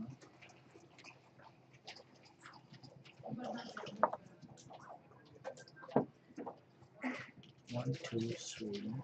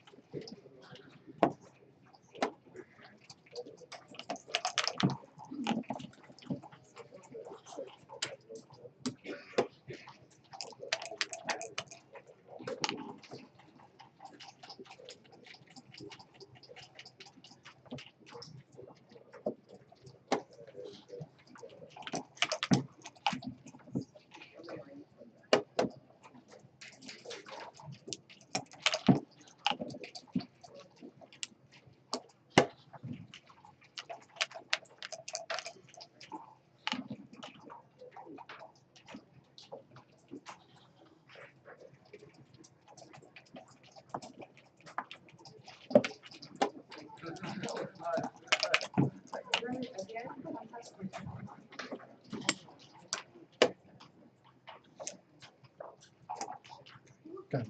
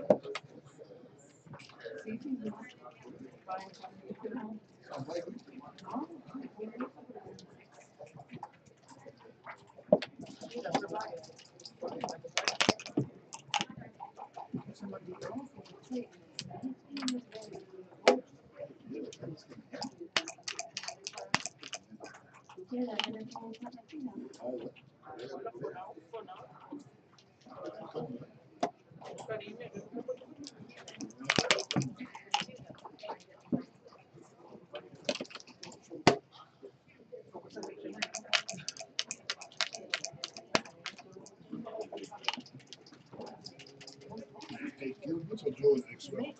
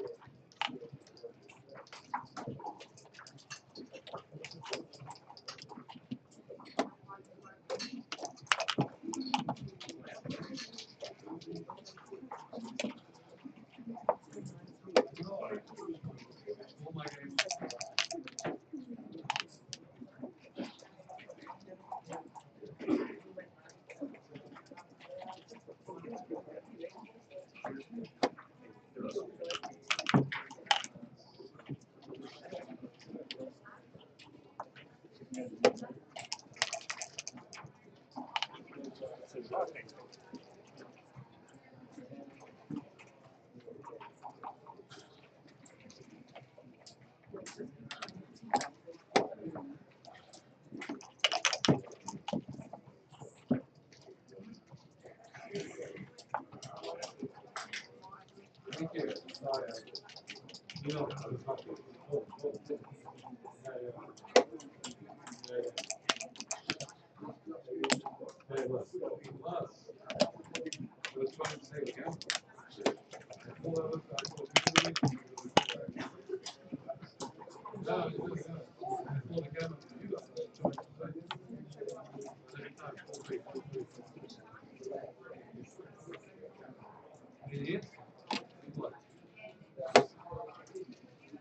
okay. No, not this was the meeting. Want to play singers? I'm not even. Oh, okay. I'm gonna play now. Yeah, yeah, yeah. No, sorry. No. No, no, no. No, I just. I have a question.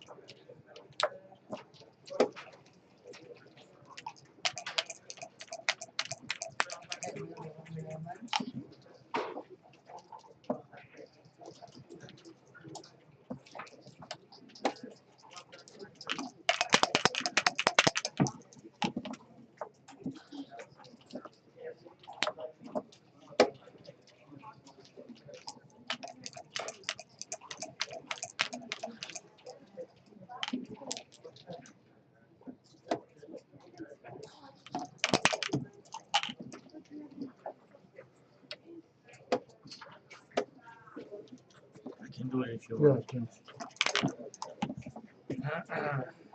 Was not entirely sure because of the keys. yeah. Yeah, yeah, sure.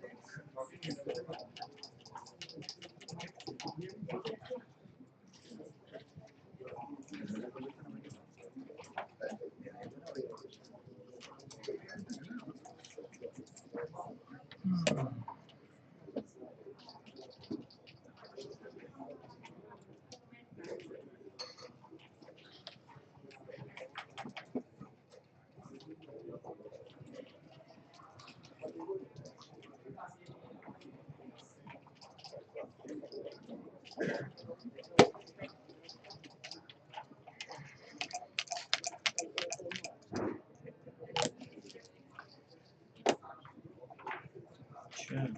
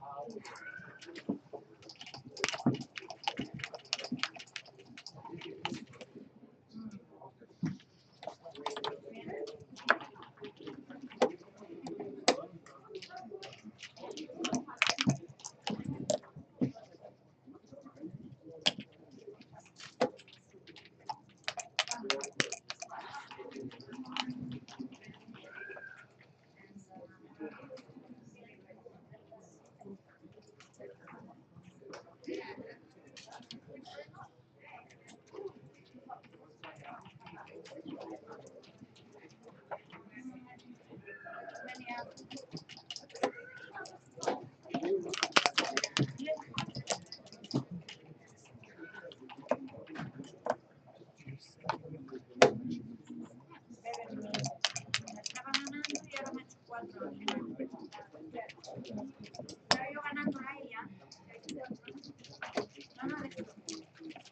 but I would be interested.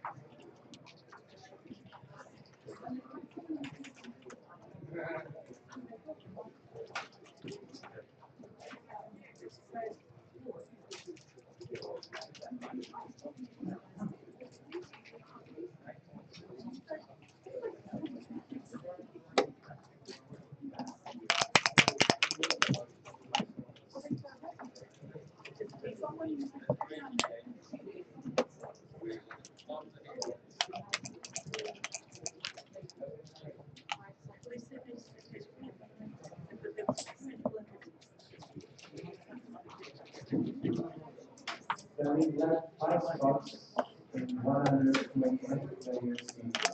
5 spots.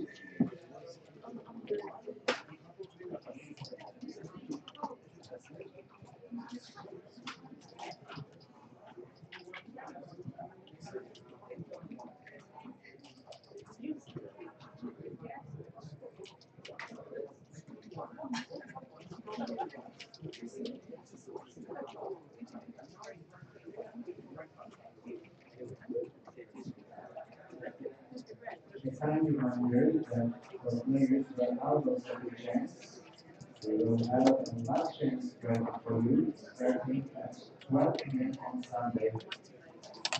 Last chance starts at 12 p.m. on Sunday.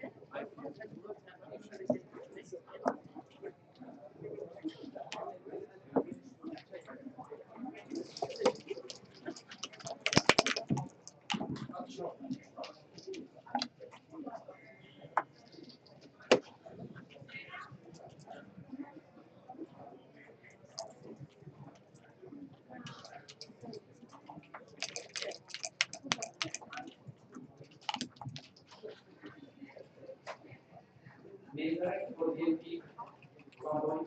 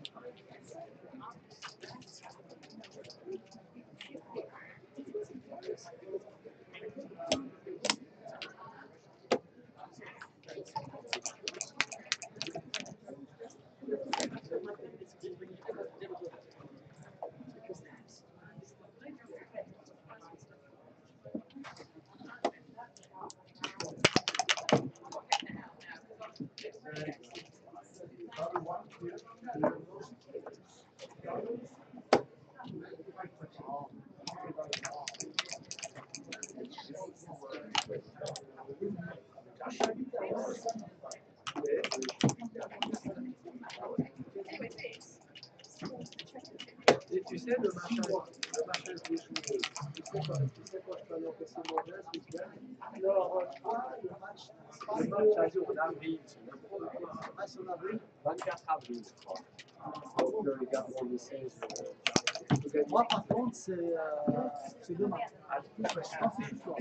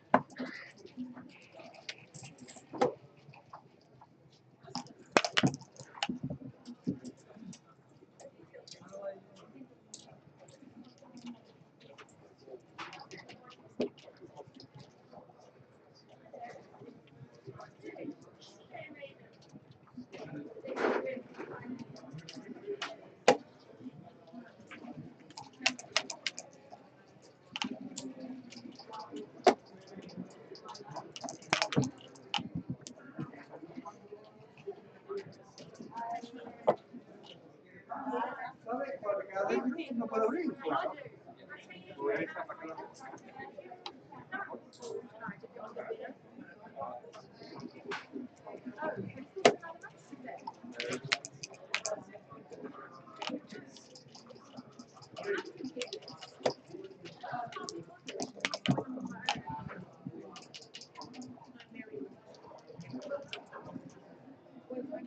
So it's here, yeah? Yeah. Okay, so getting excited for the moment.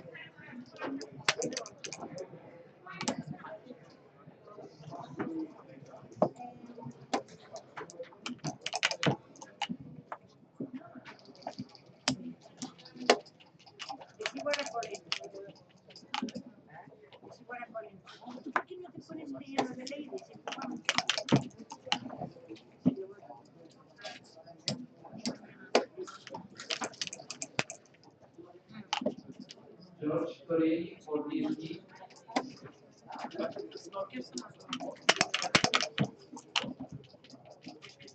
Torelli for CSD.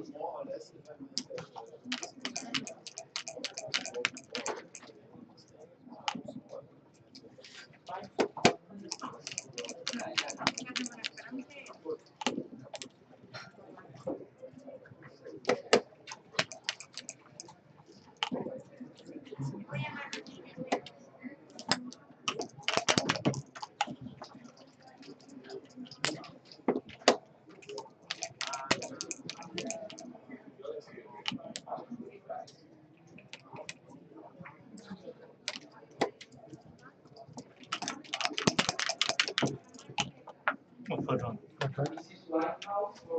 Behind you, behind the chair. All right, cheers. What? Thank you, Martin. Thank you, Martin. Good. Thank you all.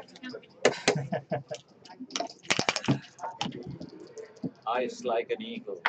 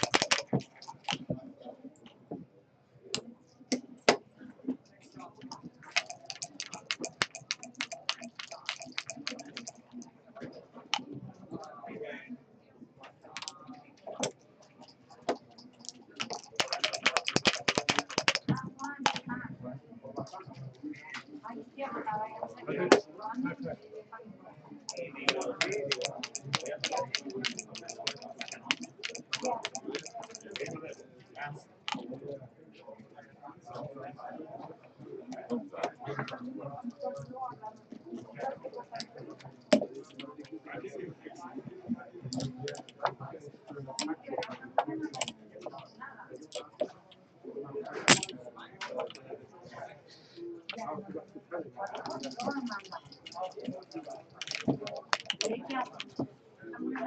And you said for PTM, you just said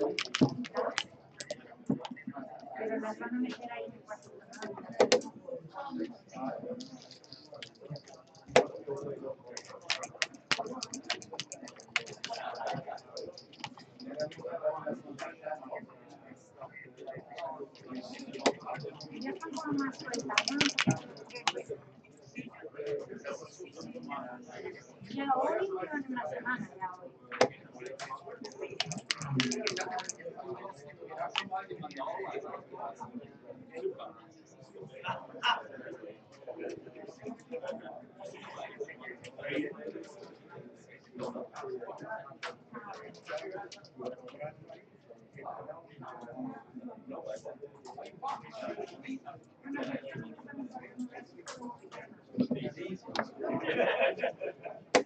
Venga, hasta luego.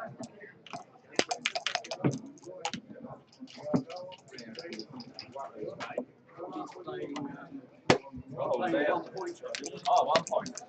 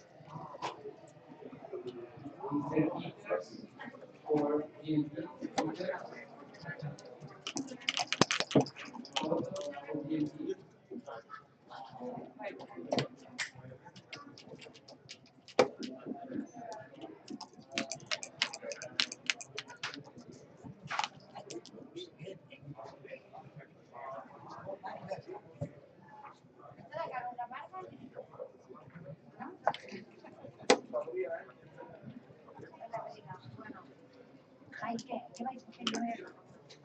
Bueno, ya sabes.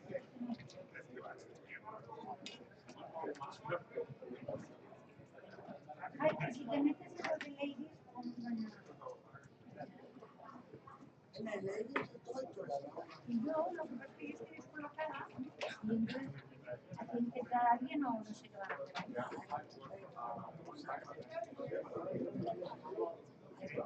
No, ladies ahora no. Es mañana a 1:30, 2. No, yo me voy a hay algo más interesante. Nada y nada. Sí, sabéis lo que es. A ver si llega Watch y nos salva la vida. Ahora va a venir con esto.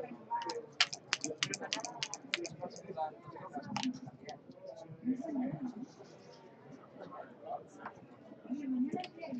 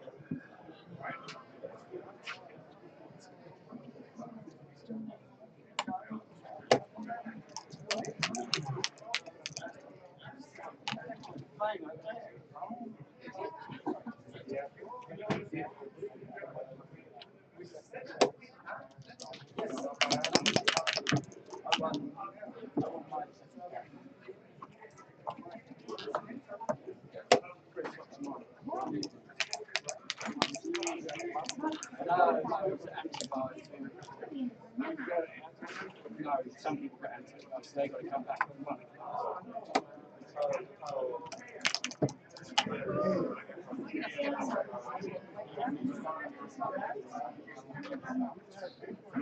A big one. Yeah, I had to pay for it. Three seven.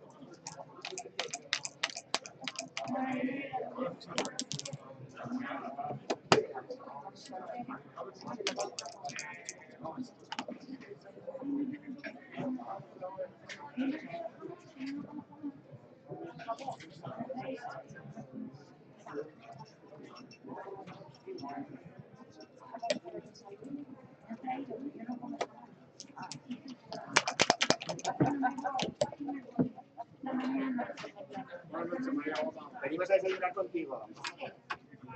Tengo, pero mañana. Ya no juego más. Venimos a desayunar contigo. Vale.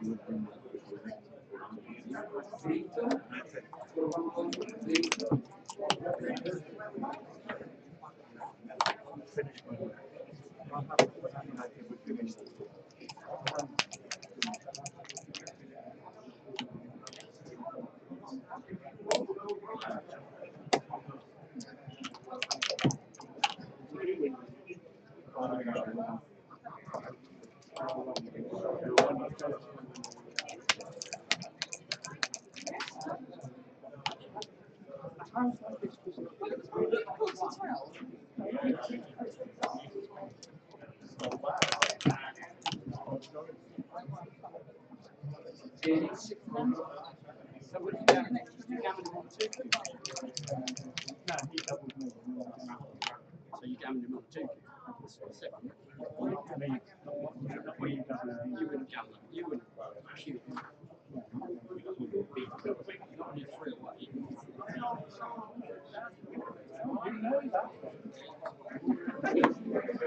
I might say, I do know how to play the game.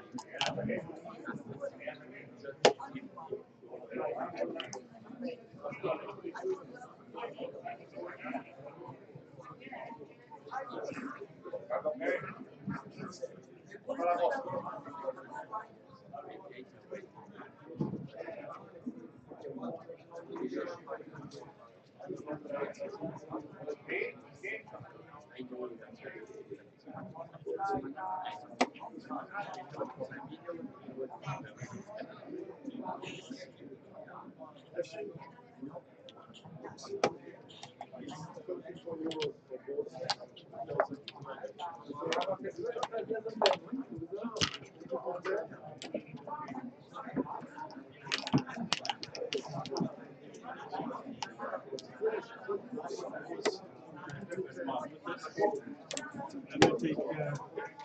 Einstein gun.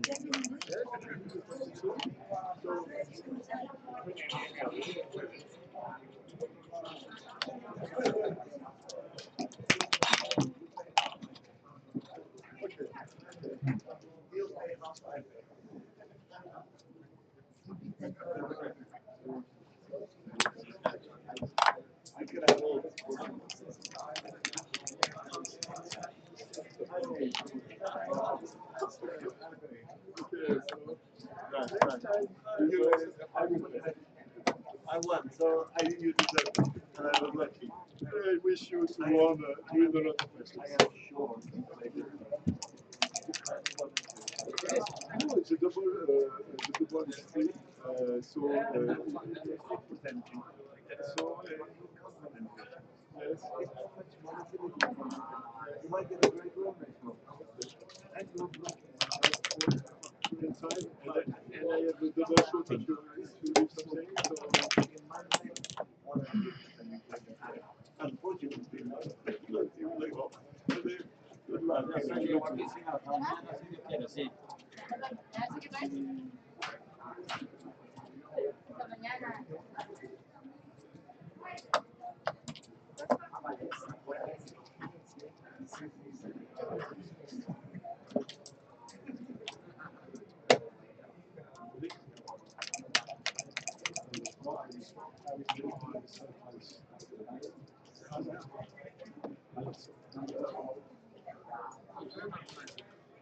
That was a good match. I was probably the last. I was 90% last. Second to last. I was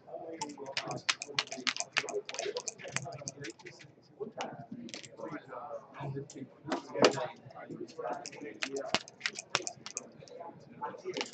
and the last game I was probably 80 times. I lost all of them. Very good. Did you wish to achieve scores? Oh. Two to zero.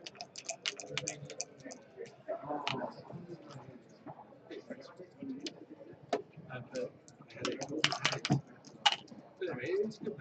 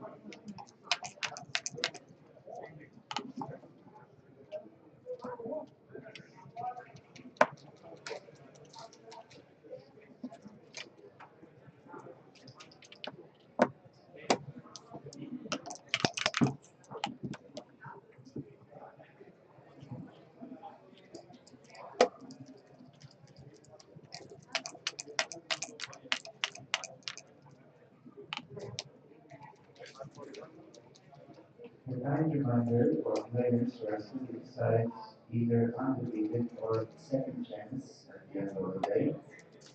Your next round will start at 1 p.m. tomorrow. Tomorrow we are opening the doors. The new round in undefeated and second chance at 1 p.m. For those who are out of second chance with their second loss, we remind you we will have last chance bracket starting at 12 p.m. on Sunday. Last chance starts at midday on Sunday.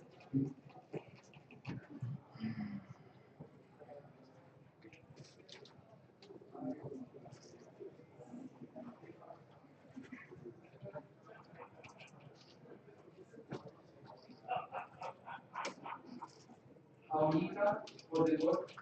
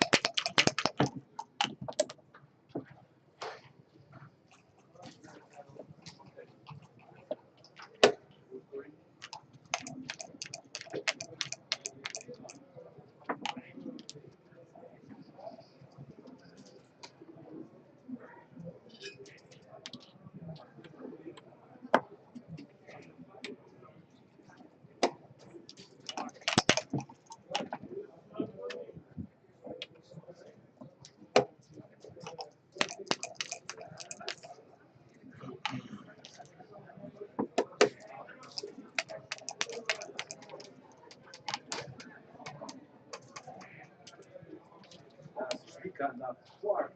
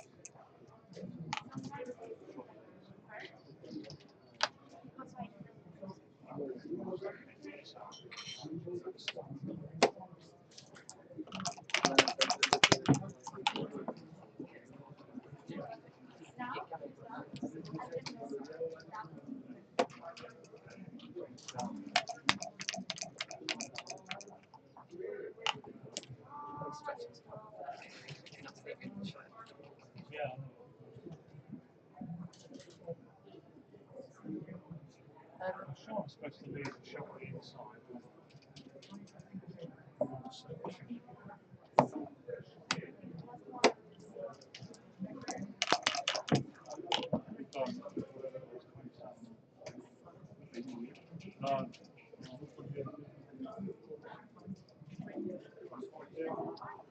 Sorry? I didn't remember.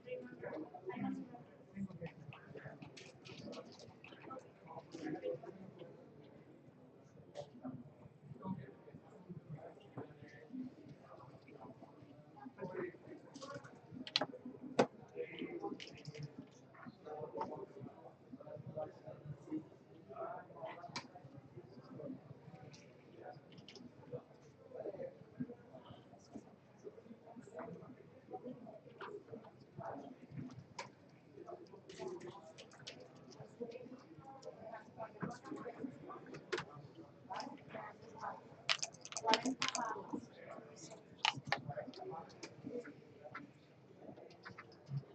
don't remember.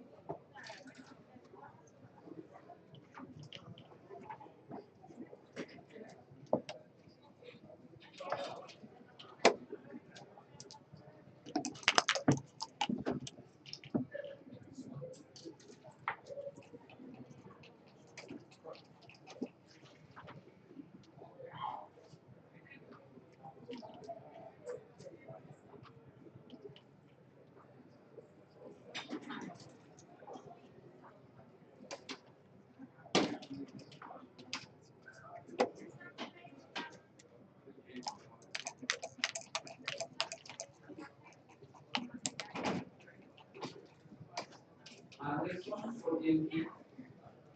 Mr. Anderson. One moment.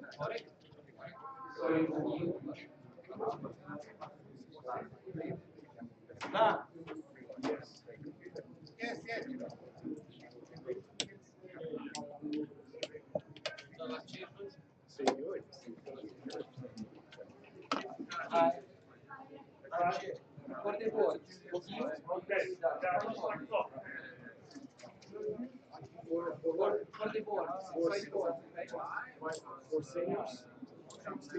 No, the price is the course.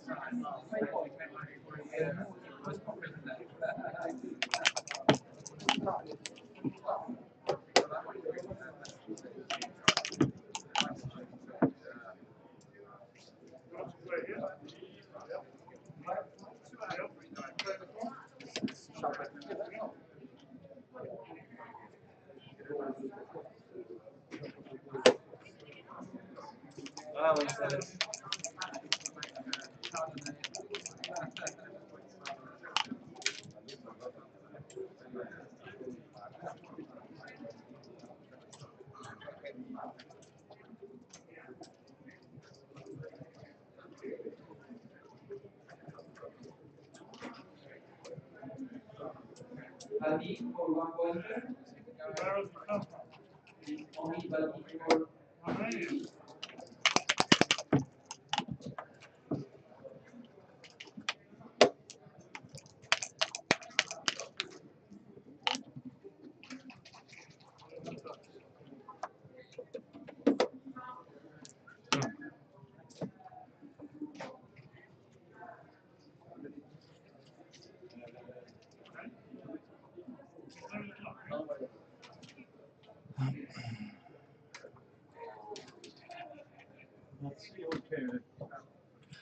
La bontà.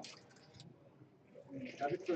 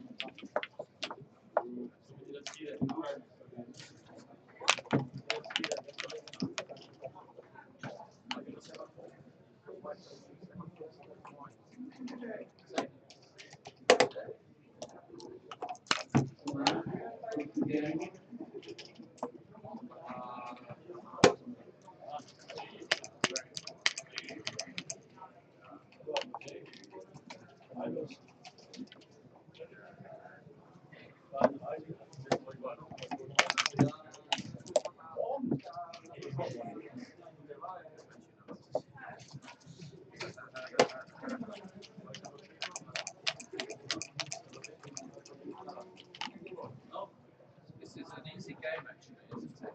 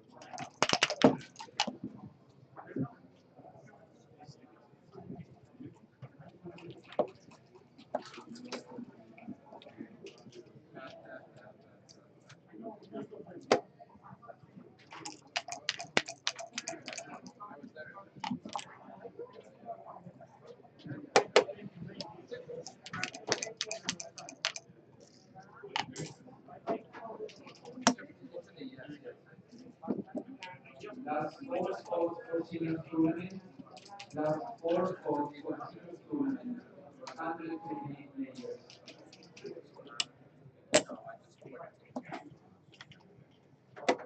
Last three spots for Backgammon. Last three spots for Backgammon tournament.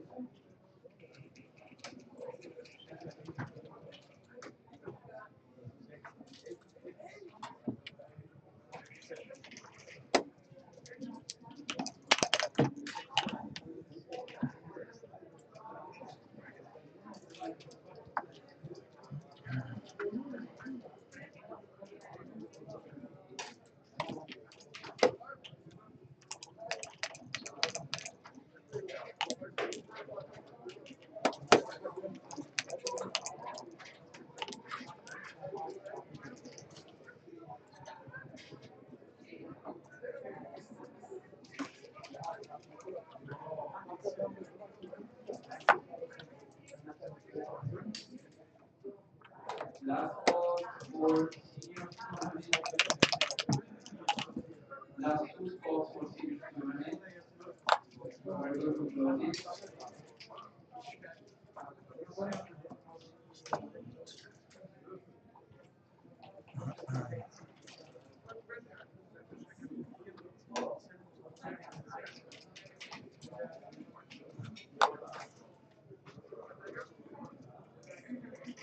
This is the position, right?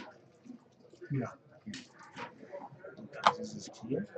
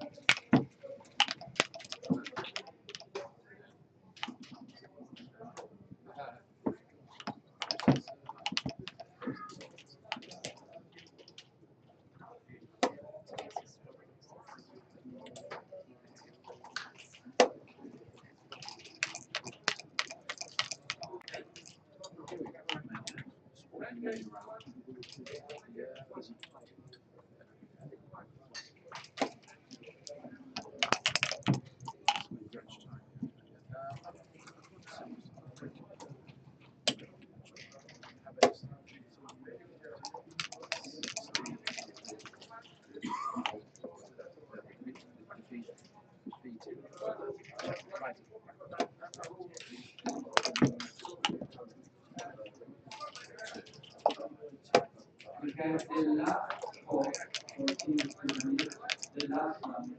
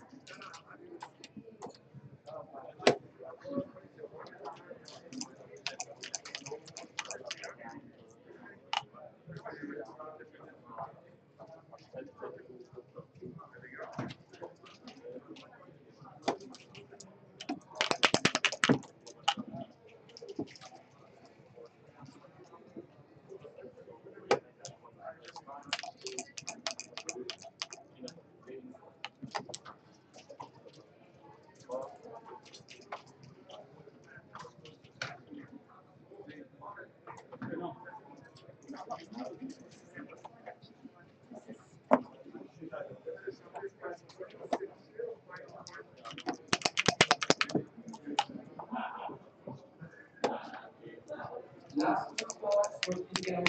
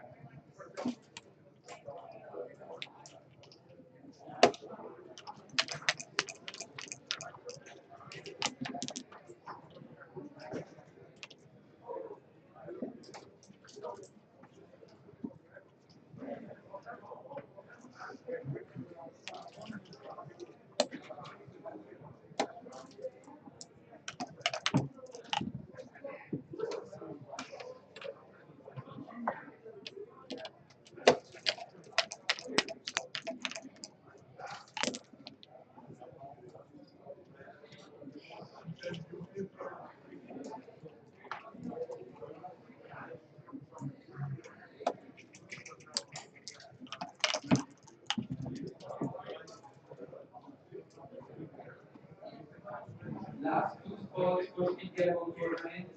Last two spots for Backgammon tournament. Did you play the one? Okay, no problem. First prize, 1,250 pounds.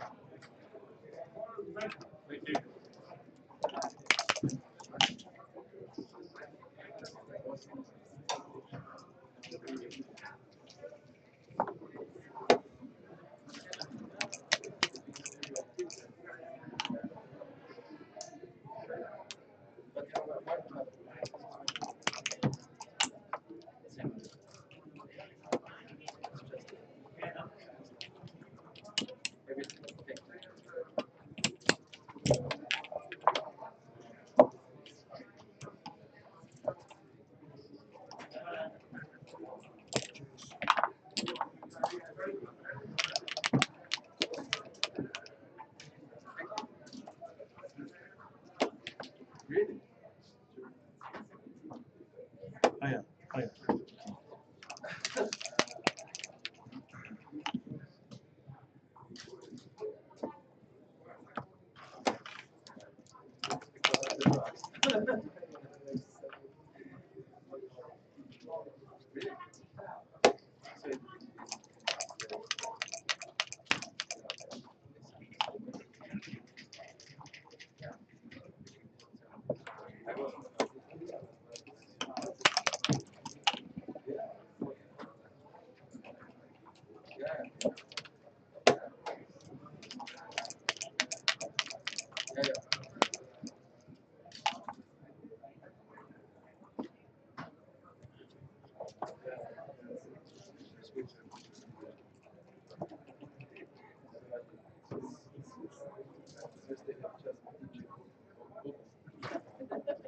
It's the only squeeze of all.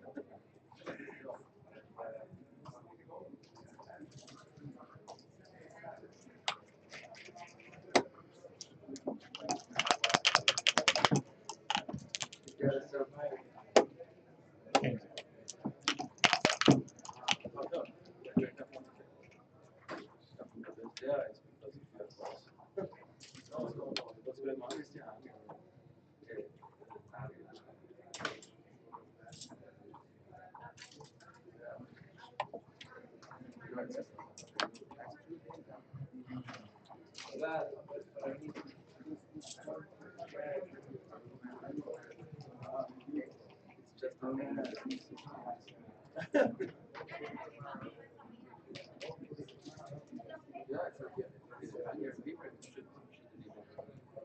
Oh, they don't like. Yeah, if they're just these because in order of you,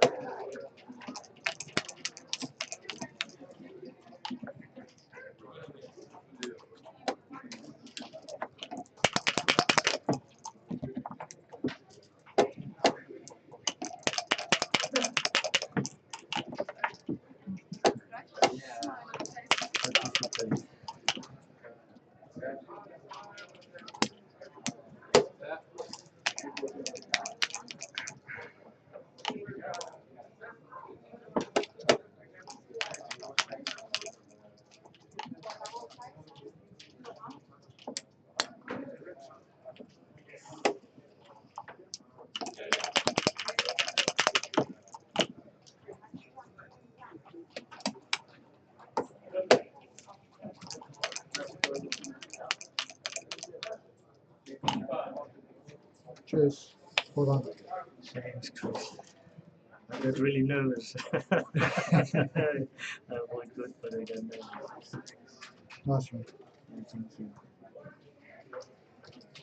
Yeah, earlier on, I was playing on too good, and earlier in the match, and the game turned against me. Yeah. Do you think it was too I think good? twice actually. It wasn't too good. This is difficult. It's a third long match today, you know. Yeah. Okay. I was busy with my own thoughts. Yeah, sure. Are you going to transcribe it? I'm happy to. You're quite talented. All right. Yeah. Also, I don't even have a computer with me. Are you going to get Mate to transcribe it? Probably I just wait. You know. Sure. But if I get home, you know, and do it, I will send it to you. But probably somebody else does it in between. I don't know. I might even do it tonight. Yeah. I'll see. If I do it, I'll send it to you. Thank you very much. I think we're friends on Facebook. Yeah? Absolutely. And in life. In real life. More importantly, in real life. Are we friends? Look at Facebook. You and 2,000 others. Yeah, exactly. Oh, thank you. Okay, good luck. Last 8, yeah? Yeah. But because of the 2 life system, you probably have to win 4. Yeah. And because of the 2 life system, we might see again. Yeah, hopefully. Hopefully at the very end. Yeah, sure. Okay, cheers. Thank you. Right, yeah. Rick? Yeah, it's one set around debates.